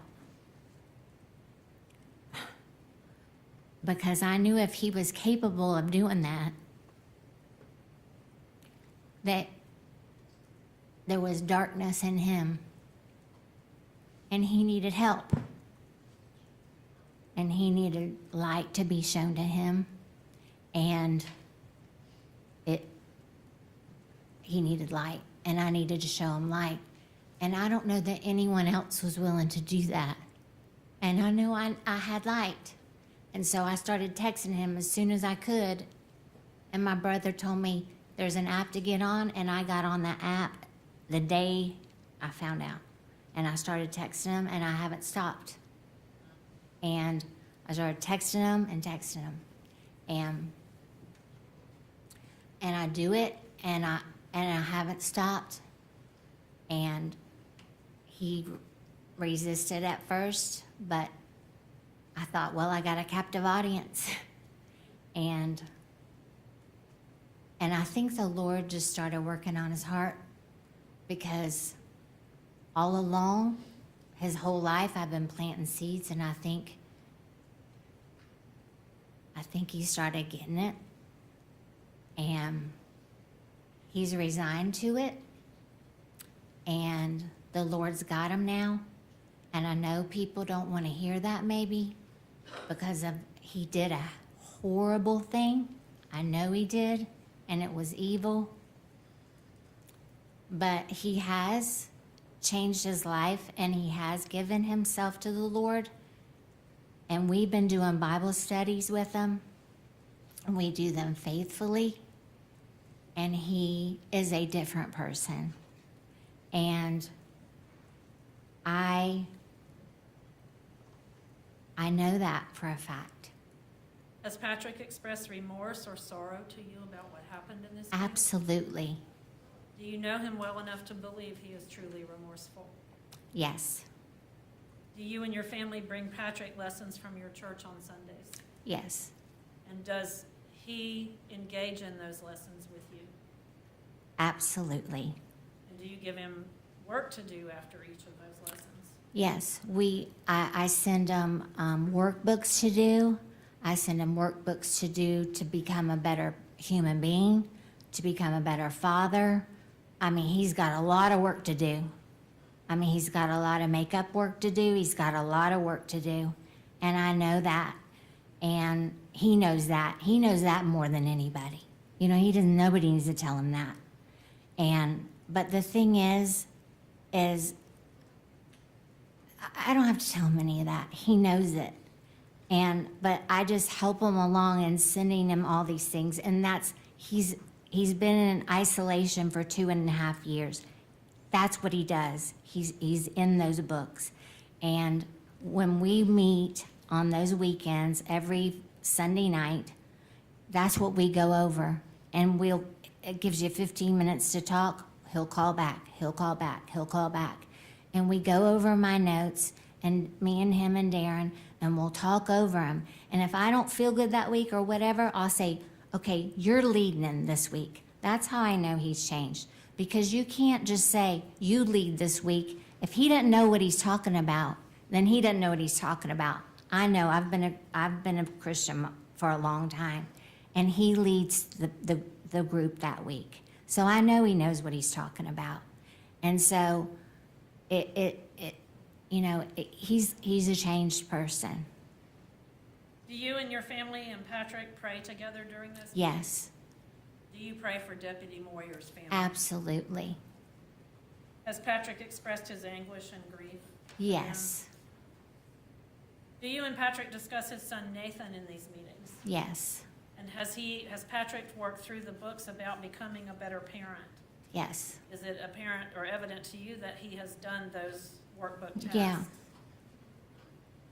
I got him a workbook on incarcerated fathers, and he's going through that, and it's helped him a lot with Nathan. I think you could see Nathan loves his dad, and it helps him communicate better with Nathan and all that. Has Patrick shown love to you and your family members since he's been in jail? Yes, And has he told you about his love for his son Nathan? yes, If Patrick should be sentenced to life in prison, would you continue a relationship with him? absolutely. Would you continue to work to support him spiritually and emotionally? Oh, yes, And would you visit him in prison? yes, Would you assist in making sure Patrick's son Nathan would be able to visit him in prison? yes, Now, your husband testified about the Church of 1122 having a prison ministry. yes, Are you aware of that? yes, Would you encourage Patrick to become involved in the prison ministry if he were able to? I guess I would. I don't have any other questions. Thank you. Cross-examination.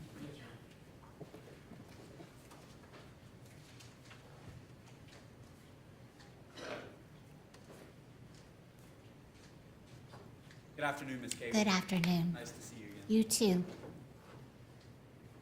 Ms. Kagel, well, first let me ask you this. I know that when we discussed before that you were kind of confused about when the actual deployments were. Yes, So we kind of lumped them together to a certain yes. extent. So I'll just ask you, when he returned from his deployment in Iraq, you said that he was functioning, but on a little bit lesser of a level than he had been. Yes, But he was getting by, he was still being productive, correct? right. And you described that it was not until he met Haley Wheeler that his life kind of spiraled downhill. Yes, But it's fair to say that at the time that he engaged in a relationship with Ms. Wheeler, that Mr. McDowell was a grown man at that point. yes, he was a grown man. I mean, he was 20-some-odd years old. He had been to a war zone twice, correct? Yes, And Ms. Wheeler at the time was 19 years old. yes. I didn't know that, but I trust you. So it's not, well, I mean, you saw the age difference. You may not have known what. I didn't know how old she was. Okay, but you know that now. I do. So it's fair to say that it was his decision to engage in a relationship with her. Yes. And over the next few years, he seemed to have some struggles that you witnessed, correct? Yes. But then in February of 2020, despite whatever issues he had had before that, in February of 2020, you said that he was doing great.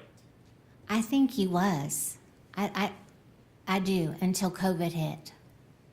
He looked good, he sounded good, I think he did. and he was even laughing with family members like he used to. Yes. So it's fair to say that your belief was that he was excelling in the Veterans Treatment Yes. Program. So, based on all the pictures we saw, and Yeah. obviously based on your testimony, it's fair to say that he had extensive family support. Absolutely. And he really seemed to enjoy his times when he was down here in Florida during the summers. Yes. And then when he was living here, he also had immense family support from you and everyone else in your family, right? Yes.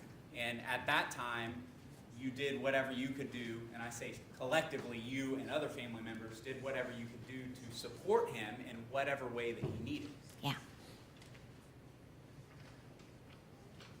And in fact, you had discussed, in your words, you discussed the Lord with him and planted seeds, I think you said, throughout the course of his life. Yeah. But you never really engaged in Bible study or intensive Oh, no. talks with him No, he wasn't that far along yet. up until recently. Yes. And those recent conversations took place after he pled guilty, correct? In his jail cell, yes. Okay. And just to clarify, you said that those conversations were within the last year or so? No, they started when the day I could get in there and get going with him. Yes, ma'am. But it was certainly Yes. after he was arrested in this case. Yes.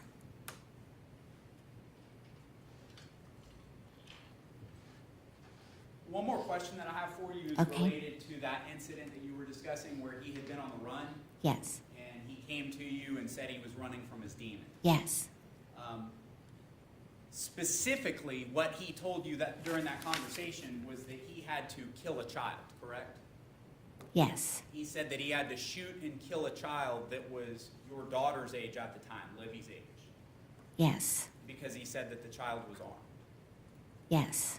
And you're not aware of whether or not he ever told anyone else that, right? I don't think so. And you're not aware even of whether that is something that actually happened. I don't know. You just know that he told you that. I believe him. I don't think anyone has a breakdown like that and tells a story about it. But the only place that you ever heard that was out of his mouth. Yes. Thank you, ma'am. No further. Okay. Redirect. Just briefly. Ms. Kagel, when Patrick was doing so well in 2020, that's when he was in the Veterans Treatment Court? Yes. And that was a court-supervised comprehensive treatment program? Yes. Designed to identify individuals with qualifying criminal charges who have a service-related mental health condition? Yes. And it's also for people who have been actively served in the military who have service-related substance abuse disorder? Yes. Or service-related psychological problems? Yes. And that's the program, the comprehensive treatment program he was in that was helping him do so well. Yes. And when you said that COVID came, that program shut down essentially. Is Yes. that right? Yes. And that is when you recall Patrick having the troubles beginning. Yes. I don't have any other questions. Thank you. All right, the witness may step down. Thank you. And she is excused. Yes. Call your next witness. Called Gingery.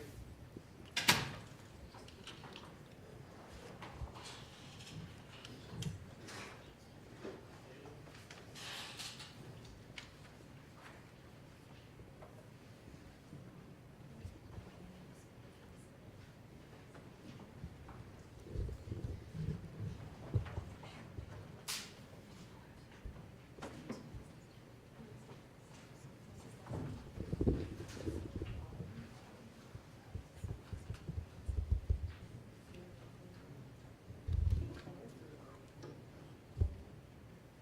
you solemnly swear or affirm the testimony you're about to give will be the truth, the whole truth, and nothing but the truth, so help you God?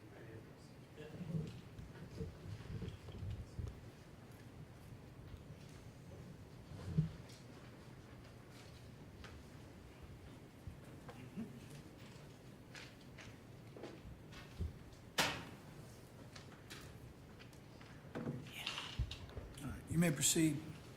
Sir, would you tell us your full name and then spell your name for the court reporter? Sure. My name is Galen David Gingery Jr. Galen is Galen. David is David. Gingery is Gingery Jr. Mr. Gingery, if you'll just make sure you speak into that mic so we can all hear you. And where do you live, sir? Jacksonville, Florida. What is your occupation? I am a security officer. Where do you work? Jacksonville Sheriff's Office. How long have you worked there? August 7th, 2017. And are you a sworn deputy or are you a civilian employee? Civilian employee. But do you work within the police memorial building where the Jacksonville Sheriff's Office is housed? Yes, sir. And exactly what is your role in the Sheriff's Office?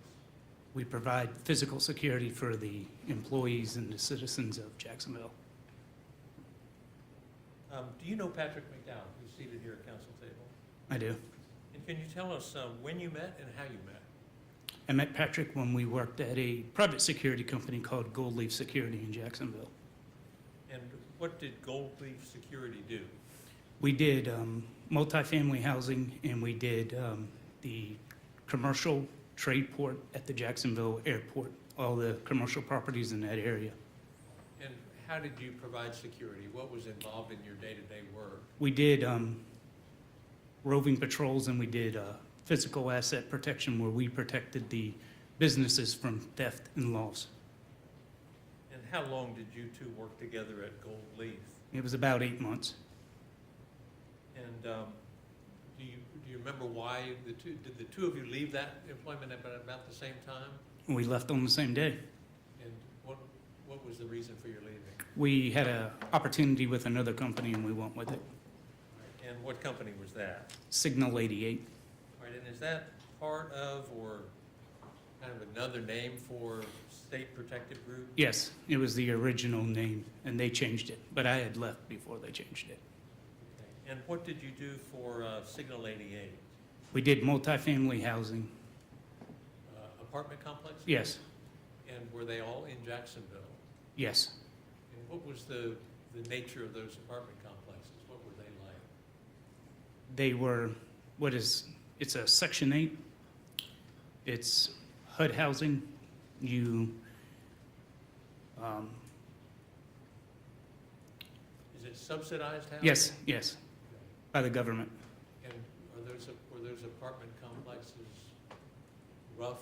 Just, how would you describe it? They were taxing, they were rough. You got an exposure to a great deal of interaction with people, complaints, situations, drama. And did you normally work at night? Yes, Did you and Patrick work together? yes. How would you do the work? Did you just sit in an apartment? Did you rotate? No, Just we did explain. roving patrols. We had marked vehicles, and we would go from, we had zones or areas we would patrol, and we would go from apartments to apartments or calls for service for calls for service. And did you work with another gentleman named Patrick Michael Fowler? Yes, I did. He worked for Signal 88 at the same time you did? Yes. And how did you alert the people who lived there of your existence so that they could get to you if they needed help? The company had like refrigerator magnets, and we had, our numbers were given to the managers of the apartments, and as the apartments were rented or if individuals had issues, they would come up, get the number, and they would call us. And was it beneficial for the apartments to have you to call rather than calling the police? Yes. Why was that? Kept their calls for service down where they wouldn't show if somebody ran a check through the sheriff's office or property apartment guides, it wouldn't show that they had an extremely high amount of calls of service from the sheriff's office. It never showed as a generated call for service. And what kinds of things went on in the apartment complexes that you had to get involved in as a security guard? Everything from kids jumping the fence, getting in the swimming pools, teenagers being mischief, drug dealing, domestics, auto burglaries, domestics that were violent, that resulted in individuals losing their lives. So you're basically telling grown-ups how to act, I guess. Correct. Which can be confrontational. Correct. And how did you observe that Mr. McDowell handled things like that with the people who lived in the apartment complexes? Patrick was professional in the performance of his duties. And if you had a problem that you could not resolve, did you call the police? Yes. And did you observe the way Mr. McDowell interacted with the police officers when they would get involved and arrive? Yes. How was that? Professional. And how would you describe him as an employee? Was he reliable, punctual? What would you say about the way he performed? Patrick was a reliable, punctual, outgoing employee. And did you have a friendship outside of work as well? Yes. Would you call him a close friend? Yes. I want to ask about an incident. Did you have an apartment at one of the complexes where you could rest either during work, at a lunch break, or before or after work? Yeah, we had a courtesy apartment. It was off of an apartment complex in Jacksonville, in Arlington, off of Caravan Circle. And did you have an experience at that place with Patrick one night? And so can you just explain to the jury what happened? Yeah. Patrick had worked a night shift, and we had brung in some furniture, and one of the rooms had a large couch in it. I was in the open area where we had a table. I was doing administrative duties that was assigned to me at the time. Patrick had worked. He was in there sleeping. Heard some yelling, heard some screaming. I got up, went in there, and opened the door. Patrick was dreaming, and he had a dream. And so he woke up, and he was emotional. So we sit on the couch, and he literally got into the fetal position, and we talked. Was it an emotional moment for you as well? Absolutely. And did you talk about his nightmare? Yeah, he was having a particular dream about his time when he was in the Marine Corps. Did the two of you have something that you did once a year in November? Can you explain that to the jury? Yes. My birthday is November the 9th. The Marine Corps birthday is November the 10th. Patrick served in the Marine Corps. My father served in the Marine Corps, and I had 5 uncles that served in the Marine Corps. So the Marine Corps birthday, to me, is something special. Growing up, my father would always say it was a 3-day weekend. It was my birthday, the Marine Corps birthday, and Veterans Day. When me and Pat met and we started interacting, every November the 10th, we would talk, wish each other happy birthday. And did that continue even after you stopped working at Signal 88? Yes. Did you stop working there before he did? Yes. But you still stayed in touch with him? Yes. And during your friendship, did you meet his son? Yes, I did. Did you actually go out fishing with Patrick and his son? Yes. Pat was living on the west side in a subdivision, and they had a couple of retention ponds that had some really nice bass in it, and we would go fishing in the retention ponds. Pat caught it was like a 7-pound, it was a pretty big bass. I got a picture of it still, him holding it. And did he meet your family? Yes. Did you ever meet Haley Wheeler? Yes, I did. Did you spend much time with her? No, I did not. Was that intentional? Yes.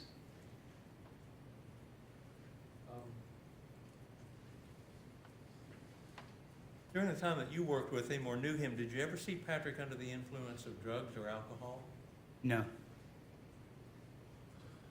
But in the years after you were no longer working together, did you hear from others that they thought he was having problems with drugs? Yes. Did you talk to him about that? I did. Like friend to friend? Yes. And did you give him advice that he should get some help? I did. And did that work? I don't believe it did.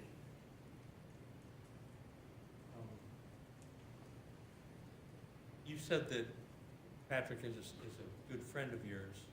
Is that why you're here, even though you're employed by the Jacksonville Sheriff's Office? Yes. Do you fear that there may be repercussions for you because you're here? I do, but it is what it is. When you heard, did you hear in the news about the shooting of Deputy Moyers? No, I did not hear it in the news. I worked night shift at the time at the sheriff's office, and I worked from 6 o'clock at night to 6 o'clock in the morning. The night of the shooting, I was working. We were made aware towards our end of our shift that there was an officer-involved shooting. First thing we asked if it was in Jacksonville, they said no. And we continued our shift. I went home and went to sleep, and I believe it was around 10-something, maybe 11 in the morning. My wife woke me up and handed me her cell phone and said, hey, there's somebody on the phone. You got to talk to him. I took the phone. It was a mutual friend of mine and Patrick's.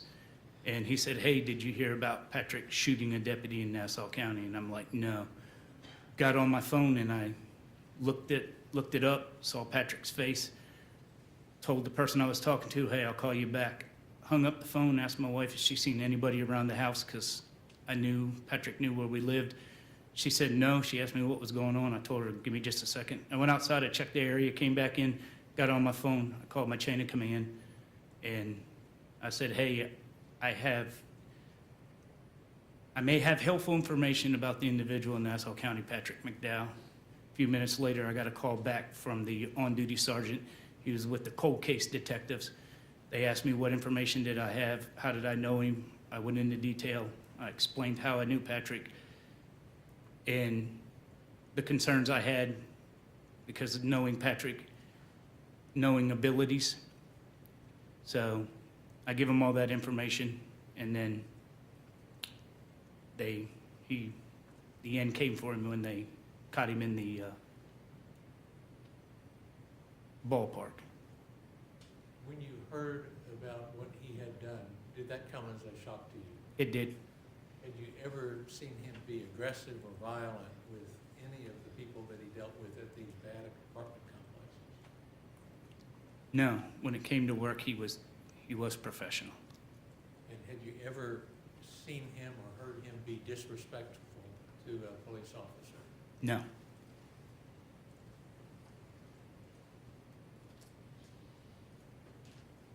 Thank you, Your Honor, that's all. Cross.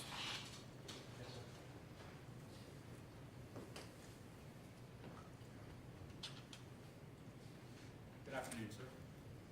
Afternoon. Sir, taking you back to the dream that he woke up from, what was the dream? It was an incident that he experienced in Iraq where one of his friends, I guess they were on a patrol, they hit they were ambushed, but it was done with a IED, and he got killed. Yes, sir. And that was just a dream, correct? Correct. I mean, he never told you that that actually happened. No, he when we talked, he told me that's what happened. He said that he had lost a friend in the Marines? Correct. And an IED exploded? Correct.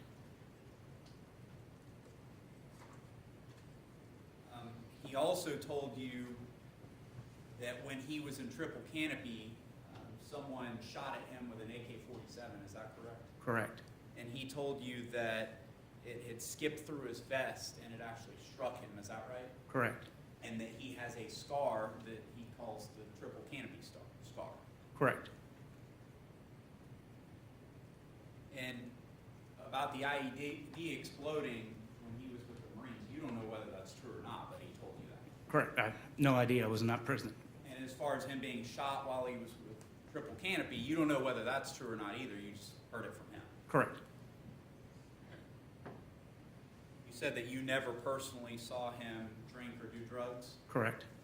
And I may have missed this, but how long approximately did you work with him when you were at Signal 88? To the best of your recollection. I would say a couple of years.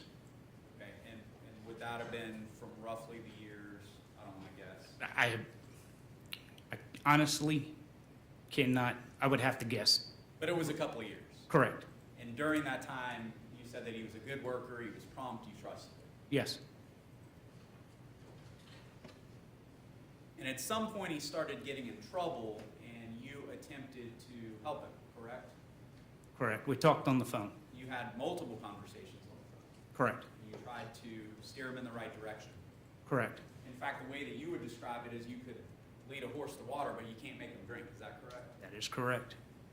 And you are aware of other mutual friends that had also reached out to him in order to get him help and steer him in the right direction. Correct.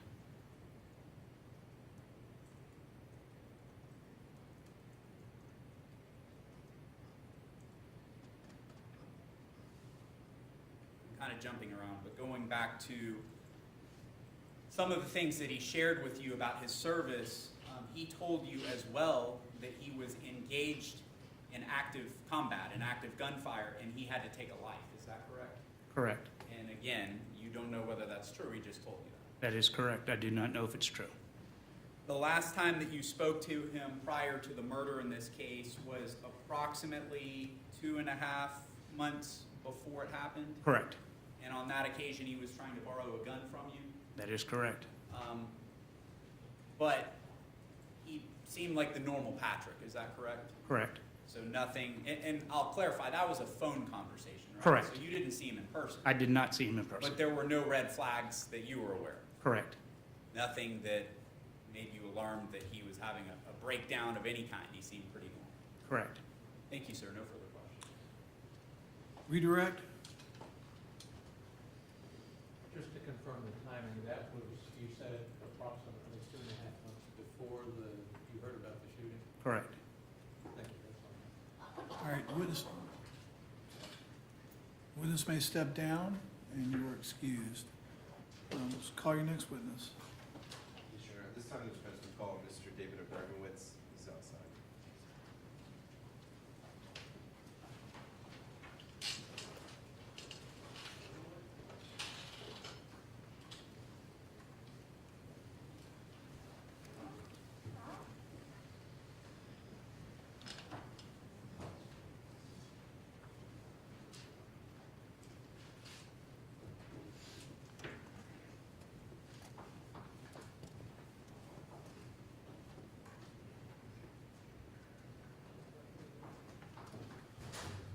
Do you solemnly swear or affirm the testimony you're about to give will be the truth, the whole truth, and nothing but the truth, so help you God?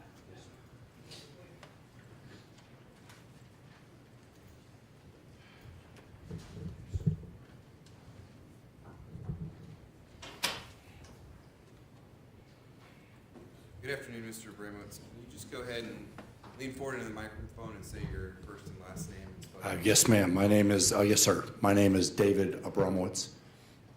Can you spell your last name? Yes, it's Abramowitz. And are you currently employed, Mr. Abramowitz? I'm not, I'm a volunteer. Okay. And what and we'll get to your volunteer work.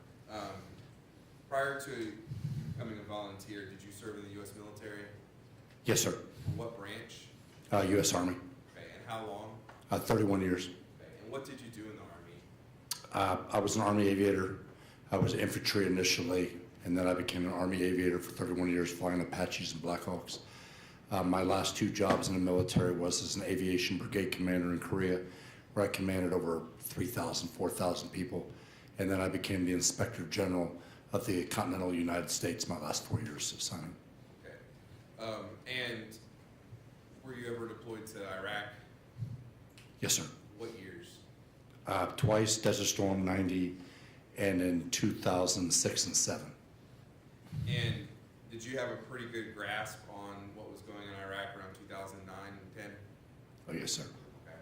And was the, in northwestern Iraq, can you just describe from your perspective, what the command activity? The command activity, by the time I was there during the surge in 2006, 7, 8, 9, was in Ramadi and Fallujah, which where the Marines were, and it was it was the worst place to be in Iraq. In my position that I was there, I was the chief of staff for General Petraeus. I had to listen to all the briefs daily, and most of the enemy contact was in that area of Fallujah and Ramadi during the where the Marines were. And then in 2010, it would have scaled down a little bit.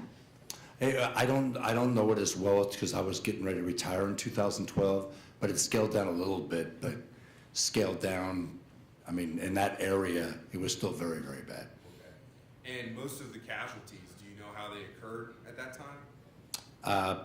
IEDs, EFMPs, shot at, suicide bombers, things like that. So the IEDs and the EMFPs, it's fair to say that the more dangerous roles at that time would have been driving on the roads in northwest Iraq. Yes, sir. Now I want to fast forward to what you kind of alluded to earlier. You're currently a volunteer. What do you volunteer with? I'm the senior mentor of Veterans Treatment Court. When I retired at 60, for the last 5 years, I wanted to give back to veterans and give them back to help them as they navigated through their mental health problems. Okay. And would you say that just kind of seemed like a natural fit for you after your service? It was a perfect fit for me. And where do you volunteer with Veterans Treatment Court? All over Duval County. I'm responsible for the mentoring of the veterans in Duval County. And can you just briefly describe to the jury what the Veterans Support Program looks like? Yes, sir. Veterans Treatment Court is a program in itself that have their own lawyers, has treatment, has probation officers, has everything centrally located, run by a judge. And the judge weekly comes in and gets briefbacks on how the veterans are doing it. The program's all about accountability. So we start off right when they come into the program. They have to take drug tests 2 or 3 times a week. They have to go to treatment minimum 1, usually twice a week. They have to come to court every week until they've proven, a couple months that they're sober and clean, that the judge will back off a little bit until they get to certain phases. And it's all about accountability and treatment. And then we have mentors, me, because most of the staff, if not all the staff, are all civilians. The judge is a Marine. And then my mentors, the 45 that we have, are all veterans. And we're just there to encourage them and move them along. I just have a spec because I used to be the DCF director, so I understand all the resources in Jacksonville pretty good. So I'm able to quickly get the resources our veterans need in a pretty quick manner. Okay. So I just want to kind of break that down. So there's a bunch of structural components to help veterans when they're in veterans court. There is.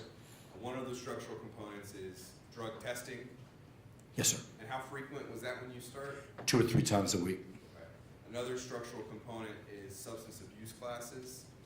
Not classes, but treatment. Treatment. And is that as a group? It depends. Sometimes it's groups. Most of the time it's one-on-one. It's a lot of times, it depends upon the individual that gets an assessment from the Veterans Administration to see what is best for that individual. And then another component would be any mental health therapy if that's an issue as well. Yeah, most of our veterans come to us with some mental health challenges. And then another component is the mentorship program, or mentorship part of that, and that's where you kind of step in, right? Yes, sir. And then ultimately, I don't want to say the biggest part, but the judge is also an important factor in veterans court as well. He's the glue. I mean, he's the one that makes it run, and he's the one that sets the standard. And he's the one that gets briefed every week from the staff on how they're doing it. He's the one that determines if there needs to be sanctions or not. And who's the judge in Veterans Court in Duval County? It's Judge Mose Floyd. Okay, and you work pretty close with Judge Floyd? I am. And you said he was a former Marine, so is it kind of a passion for him as well? Yeah, it's the reason why he's probably still a judge. He really enjoys helping out veterans, and it's an additional duty for him. He does all his judge duties, and then he also does that also. It's a passion for him every Wednesday to take care of veterans. And as a part of the Veterans Court mentorship, you had the opportunity to meet Mr. McDowell. Yes, sir. When was that? I came in to be the mentor in August of 2019. He was in a program called Matrix. I saw him come to court shackled up because when he came in, he went to a 5-month program that needed help.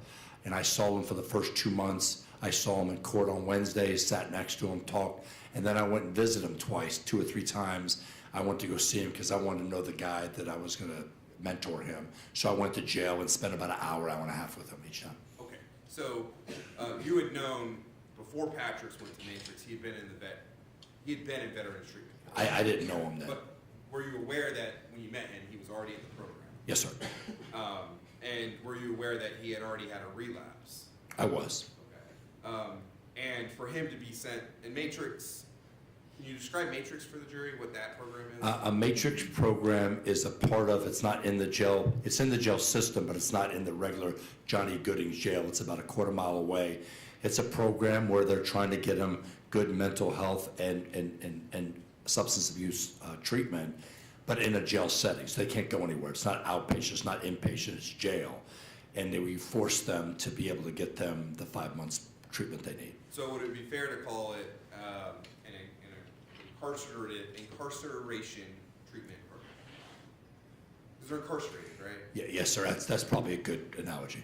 So if Mr. McDowell was in Matrix, he was not in a good place in his...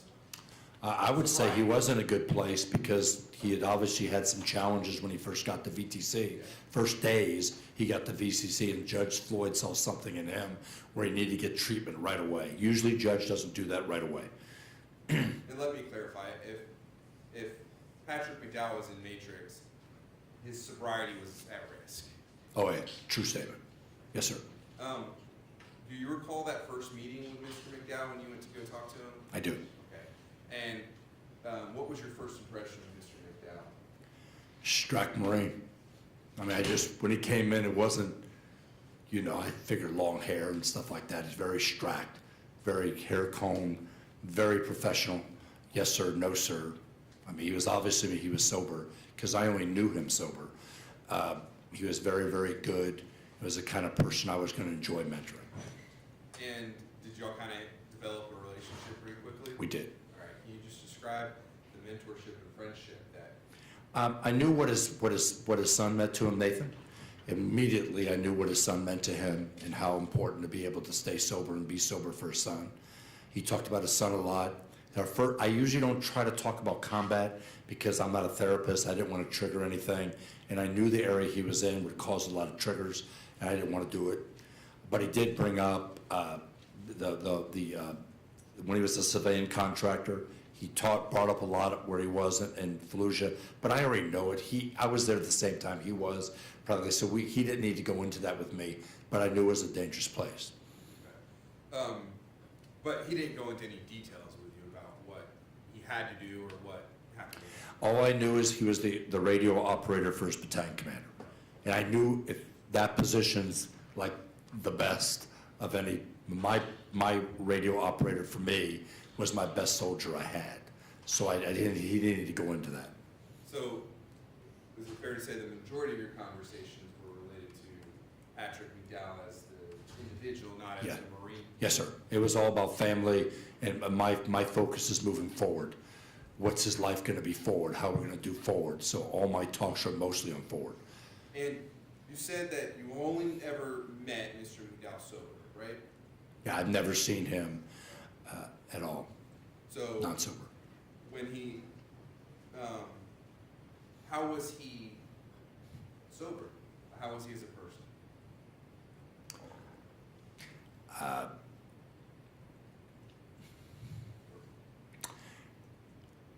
He was the perfect Marine. I mean, me and Judge Floyd used to talk about, he was our, at the time, our poster child for Matrix. He was doing exactly what he needed to do. He was working. We make people work. We made people obviously do their jobs and do everything. And he was giving us no problems. So to me, the 8 months that I knew of Mr. McDowell was very, very positive. And did you talk to Judge Floyd about his opinion of Mr. McDowell? I'm sorry? Did Judge Floyd ever share with you his thoughts on Patrick McDowell? Same as mine. And it's my understanding that as part of Veterans Court, you all do visits to prison to meet veterans in prison. Is that We do. correct? And did Patrick have the opportunity to do that? You know? Sir, I don't remember. My apologies. I've been 7 times. It's a great program. I wish you had gone, but I don't remember. Okay. And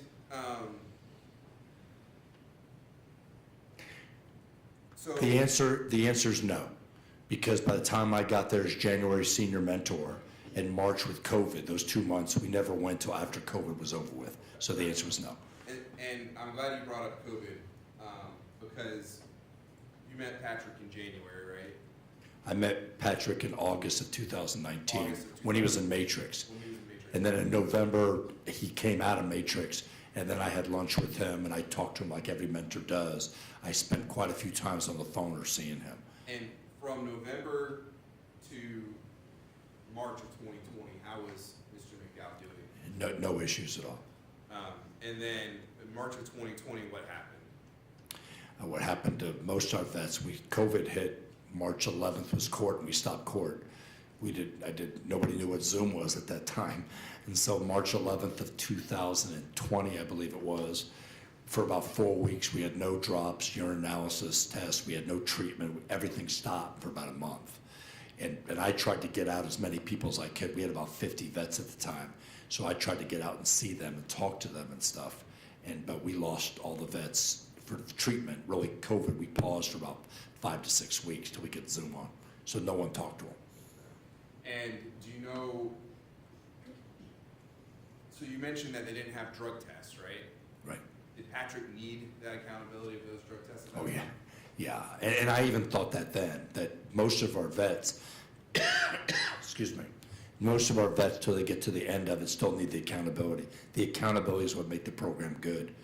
But the answer is he did not, there was no drug testing for about 4 to 5 weeks, 6 weeks. I'm glad you brought up most of the vets. Patrick wasn't the only one struggling when they shut down the court system. Being a mentor, the veterans can talk to me without worrying about it going to the lawyers or they can be open with me. As long as they're not going to hurt themselves, they can speak to me.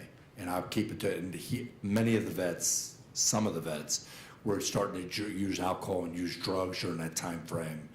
And I didn't know it till after the fact when they told me that we were using 2 because there was no accountability anymore. And then as soon as we started back in, everyone went solid after that.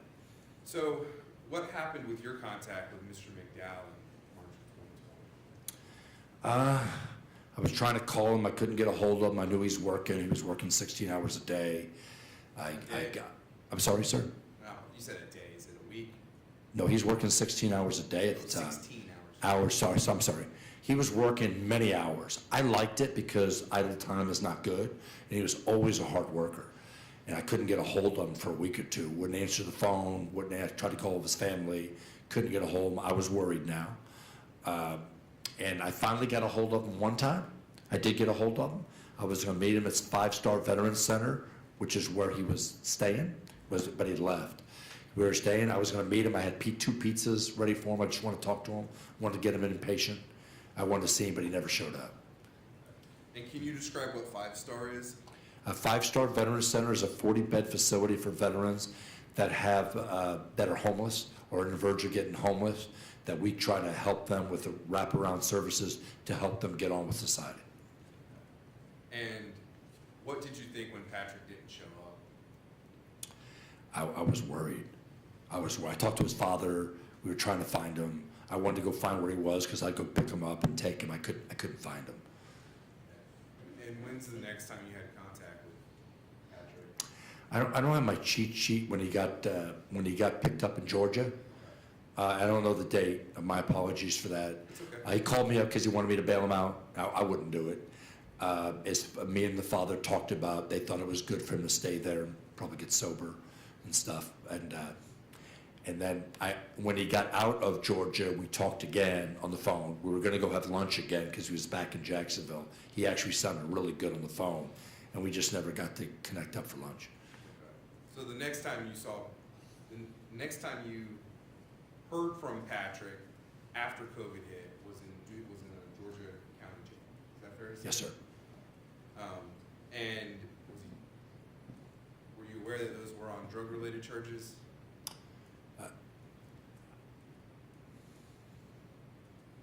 I don't remember. At the time, did you think that his sobriety was compromised for him to end up in that situation? Oh, I'm sure. Yeah, yes, sir. I did. And then you met with him at lunch later, or he gave you a call and he sounded good. What did y'all talk about? Do you remember? I don't remember. I begged him to meet me. I knew if I can get him with me and we can get them, I can get him the help he needed. And he was there. He said he was going to be there. He never showed. I waited 2 hours. No, he never showed. And then after that, when was the next time you physically saw Patrick in person? On TV. And then in person would have been at the Duval County Jail following his arrest. I went and saw him at Duval. I write him. I give him books and stuff like that. I write him on the prison system and stuff. He sometimes gives me messages to send the other vets that don't do, kind of a lessons learned thing. I read him to our vets in court. But I saw him. I didn't see him again. This is probably the first time I've seen him in person since, July of 2022, 21, whatever. And when you saw him on TV, Yeah. that was for the shooting of Deputy Waters, right? I got physically sick. I threw up because it wasn't the man I knew. I blame myself. What did I? Most veterans, if you know veterans, know if something like this happens, usually the chain of command is responsible, and I'm part of that chain of command. And I just felt so bad for the police officer, obviously, and the family, and the sheriff in Nassau County, and I just physically got sick, and I just went to the bathroom and got physically sick because it wasn't the person I met, and I started questioning myself being a mentor for VTC. Are people like Patrick who are addicted to drugs, in your experience, how hard is it for them to give it up? With the right, I believe, with the right support structure, they can do it. I'm not condoning it.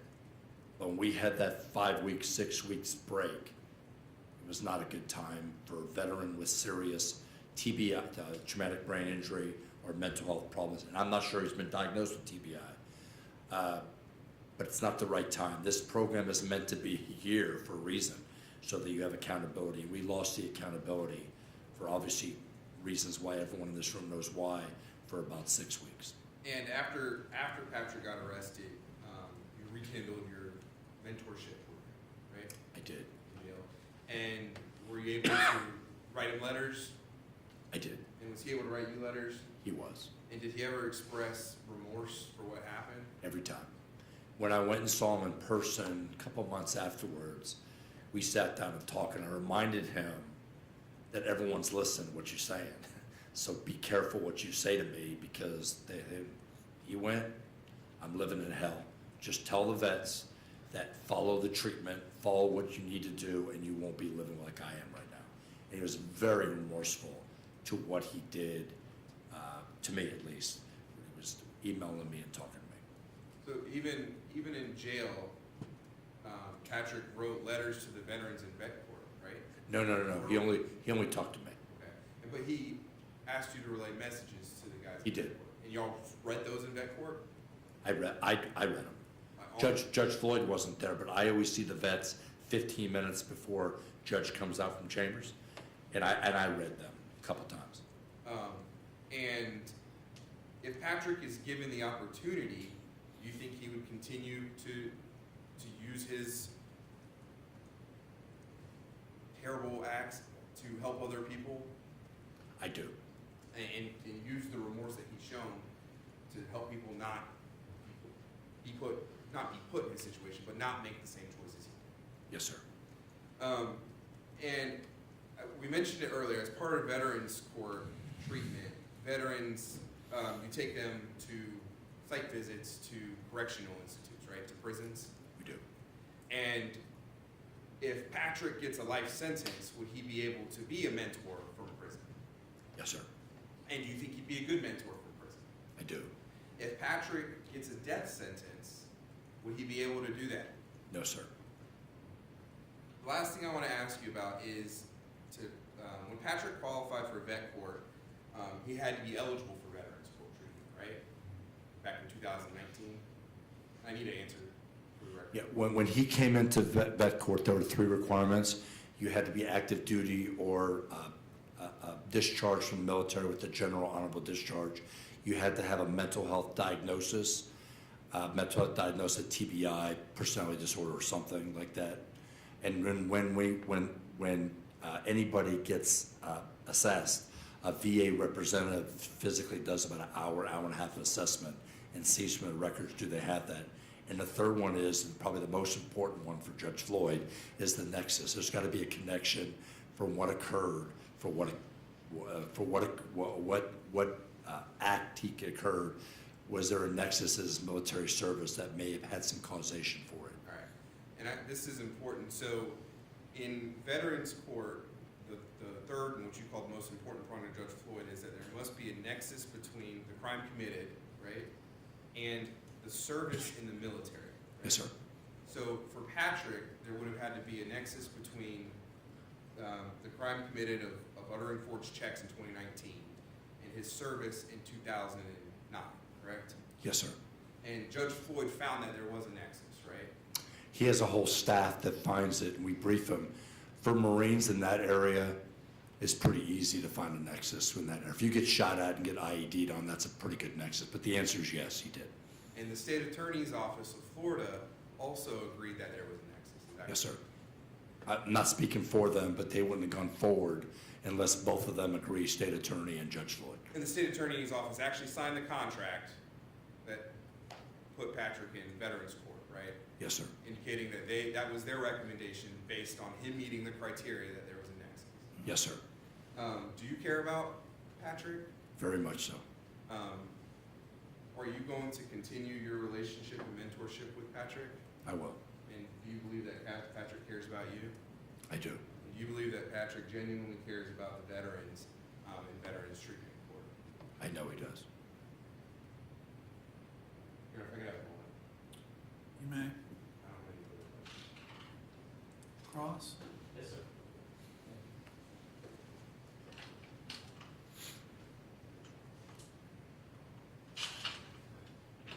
Good afternoon, Mr. Brown. Yes, sir. Good to see you again. Yes, sir. Sir, let's talk a little bit about Veterans Court in general. You've mentored over 200 veterans, correct? Yes, sir. And the design or the motivation behind Veterans Court is not to just throw away a veteran who's been arrested for a crime, but to, I think your terminology was to wrap around services around the veteran and get them help. Yes, sir. And this is a program that's been extremely successful in Jacksonville. Yes, sir. And there are many mentors like yourself who are willing to volunteer their time, their effort, their services to this program. Yes, sir. In fact, one of those mentors is the defendant's father, Yes, sir. because he too had experienced some issues because of his military service, and he ended up on the other side of Veterans Court. He was actually a participant in Veterans Court. He was. And he was a success story Huge success story.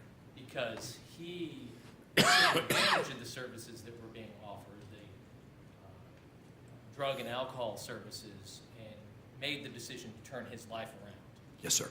And he made those decisions and now is imparting that wisdom onto others who are in the same predicament with substance abuse issues and military service issues. Yes, sir. And that's the type of quality individuals who are working with these mentors on a day-in, day-out basis. Yes, sir. And you already mentioned the judge, Judge Floyd. He was a retired Marine colonel, correct? Yes, sir. And he cares deeply about these veterans. He does. On a personal level, where he meets with them and talks to them. He does. And he cares deeply about veterans and their success. Yes, sir. And he's not one to throw the baby out with the bathwater. If there's a violation or something of that nature, he's willing to work with that veteran and get him back on the right path. Yes, sir. It's not like there's one strike, you're out of the program, back to the regular prosecution. Yeah, no, sir. And so this whole system is meant to be a professional therapeutic intervention for veterans. Is that Yes, sir. accurate? Mental health counseling, correct? Yes, sir. Drug counseling, Yes, sir. education and reflection upon their service and how they became in this circumstance, Yes, sir. even spiritual growth, correct? Yes, sir. And that's what the Veterans Treatment Court is designed for. It is. You know about the 5-star program too, right? I do.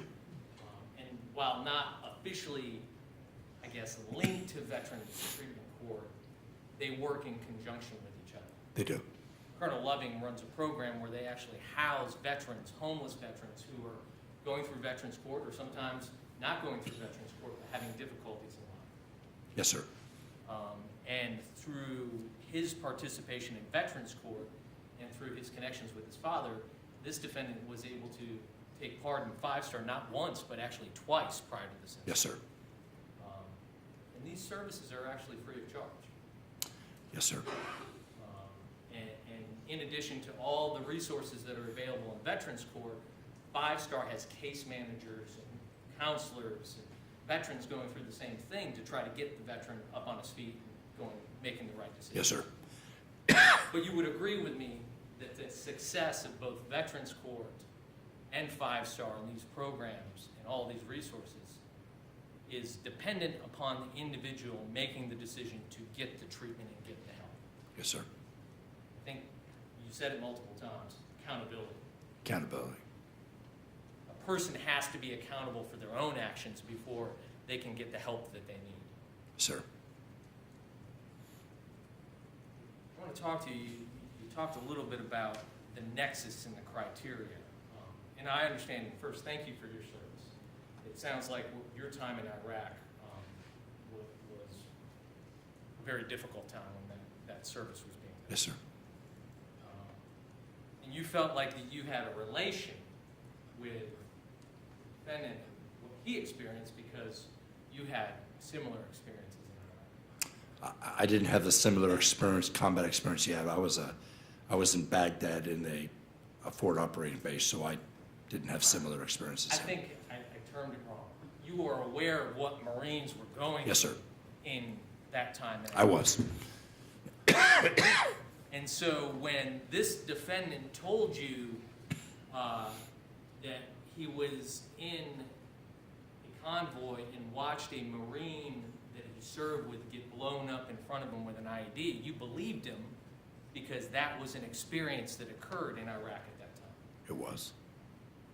And that's what the defendant told you. The defendant told you that he actually was involved in an explosion where he saw one of his fellow Marines killed. He didn't go in depth like you did, as in depth as you just said it. But he did go into very quickly what occurred, and then I changed the subject very quickly. Well, and you remember giving a deposition. I do. And you remember being asked about what the defendant told you in regards to his service. And he said that one experience, he saw a buddy get blown up right in front of him, and he said it was an IED. Yes, sir. And that was part of the nexus that we were talking about, right? The Yes, sir. nexus that the judge needed to have that nexus. Yes, So sir. if that wasn't true, there wouldn't have been a nexus. Not necessarily, there could have been that, I mean, that 9-month, 10-month deployment he was in, there was probably lots of nexuses you could do. That was just the one that I knew of. I never read his packet because I wasn't in there, but his packet would have had a lot more than just that one he told me. He also told you during this conversation that he lost a lot of the members of his Marine platoon during his deployment for the Marines in Iraq. Yes, sir. Members of his own platoon killed. That was your understanding from what he had told you. My understanding, because it was a long time ago, was that he lost quite a few of his Marines in this position. And again, that was part of the nexus that sort of qualified him to get into Veterans Treatment. Yes, sir. And in fact, he even talked to you a little bit about his time in Triple Canopy when he served as a military contractor. Yes, sir. Didn't say specifics about what had happened, but he said his experiences in Triple Canopy were even worse than what they were, what he described to you as. Yes, sir, he did. So worse than an IED explosion, losing a friend right in front of him, Yes, sir. and worse than losing multiple members of his platoon. Yes, sir. And again, these type of experiences are what really qualify him, I guess, that he told you and were used by the judge and the state attorney's office as the trigger to get into the Veterans Treatment Corps program. Once again, when he came to VTC, I wasn't there. So it was between the state attorney and Judge Floyd, not me. The only people that make the determination is the state attorney and Judge Floyd. I only get involved when Judge Floyd has questions with a veteran. They asked me to go out and go take a look at there. I would venture to say that the senior mentor was not involved in decision-making for Mr. McDowell coming to the VTC. Well, and it's a good point that you raised there too, because we talked about the mentors and the judges and things of that nature. But actually, there are attorneys both for the defense side who work for the government, but then also the state attorney's office has an active, interested role in VTC. Yes, sir. We actually have, in addition to lawyers, we have employees from the state attorney's office who participate in the VTC program. Correct? I only know the lawyer and the paralegal. It's the only two I know. If there's anybody else that gets involved in state attorney, there may be the side, but I don't know of them. But, and I think you just said it, you weren't involved with the defendant when he first I was not. went to VTC. Were you aware of the fact that he was referred to VTC, but then the matrix was after he violated the conditions of VTC, and the judge then gave him that second chance and put him in the matrix program? So I wasn't there, that I really can't talk about that. I can tell you that I came into play, and the only reason why I asked questions because he was shackled. I just wanted to know why he was there. So I asked, like the case manager, the lawyers, why is he here? I didn't know anything before that. So at that point in time, when you came into contact with him, it's already after the judge had ordered him into the in-custody. Yes, sir. You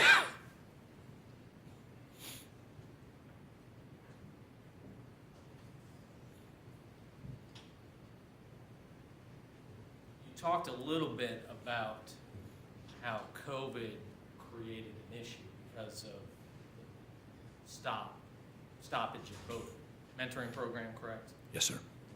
Stoppage of drug testing, Yes, sir. and veterans had difficulty because they had lost that accountability that was handling. Yes, sir. Would it surprise you that this defendant made the decision on the very night that you called him and told him the program was shutting down? That's when he was. Sir, I don't know. And then over the next couple of months, you were trying to still get in contact with your veterans, correct? Yes, sir, I was. So it wasn't like just simply because COVID shut down, the program cut these men loose. You were still trying to get them into the program the best that you could, given the circumstances at hand. Yes, sir, I was. But you were unable to connect with this defendant. I was unable. And the next thing you knew, he was arrested and in Georgia. Yes, sir. So during the time frame after COVID shut down Veterans Court, you were still trying to reach out, but he never reached out to you. True. Not until he was in trouble again and incarcerated in Georgia. Yes, sir. And when he reached out to you because he wanted you to get him out of jail. Yes, sir. You discussed that with his father, and you all made the decision, we're not getting him out of jail. Yes, sir. It was his father's decision. It wasn't my decision. But you discussed it with Richard. I did.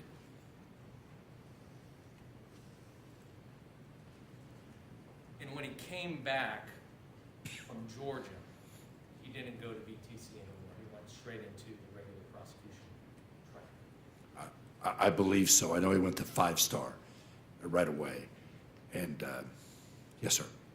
And even though he wasn't involved in VTC, were you going to write him off as a mentor? Yeah.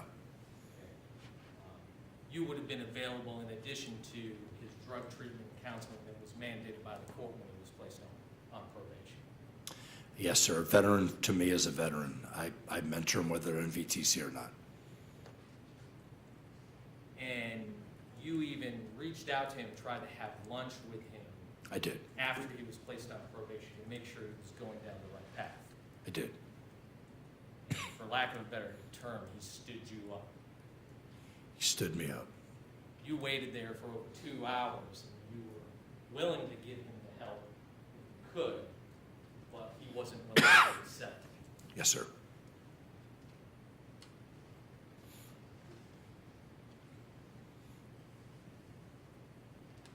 Did you learn that he's sort of gone off the rails in talking to his family after that point? Which date are we talking about? After he failed to show up in July to meet with you, did you learn from his family that he was having difficulties? This is like 2 years ago, after Right Georgia. before After the Georgia. Slow Right. down. I'm sorry, ma'am. Slow down. I'm sorry. Right before the murder in July. What was the question again, sir? Did you learn that he was having difficulties in speaking with family and that he was wanted?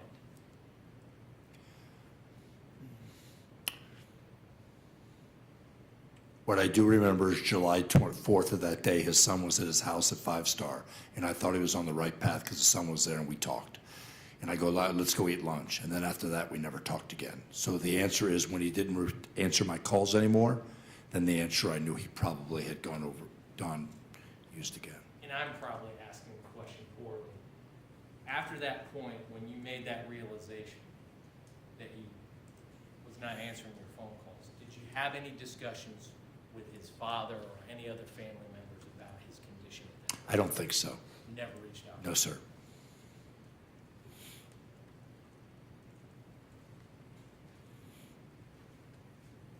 But that July 4th at 5-star, that's the last time you ever saw him? I didn't see him. I just talked to him. You just talked to him? Yeah, I never saw him when he came back. I never saw him eyeball to eyeball. I called him up a couple of times to talk to him because I wanted to have lunch with him and really get him back into the treatment, which I thought he needed. Thank you, sir. I have no further questions. Any redirect?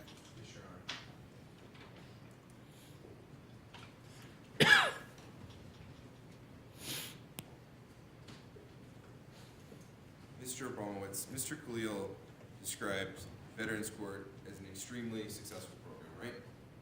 Yes, sir. That's correct. Yes, sir.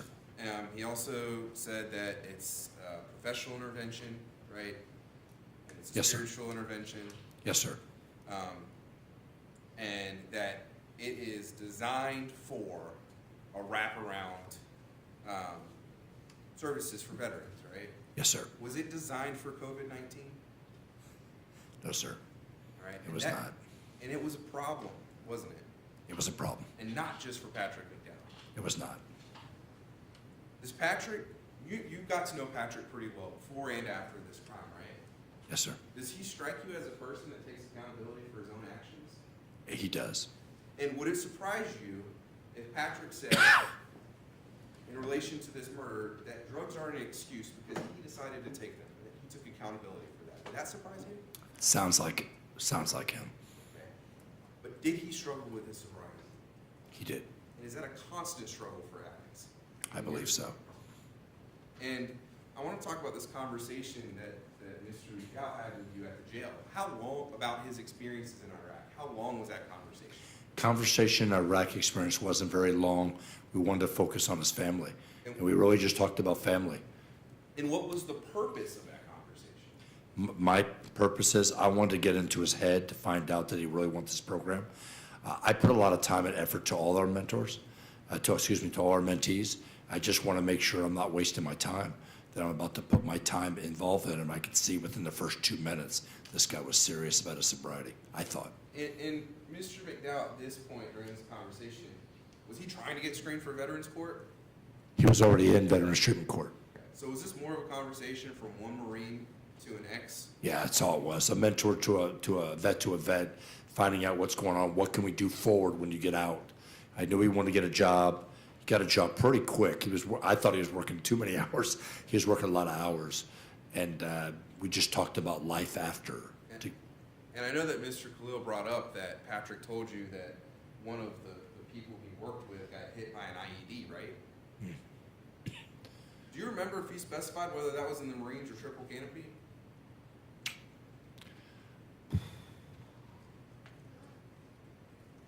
I assume it was, my assumption is it was with the Marines, but I don't remember. Okay, and but could that have been your assumption?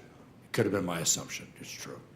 And if Patrick McDowell indeed did have a friend at Triple Canopy that got hit by an IED that he witnessed, is that something in this conversation that he would have just shared with you for the purpose of sharing? He didn't share it with me. When we got to, the discussion about Ramadi and Fallujah was probably out of our 3 hours we talked 2 times, which is probably about 3 minutes.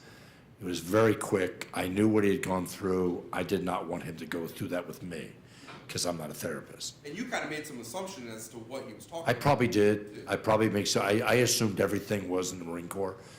But when he mentioned to me that it was a lot worse at Triple Canopy, which I work with Triple Canopy too in my jobs, it didn't surprise me. I thought most of his experience were in the Marine Corps, and he had told me it was worse with as a personal security detachment. So y'all actually had conversations about both in that 3-minute time. Yeah, it wasn't long. Could they have run together? They came together. In your mind? In my mind, they just all came together because I wanted to get into his family. Right, and the purpose of that conversation wasn't for you to determine what he did as a Marine, what he did as Triple Canopy. It wasn't to screen him or anything like that, right? No. It was just to build a relationship so he felt comfortable to talk to me. I just wanted to make sure that he can trust me.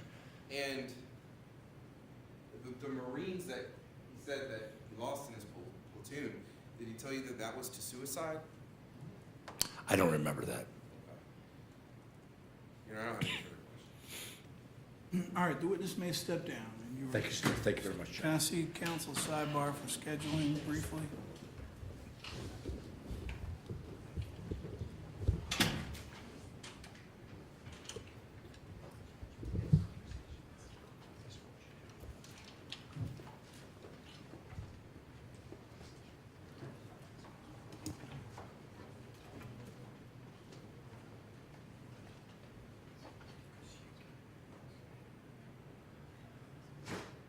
All right, as the attorneys are making their way back, that's the last witness for today's session. We're finishing up a little early, which is probably, not unwelcome, given the work and the time and everything. It's good to take another break, so we're gonna let you go home for the day. We're gonna have you leave your notes, and one of our bailiffs will make sure they go back into the evidence closet as that we've done all last week. And while you're on the break, please do not talk about the case with anyone. Please do not conduct any research or investigate any of the issues involved in this case.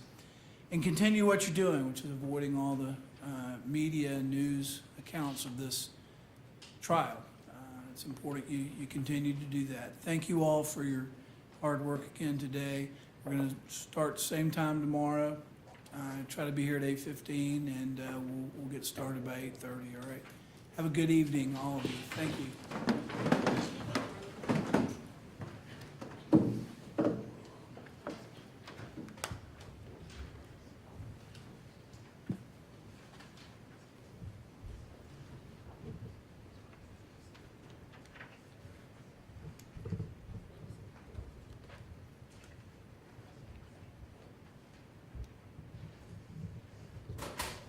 All right, everybody can have a seat. Council wants to stand because they've been sitting. You're welcome to do that as well. Let's just talk scheduling real quick, and I know we're starting to talk about it at sidebar. Mr. Chipperfield? Tomorrow, you're going to have either 5 or 6 witnesses, but 2 of them are experts, and I think they'll be longer than most witnesses. Is experts going to start off in the morning, or? Yes, we'll start, I believe, co-counsel left, but I think we're going to start with Dr. Buffington in the morning. All right. Well, we, we'll take a break. If the direct goes more than about an hour, 15 minutes or so, stop, and take a break, and then start cross. We'll make sure that we pace ourselves on that, okay? Anything else on your end? So I think that one of our experts is unavailable till Wednesday morning, and that may be all on that day. We may have one other real short witness, but that's the lead time for the report. All right, I know, well, you coordinated a little bit of this with the defense counsel, correct? Yes, sir. Our expert flies in tonight, but given their representation that they have at least one witness that they'll present on Wednesday morning, we'll be prepared to call our expert immediately after they address their case. We'll call up the expert. All right. We will, it looks like we're heading for a charge conference probably Wednesday afternoon. I've got the preliminary draft of instructions from the state, and I've read them, and they look like they're pretty much straight out of the standard instructions, and they're adapted. I think you've got a very good working set. I don't know if the defense wants to request additional instructions or whatever. If you could, I know you're in the middle of trying to just marshal all the witnesses and get all the evidence put forward. If you could sometime tomorrow, or just sometime, if there's anything in addition to what the state is asking or putting forward as the instructions, if you could get it to me, I'd appreciate it. Or, it may not be anything, I don't know. I don't think we had I didn't see a draft of the verdict form. I have a draft ready, Your Honor, except I wasn't certain whether or not they wanted interrogatories for the litigation or not. So Understood. And they can, perhaps you can take a look at that as well, and then try to get something to me by tomorrow, evening, all right? But that looks like a charge conference will be Wednesday, and then if that's the case, then you can probably, we're not gonna do close Wednesday, even if we're done with the charge conference quickly. It would be Thursday morning, okay? All right. Anything else? nothing from the city. All right, then we'll be in recess until tomorrow. Thank you.